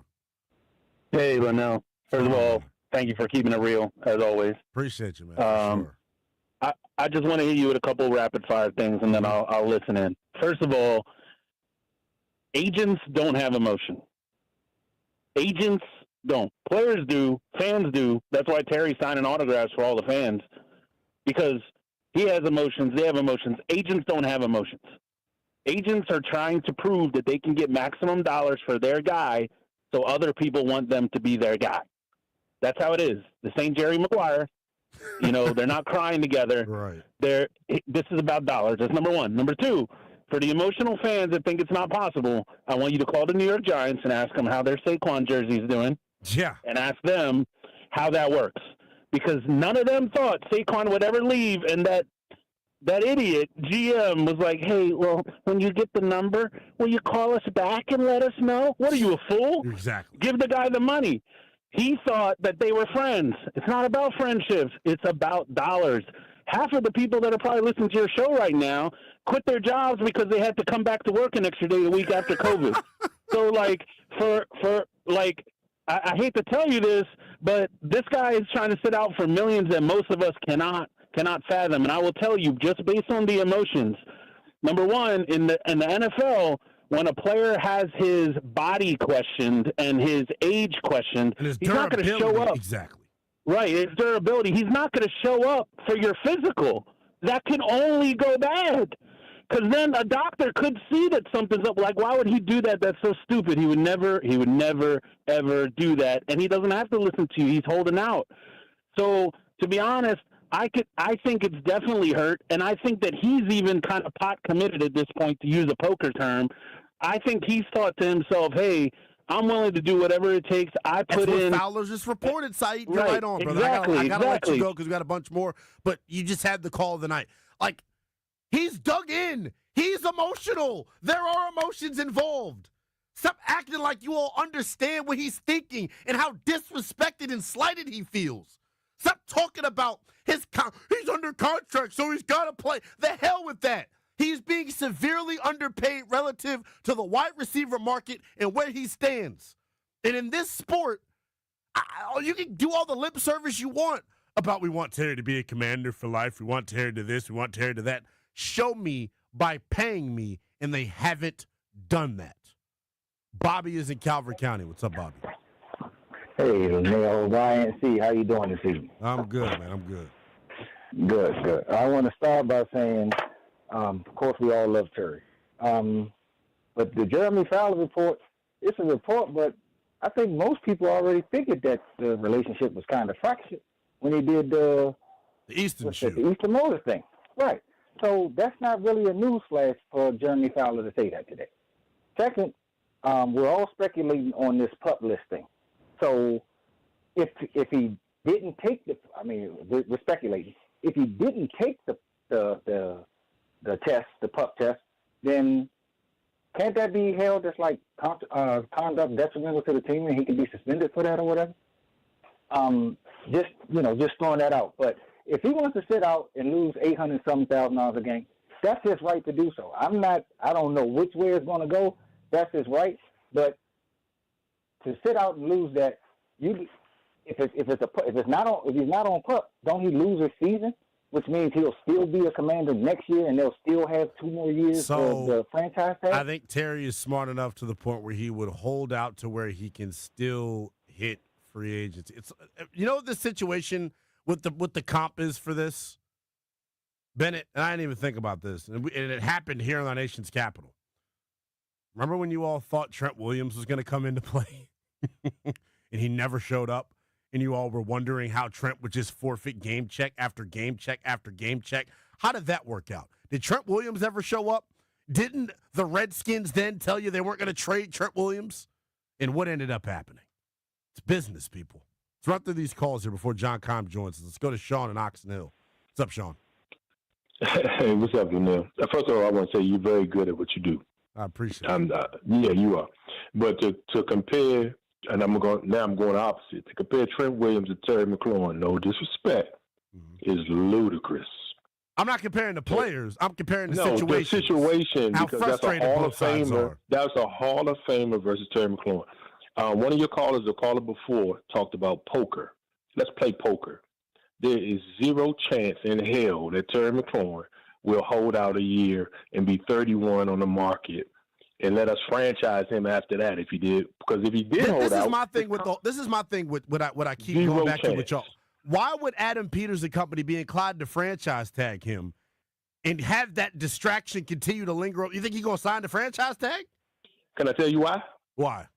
The minute we move back to D.C., and the minute the Patriots beat reporters start talking about surgical with Jaden Daniels and how the ball don't hit the ground and all this other kind of stuff, this is a long-term game. I don't want to – all the Commander fans, close your ears. I don't think we're going to the Super Bowl this year. I don't think Terry McLaurin is the person that's going to take us to the Super Bowl this year. So when his contract is up, we need to make sure a 32-year-old wide receiver who just – if you want to take a comp, the guy who just went back to the Chargers is 32. We see what your production is going to be. So I don't want Terry on the books making $30 million a year or whatever he thinks he deserves at that point when we got to pay Jaden. This is a business move. When we get back at RFK, I want our cap clear. We still need linebackers. We still got to sign Tunsil. We still got to get an edge rusher that's not Von Miller, who's 36. This is business. I totally agree, and I think that's the big point. It's business, and when in business, people are willing to take massive, massive risks. Jason is in Laurel. What's up, Jason? Now, what's up, brother? What's up? Thanks for taking my call. Hey, listen, I could talk just some reason into you. Take a deep breath. Man, I love you to death. And I honestly think your take on this pulp thing, I don't hear anybody else thinking about it. I think that is the one place where this front office did make a mistake. I think they put him on that pup list to help Terry. Now, whether or not Terry uses it against him, we have to wait and find out. But I don't think he wants to lose game checks, because if he was willing to lose game checks, he'd stop the holdout because he was getting fined. He doesn't want to get fined $50,000. Well, look, he's not going to want to forgo game checks, and that's my just opinion. answered your question too, right? So him holding, if he would have not been put on pup and held in and not practiced, he still wouldn't have been fined. He would not have been subject to fines if they would have. If he would have just showed up. I think you're right. Listen, you brought it up, and I think that's a mistake that they made by putting him on the pulp. And I think now whether he takes advantage of it or not, I don't know. But I think you and I would both agree that would be out of character for Terry. It would be out of character for Terry, but Terry's showing you, man, money, people's food, and people's kids. You don't play with it. Let's go to Vinny in Odenton. Hi, Lynnell. Hello, how are you? I'm great. How about yourself? I'm worked up here. This is frustrating me. I'm worked up too, Lynnell, and I've been worked up all off season. I listen to you guys all the time. I sit back, I listen to the comments, I listen to the Terry lovers, now turned haters. Let me give you my perspective. So, I have been a Redskins fan all of my life. I love the team, but I also love Terry. And I don't see that Terry is being selfish or anything else, because if his money this year is not guaranteed, he goes to OTAs, he goes to training camp, he plays in preseason, and he gets injured, then what? There's no extension to his contract, at least not to the tune that he's looking for. So, as a long-standing fan, I think it's very disrespectful And I'm not even talking about what he did prior to the Josh Harris years. I'm not talking about that. I'm talking about what he did last season for this team. And I have a question. People keep saying Terry's being selfish because he's not reporting, he's not doing this, he still has a year left on his contract, he needs to fulfill the contract, blah, blah, blah. How is what Terry's doing any different than what the team did to Montez Sweat and Chase Young? Their contracts weren't up yet. They got traded while they were playing. So what's the difference? I think the difference is where this team is relative to where that team is. People feel like this team's on the doorstep of competing for a Super Bowl. That team was a dumpster fire. But I get the point that you're trying to make ultimately here. It's all fascinating to me. Hey, bottom line is, it was good conversation. We're going to find out one way or another how this ultimately plays out. Because it's August the 7th, 1 month from now. And even sooner than that, less than 30 days from now, about 20 days from now, they've got to cut this roster. And I'll find that exact date out for you here. When is roster cut down day? Because that's the day, that's the next day that really is going to change things. When is roster cut down day? Roster cut down day is Tuesday, August 27th. By 4 p.m., teams must have their roster down to 53 guys. In the next 20 days, we're going to find out something. Because if he's on PUP by cut down day, something's going to have to give. John Keim of ESPN going to join us next on The Fan.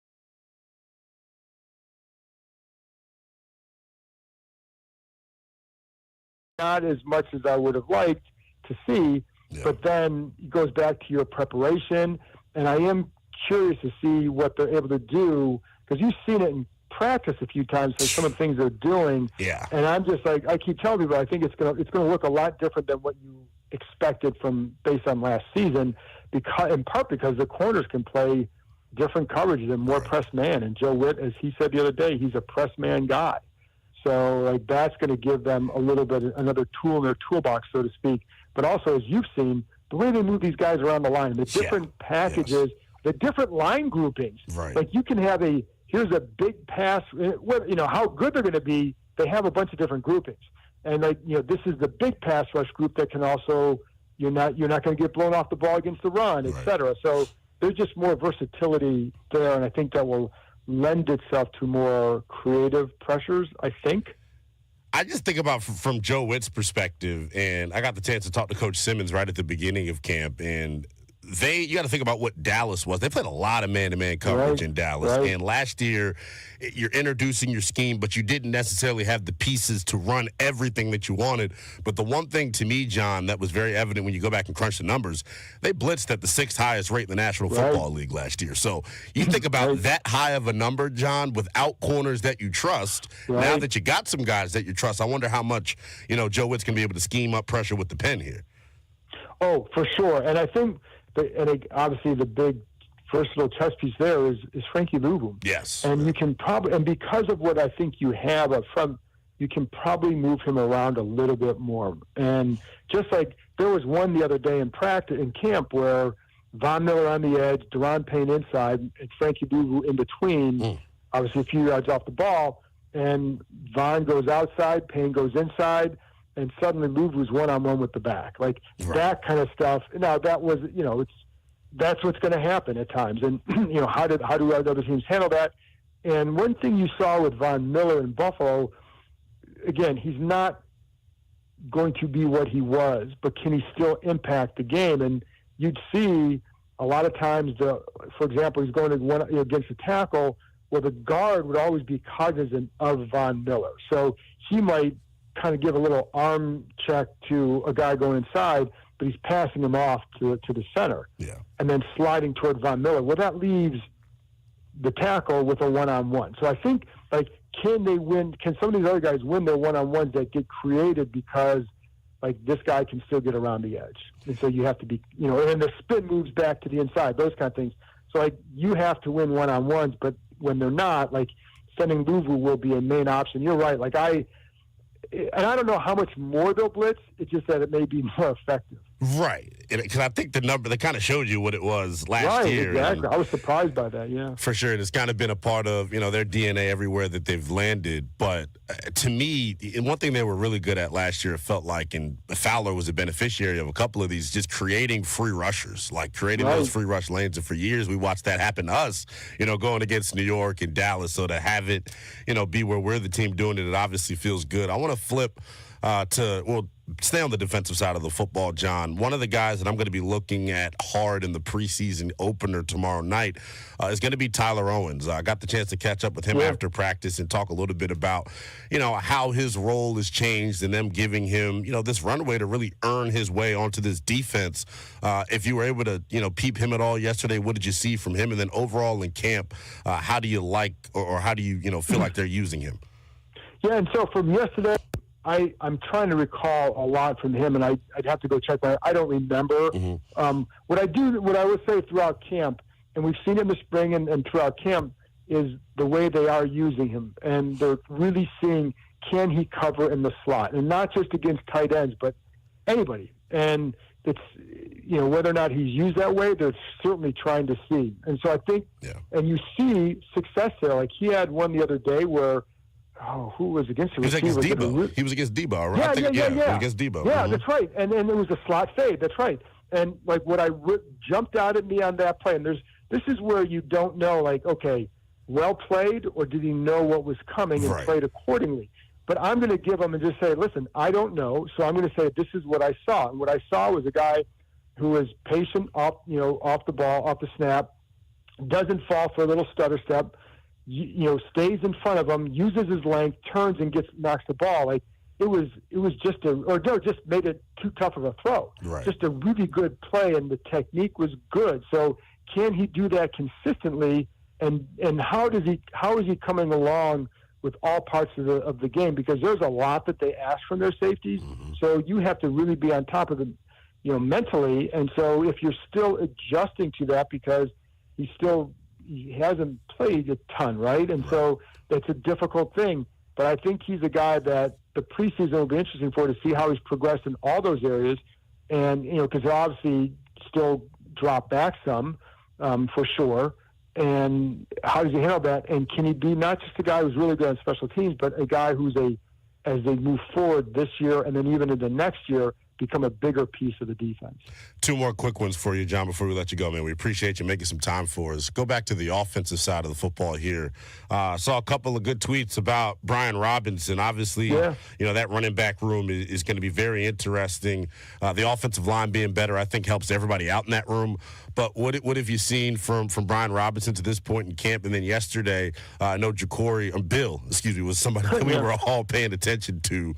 What did you see from him? And are you expecting him to get a pretty sizable workload Friday night? You talking about Merritt? Talking about Bill, yeah. Yeah, Bill. I would expect him to get a big workload. And a guy, because Chris Rodriguez, there's a lot of competition in that room, John. There is, and obviously he is Merritt, Bill, is the most intriguing of that group, because we didn't see him. He didn't play last year. Right. So at the high level that it finally reached at Arizona, so he played one game. So there's a lot of mystery with him. You see the traits, and you see it during camp. You saw it yesterday, but there's still no live hitting. So you see the sharpness, the vision, the sharpness of the cuts, the vision that he has, the violent finishes he had. You saw that on film. And so, how does it look? I also felt like in some of the routes that he's run, on some of the option routes, whatever, he's pretty good with that. Or at least look like that, right? What does it look like in a game? And the other thing for those guys too is protection. Blitz is coming. Do you pick it up? And how do you pick it up? So that's going to be something to watch. But it's also his cuts. And yesterday, he can be very bouncy in the hole, and I don't mean that in a negative way. It's just that he can cut, and he bounces a little bit to get to an open spot because of that vision, and it allows for some quick reaction. So it's still early to say what he could be. It's just that I think he's one of the more intriguing guys, because there's a lot more to learn about him. So I think we'll get a good feel about him after the third one, by the third, maybe even by Friday night, but certainly at the 3. Brian Robinson yesterday had a couple nice runs. One, it would look like Jaden checked to a different run play at the line, gets it around the end for a nice gain. And with him, I think we know who he is. Right. I think he needs to have a strong run blocking front, and it's not just the line, as you know. It's receivers, it's tight ends, it's everybody. So will that happen? Because he needs that. He hasn't always created on his own. And so, if you're not going to do that, you better get the help. And that's why you need to have the Colemans and the Cosbys all out there to do that. Literally, John, this will be the last question. I just got a notification from Twitter, someone aggregating Jeremy Fowler and a SportsCenter hit. Talking more about Terry McLaurin. Big picture here. The main reason why I think, he is so essential to what they want to do is it doesn't seem like they have another, respected deep threat to where teams are going to have to, play with the too high safety look. And obviously Jalen Lane is beginning to emerge here, and he's someone that's got some really interesting traits, coach's son, all the above. Just explain to the fan base, I don't know if you have on your podcast or not, John, but to our listening audience here, and I've been trying to as well, but when you say it hits a little different, John, you're got some gospel coming with what you're saying. He's so important to opening up. Deebo Samuel can't be the best version of himself without Terry. Austin Eckler can't be the best version, because it opens up all that underneath stuff and where they like to work. Absolutely, and I think, again, I'll throw Noah Brown in there. Just as he's not the same level. We know that, but he's another guy and he can make plays downfield because he's good with contested catches. But Terry obviously is the guy, and and you're right, you don't have that. And I think like Jalen Lane is interesting, and I like what he's shown. I saw Terry McLaurin as a rookie. He was different, right? You knew he was going to have a good year because we were able to, they don't do this as much anymore, the one-on-ones with the receivers and the corners. But you would see Terry was just beating guys like, this guy's going to be really good. And then he was. And I don't see that same impact from Jalen Lane, but I do see a guy who can help right now, right? And maybe develop into something more, but also from the slot and give you that speed element that can help. But you're right, like you need to have McLaurin getting down the field to open things up. And because that's where their success yesterday was all over the middle of the field. You want to create gaps so that way Debo after the catch can run with it. And they put Samuel in spots where one guy misses and now you got a 25-yard gain. Yeah. And we saw that yesterday, right? And I think the defensive player always assumes they'll tackle him, and sometimes I'm sure Debo's like, dude, you weren't going to get me. Like, we know that. Like, you can two-hand tap me, but we know that I'm breaking this one. So, but you need that, and so that's what McLaurin gives them. And it's, obviously I think everybody knows that. But, they still got to get it done and get him out there. And bottom line, though, is he's under contract. Yeah. So, you're not out there, you don't get your money this year. And if you don't come back at some point, you start missing game checks. Nobody likes that. Always appreciate our guy John Keim joining us here on The Fan. We'll take a quick time out. When we come back, we'll get you up to speed on what's happened in the preseason action thus far here in week number 1. That's next here on The Fan.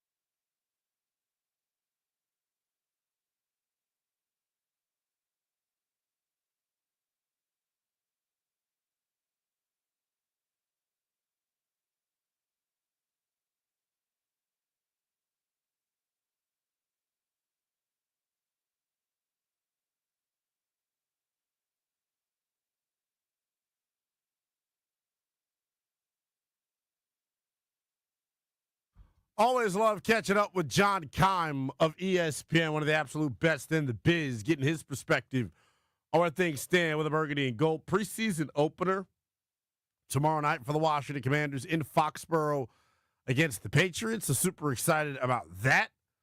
Before we get into the rest of the National Football League, I do want to spend some time on what I am looking for, what I am expecting to see in this Washington Commanders preseason opener. What we do know is this: most of the offensive starters probably are not going to play. Most of the defensive starters probably not going to play either. So I'll say this, right? It's very clear what I'm looking for here coming up in the preseason opener. A couple of different guys are on my list, right? And I think there's probably the same guys that are on everyone's list. I want to see Bill, right? Ja'Cory Krosky-Merritt, the guy that you all have, started fitting him for his jacket size in Canton already. Out at joint practice yesterday via that conversation with Keim, Brian Robinson was probably the most impressive back that we saw out there. I think Ja'Cory Krosky-Merritt's probably the most intriguing back that the Washington Commanders have. Is it a foregone conclusion that he makes the football team? No. Has to show some special teams ability, has to show the ability to pass protect, as well as catch the football out of the backfield. But the one thing we keep talking about, his burst, you feel him when he runs the football, and I think he's got a level of explosiveness that this offense just simply had been missing. He's somebody I'm paying close attention to in the preseason, because in practice, you just can't get the same level of physicality. You're not going to be able to see the tackle-breaking ability, so on and so forth. Another guy that I think we got to be looking hard at is Ja'Cory Brooks, the wide receiver out of the University of Louisville. And when you look at what Ja'Cory Brooks did during his time at Louisville, kid can play. 6'4", 195 pounds, a different physical profile than we're used to seeing. Now, in college, I mean, Ja'Cory Brooks last year was pretty damn good. 61 catches, tick over 1,000 yards. This is what stands out to me about Ja'Cory Brooks. He averaged 16.6 yards per reception last year. It's a big-time number, man. And I think Ja'Cory Brooks can play. 9 touchdowns last year. I mean, he can flat-out ball. Right? The year before, didn't play much because of injury. Back in 2022, 39 catches for 674 yards and 8 touchdowns. So, like, the kid's had production at the collegiate level before. The reason I like him is he provides a different body type to this Commanders receiving room, standing at 6'4", weighing 195 pounds. Like, I think he is that physical, big-bodied receiver that I don't think Washington has, and he has made plays routinely throughout training camp. He had a nice one-handed touchdown catch from Jaden Daniels yesterday in the joint practice against the Patriots. But for Ja'Cory Brooks, it's just about him being more consistent on a down-in, down-out basis. There have been some drops throughout training camp. I do think in terms of, being physical at the point of attack and giving maximum effort as a blocker, I think there's a role for him there. I think he's good in that aspect, but he's a guy also that I think really can help himself out tomorrow night in terms of making this final 53 and maybe getting some snaps with the first-team offense. Carlin Vigors, the defensive back for the Commanders, a guy that's had a really good training camp to this point, eager to see him in real game action, tackling, so on and so forth. He's had a good camp, though, man. Jonathan Vigors, a young man that is, wow, Carlin Vigors. This is his rookie year. Wow, so Vigors hadn't even been in the NFL before.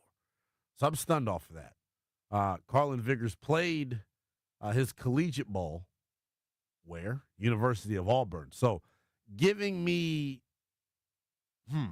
so he's played at Auburn. He also played somewhere else last year for UAB, I believe. Okay. So he played at UAB last year, played at Auburn previously.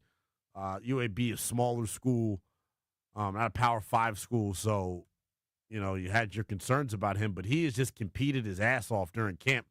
And why I think he's got a good shot, why I'm super interested in him, 6'2", 200 pounds. Washington does not have a cornerback in this room that has that physical profile. Trey Amos is the closest thing to that. Carlin Vigors, I thought, though, has had a really good training camp to this point. Eager to see him get some other competition. Tyler Owens, another guy that I'm interested in seeing. He has gotten a lot of work with his first-team defense as like the third safety. A guy that on special teams last year was an absolute badass. 6'2", 215 pounds. Looked like he was shot out of a cannon at times. So he's been really good this offseason. You heard in that conversation with John Keim the work that he has done in the slot. And for a guy, that played primarily special teams last year and to me was viewed as more of like a zone safety to me. I didn't know how good he would be in man-to-man coverage, I guess is what I'm trying to say. And he's made some plays there throughout the throughout the training camp practices at this point. We've seen him make good plays in the slot, seen him be used as an effective blitzer coming out of the slot.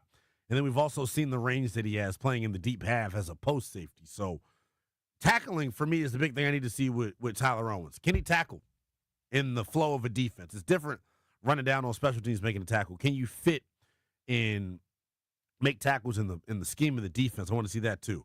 Kane Medrano, the rookie out of UCLA, another guy that I want to see, especially with Jordan McGee down and not making the trip. Kane Medrano going to have a real opportunity here to steal some snaps, and he's had a pretty good camp. I don't know how much we're going to see of Josh Connolly, but if he does play, I want to see how he is in a game-like situation as well. And then one of the last guys is Percy Butler. because him and Tyler Owens are competing for snaps as that third safety. I want to see both of those guys in real game time action. Ben Sinnott too. Like how much has Ben Sinnott evolved? I want to see this Commanders pass rush guys like Jalen Holmes, Eddie Goldman, Jazon Newton, and company. So it's going to be interesting to see. 1-800-636-1067 is the number. We'll take a quick timeout. When we come back, let's take a look at what's happened thus far in the preseason. First half in the books between the Ravens and the Colts. Major injury at the quarterback position that we'll get to. Plus, Joe Burrow's night is over after a pretty damn good start. And there's a backup in Philadelphia that's garnering some attention as well. We'll break it all down next here on The Fan.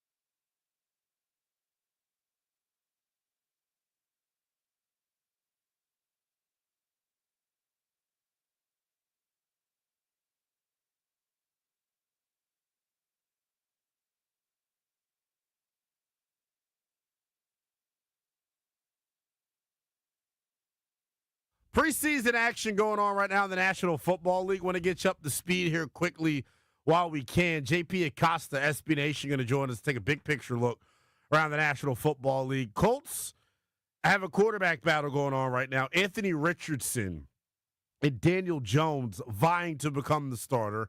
Anthony Richardson was slated to get the first crack at it tonight, getting the start for the Indianapolis Colts against the Baltimore Ravens, and you won't believe what happened. During Richardson's first series, he did not properly check protection, and a free rusher came off and blew his head off. He suffered a finger injury and has now been ruled out for the remainder of the game. Daniel Jones is going to win this job. One, because Anthony Richardson in year number 3 still doesn't understand basic protections. And then 2, he can't stay healthy. Like the irony, dog, of like, and I've heard so many stories about Anthony Richardson, man. If I'm glad Jaden Daniels ain't like this.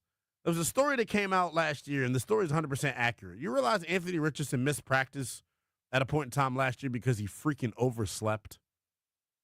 Do you understand how crazy that is? He missed practice because he overslept, and he is now hurt, and his pinky finger looks to be broken on the throwing hand. Why? Because he didn't properly check a protection. Why? Because he doesn't take his job seriously. That's a day 1 install that he screwed up. They overloaded the side. The back is looking, and as soon as the back releases, he's looking back at the quarterback because he knows he's the hot route. And Richardson, at the snap of the ball, looks to the complete wrong side. And as a result, David Ajabo knocked his lights out, and he's out for the rest of the game. Here's the thing that sucks for Colts fans out there. If I'm not mistaken, their starting offense for the most part is out there. Minus a couple of guys. Tyler Warren's playing. Adney Mitchell's playing. Jelani Woods is playing. Want to know Daniel Jones' stat line? 10 of 21. I should just stop right there. In a preseason game, you're under 50% completion percentage on 20-plus pass attempts. He's 10 for 21 for 144 yards. He was also sacked. Maybe Riley Leonard wins the job here. I know Notre Dame fans are probably like, really? Is that a possibility? It has to be. Anthony Richardson and Daniel Jones are both so bad, and the Colts actually have a good offensive line. They've got a pretty decent skill group, but their quarterbacks just simply can't get out of their own way. We get you up to speed on an Eagles backup player that is taking the preseason week 1 by storm, as well as give you the autopsy on how Joe Burrow and their first team offense did. They're going to play an entire half next week when they travel here to the nation's capital. We'll get you up to speed on a preseason week 1 next.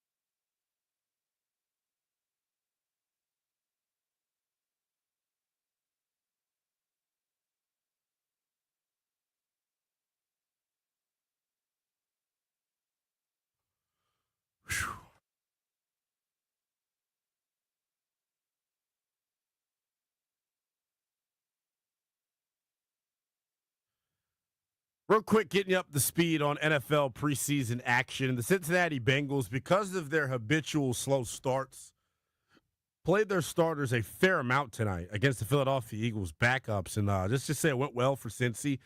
Joe Burrow, 9 of 10, 123 yards and 2 touchdowns. Jamar Chase, 4 catches, 77 yards, and a touchdown. But the revelation in this game to me is Eagles quarterback Tanner McKee, 20 of 25 for 252 yards and 2 touchdowns.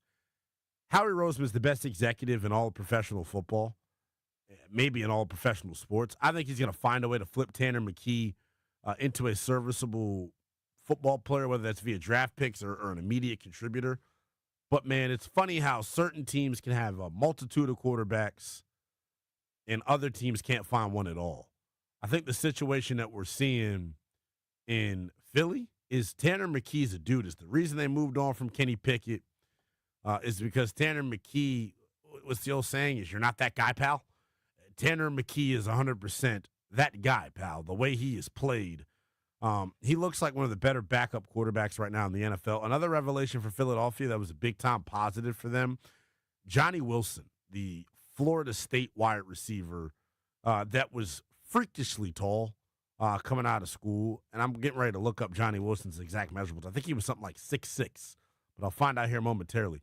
3 catches for 73 yards on the night for him, including a 28-yard deep shot, which he did a really nice job adjusting to the football. But Johnny Wilson, 6th-round pick in 2024, last year, out of Florida State, 6'6", 228 pounds.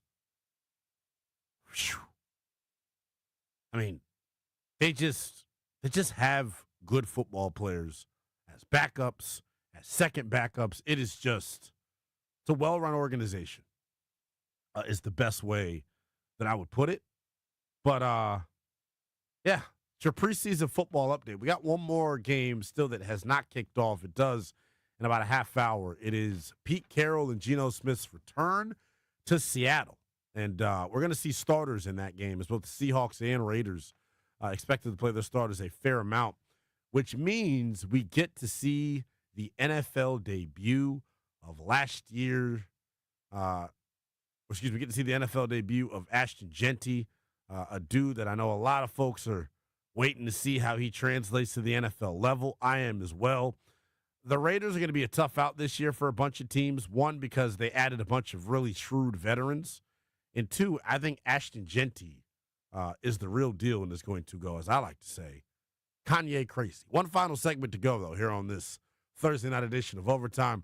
Our pal JP Acosta from SB Nation joins us next to take a big picture look at the National Football League.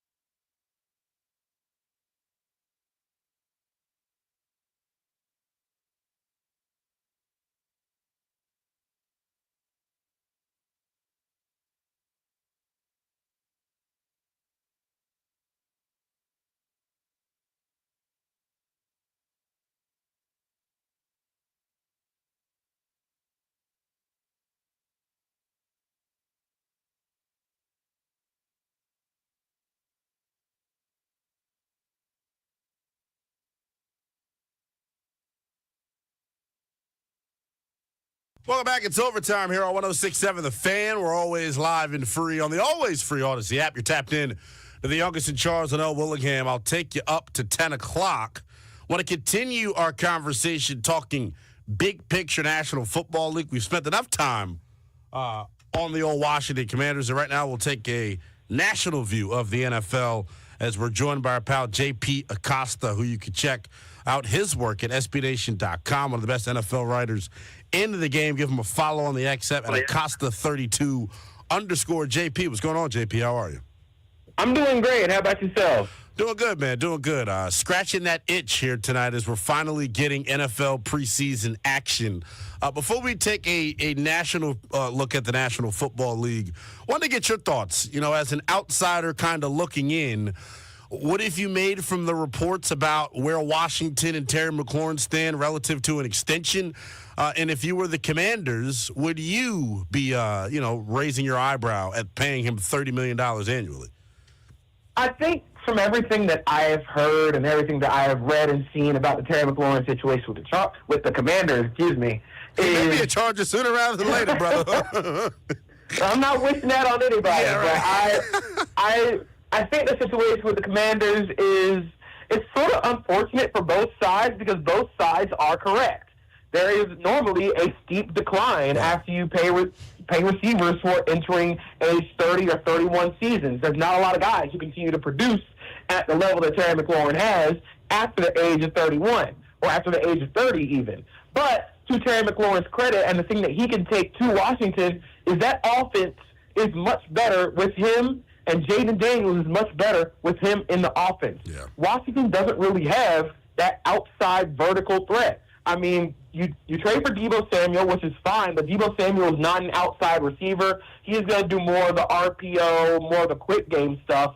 But when you constrict the offense like that, you need somebody on the outside who, one, can win and create separation, especially in that offense, but two, someone that the quarterback trusts. And I think that Jaden Daniels trusts Terry McLaurin to the point where they're one of the best QB and wide receiver duos on those go routes. So it's tough for both sides because you can see the reason why both sides want to either for Terry to get paid $30 million a year and for the Commanders to not give him $30 million a year. So you just hope that they can come to a happy medium. Yeah, I think that is the hope here locally as well. Not holding my breath on it. I feel like, I always consider myself, JP, I want to be open, honest, and objective because it's easy for me to be biased. I'm a 27-year-old Commanders fan. I haven't seen any success throughout, the entirety of my life up until last year. So it's easy for me to be biased and not tell it how it is. But I just feel like watching training camp to this point, and I've been to every training camp practice outside of yesterday's joint practice out in Foxborough.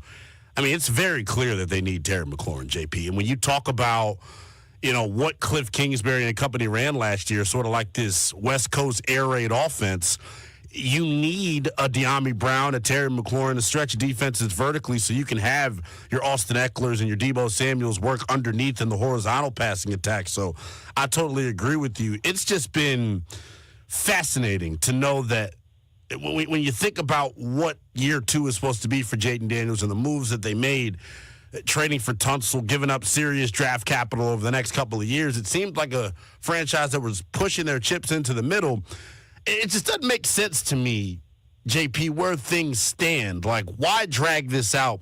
Why make this, call it what you want, it's a distraction. Why make this a thing when all this year should be about is, allowing Jaden Daniels to take that next step? If it is a scenario, JP, in which this offense has to function without Terry McLaurin for whatever reason, your confidence level that Jaden Daniels is the type of quarterback that can elevate others around him? I'm confident that Jaden Daniels can be that guy, but you're asking a lot of a second-year player, especially in a situation where the Commanders were in the NFC Championship last season. This should be about maximizing the team that you have while you still have the quarterback for cheap. And I think that's where the rubber really hits the road with Terry McLaurin is, look, Jaden Daniels is on a rookie deal right now. You should be doing everything you can to maximize that team around him, and Terry McLaurin plays a big role in that. So I would get that deal done, especially because you don't have to pay your quarterback right now. I think Daniels is good enough to elevate the talent, but what you want to do is you want to kind of QB-proof the offense. You want to make sure you can maximize that margin for error. I think if you look at the team in the division, the Philadelphia Eagles, sure, you can think whatever you want of Jalen Hurts as a quarterback and as a passer, but his margin for error is so wide when he's throwing downfield because he has A.J. Brown and Devontae Smith on the outside. Those guys are important. So I think if they want to maximize margin for error in this offense and create something where you can really play with defense's numbers schematically, you need Terry McLaurin on the field. I totally agree. We'll see what happens with that situation. It is getting late early, though, when it comes to the Commanders and how much practice time Terry McLaurin is going to need to be an effective piece of this offense early on in the season. I want to keep things in the NFC East. The Philadelphia Eagles won the division last year. The New York Giants are kind of having a facelift right now offensively with Russell Wilson now being inserted as the quarterback. The one team, JP, that I feel like is being a little bit slept on when it comes to what they've done this offseason, it is the Dallas Cowboys.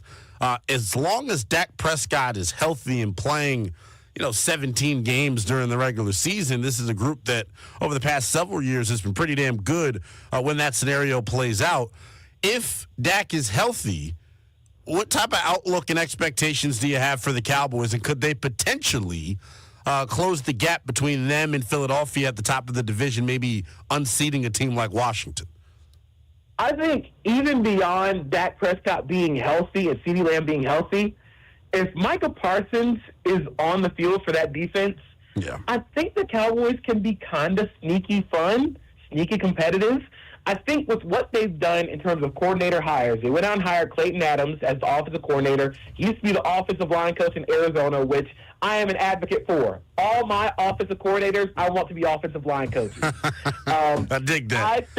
I think that rules. But what I think is going to happen with Dallas this year offensively is I think they're going to try and lean into being bigger up front. They want to run the ball really effectively. They want to run more gap scheme, power, counter. But what they're trying to do is maximize the margin for error, like I talked about with Jaden Daniels. They're trying to do that for Dak Prescott. Because Dak, the biggest issue I had with the Cowboys offense before was Dak Prescott had to be absolutely perfect on every throw. And if he wasn't, then chaos happened. And that's not a sustainable way to run an NFL offense. So I think they're trying to maximize the margin for error for Dak as a passer. I think they're going to try and go downfield a little bit more. And I think having George Pickens on that offense is going to really help that out. But I think even with Dak being healthy, the biggest thing is keeping Micah Parsons happy and keeping him on the team. Because if he's not there, this entire situation, this entire team and team aspect for 2025 goes out the window. Whew, that is a strong take. And look, I totally agree with you. The one thing that kind of made me raise my eyebrows, I saw Tyler Guyton got carted off of the practice field. Now he, was able to save himself from tearing his ACL. They're calling it a bone bruise, but having your left tackle, be out 4 to 6 weeks is definitely not ideal, especially when you consider how they want to start the season. Going from the NFC East to the AFC East. Aaron Glenn talked about how the starters are going to play a considerable amount throughout this preseason. It's the way of life that he wants to live. The reports, though, JP, I don't know if you've seen them coming out of Jets training camp, is that Justin Fields has struggled quite a bit. What do you expect from him in 2025, and is this the year that he solidifies himself as a franchise quarterback? So my very obscure, non-major NFL prediction is the New York Jets lead the NFL in rushing attempts. I think they are going to run the ball so much with Justin Fields, Breece Hall, Braylon Allen, and that offensive line. I think they're going to try and run the ball and maximize Justin Fields' legs. I am worried about the upside he has as a passer because I don't think he improved that much in Pittsburgh. So that might limit the ceiling for the Jets. But 2025 for New York should really be about finding out what you have in your young guys, getting them all the playing time, all the reps that you need and kind of building from the ground up. And I think that's why they hired Aaron Glenn. Aaron Glenn comes from somewhere that they built that from the ground up. You need a guy who's going to build that from the ground up. So I think that they're going to slow play this 2025. They're going to see what happens with Justin Fields. If it works, that's great. But if not, they're not tied to him at all. Yeah, I think it's going to be fascinating to see. Look, the one thing about the Jets from last year is I felt like the sexy thing to say was that, Aaron Rodgers was the big issue with that football team. They needed a new voice. I think Aaron Glenn provides that. I'm curious to see whether or not the young guys can bounce back on the defensive side of the football, talking about your Quinnen Williams, your Quincy Williams, your Sauce Gardner, so on and so forth, because I like that team.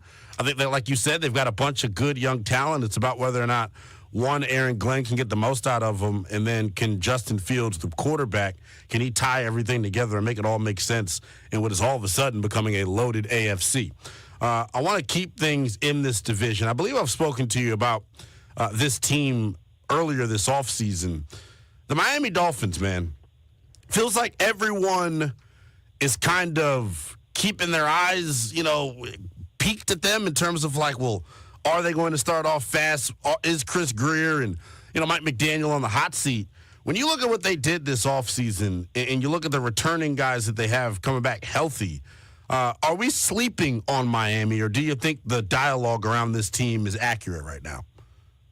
I think it's accurate because the Miami Dolphins are the weirdest team in the NFL. That's a good way to describe them, brother. Weird. I don't know what to make of this team. I really don't. Like, at their best, they can be very good on offense, but Tyreek Hill hasn't been healthy in a long time. Jalen Waddle can't stay healthy. You're reinventing the offensive line, and they're still the worst team in the NFL in short yardage situations. Yeah. Like, they are not physical, and they tried to address that on both sides of the line. But now you need Bradley Chubb and Jalen Phillips to stay healthy. You need somebody in the secondary to step up after you trade Jalen Ramsey. You don't really have a warm body at corner. So I want to believe schematically, because I think Mike McDaniel is a great play caller and designer of offense, and I think Anthony Weaver is a very good defensive coordinator. I just don't know if they have the talent requisite to really win games. Yeah, that's an honest assessment of that group, and I think it's real. The toughness element with them is something that a lot of folks like to talk about. I'm a big Chris Broussard fan, JP. Longtime NBA guy. He's been talking a lot more NFL now that he's on First Things First on FS1. And he calls the Dolphins breakdancers. And I think it's a perfect way to describe that team in terms of, like, they're all finesse, but it looks good when it's going good. But then you know how it is with a breakdancer. One wrong move in your season and or routine could be over. We're joined right now by our guy JP Acosta, who writes for SB Nation. You can give him a follow on the X app at Acosta32_JP. I know you always keep your eyes peeled for what's going on out in Jacksonville. What's the latest from what you've heard from Jags training camp? And will we see Travis Hunter on both sides of the football coming up this preseason? They are preparing and they are practicing for Travis Hunter as if he is going to play on both sides of the ball this season.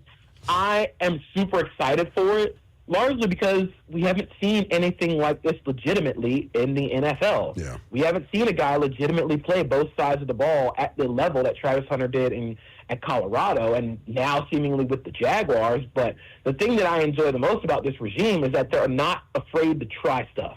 They're not afraid to do different things. Yeah. They're not afraid to be creative.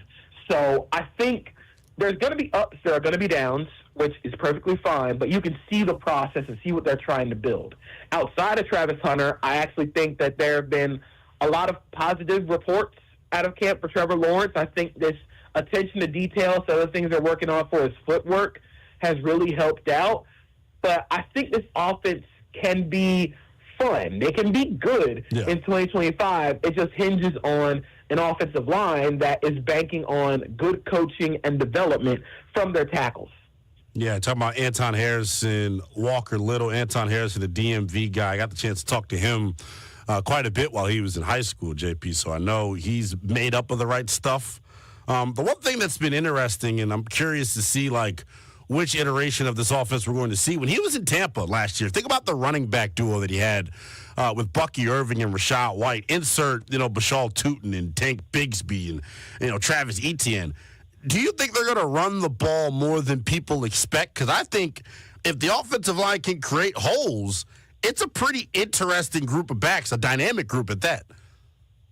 I think it's tough because I think they are going to run the ball, but I also think between the 20s, you're going to see a lot of action for the running backs in the passing game. You're going to see a lot of development from the screen game. The Jaguars had the worst screen game in the NFL by a wide margin last year, and one of the best teams in screen design and screen execution was the Tampa Bay Buccaneers.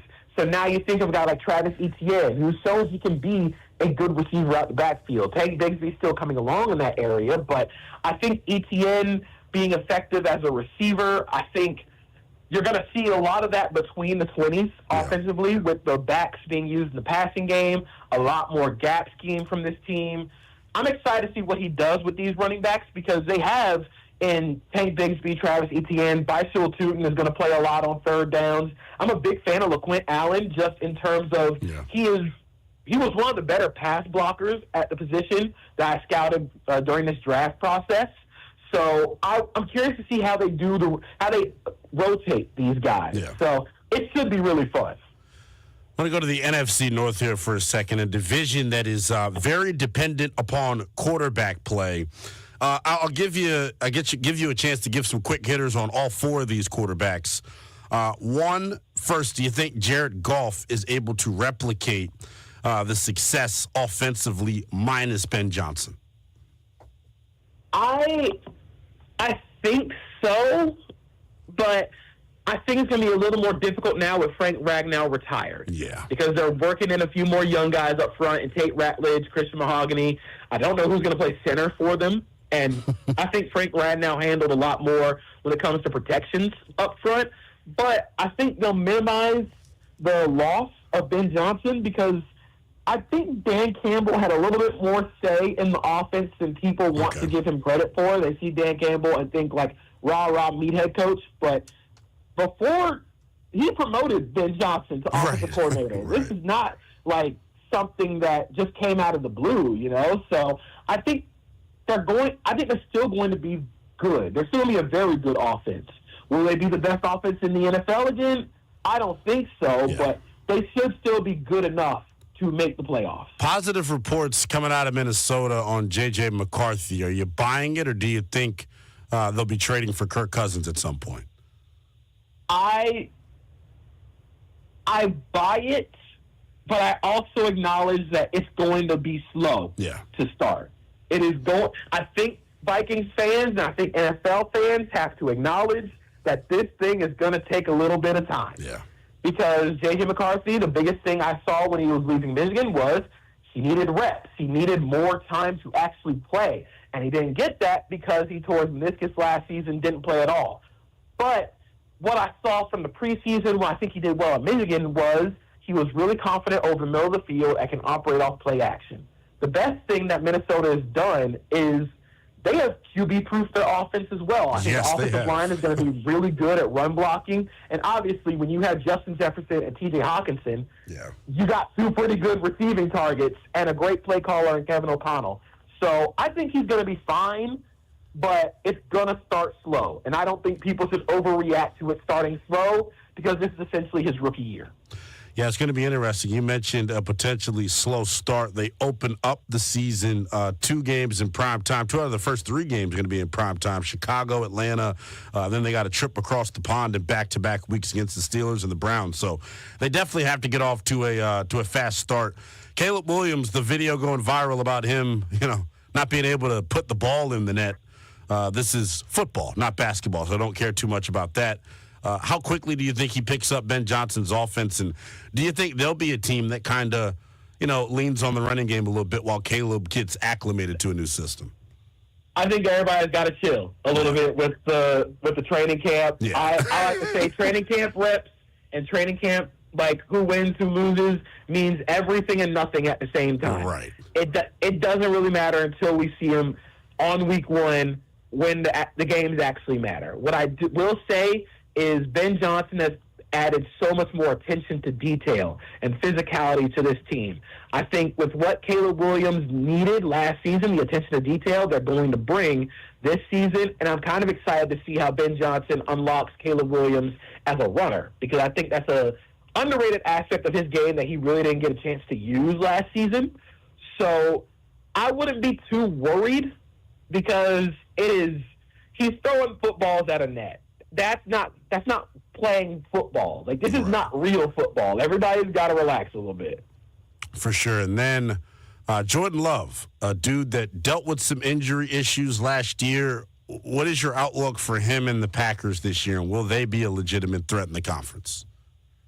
I think they will. I think Jordan Love is going to see a lot of positive regression. He missed a lot of time with an injury. I think some of the turnovers were due to the fact that his receivers led the NFL in drop rates. And I think that's a very, very important thing for this Packers team. They added Matthew Golden, and all the reports out of camp have been that Matthew Golden is absolutely killing training camp. And I think that's huge, because he's such a sure-handed and focused guy at the catch point.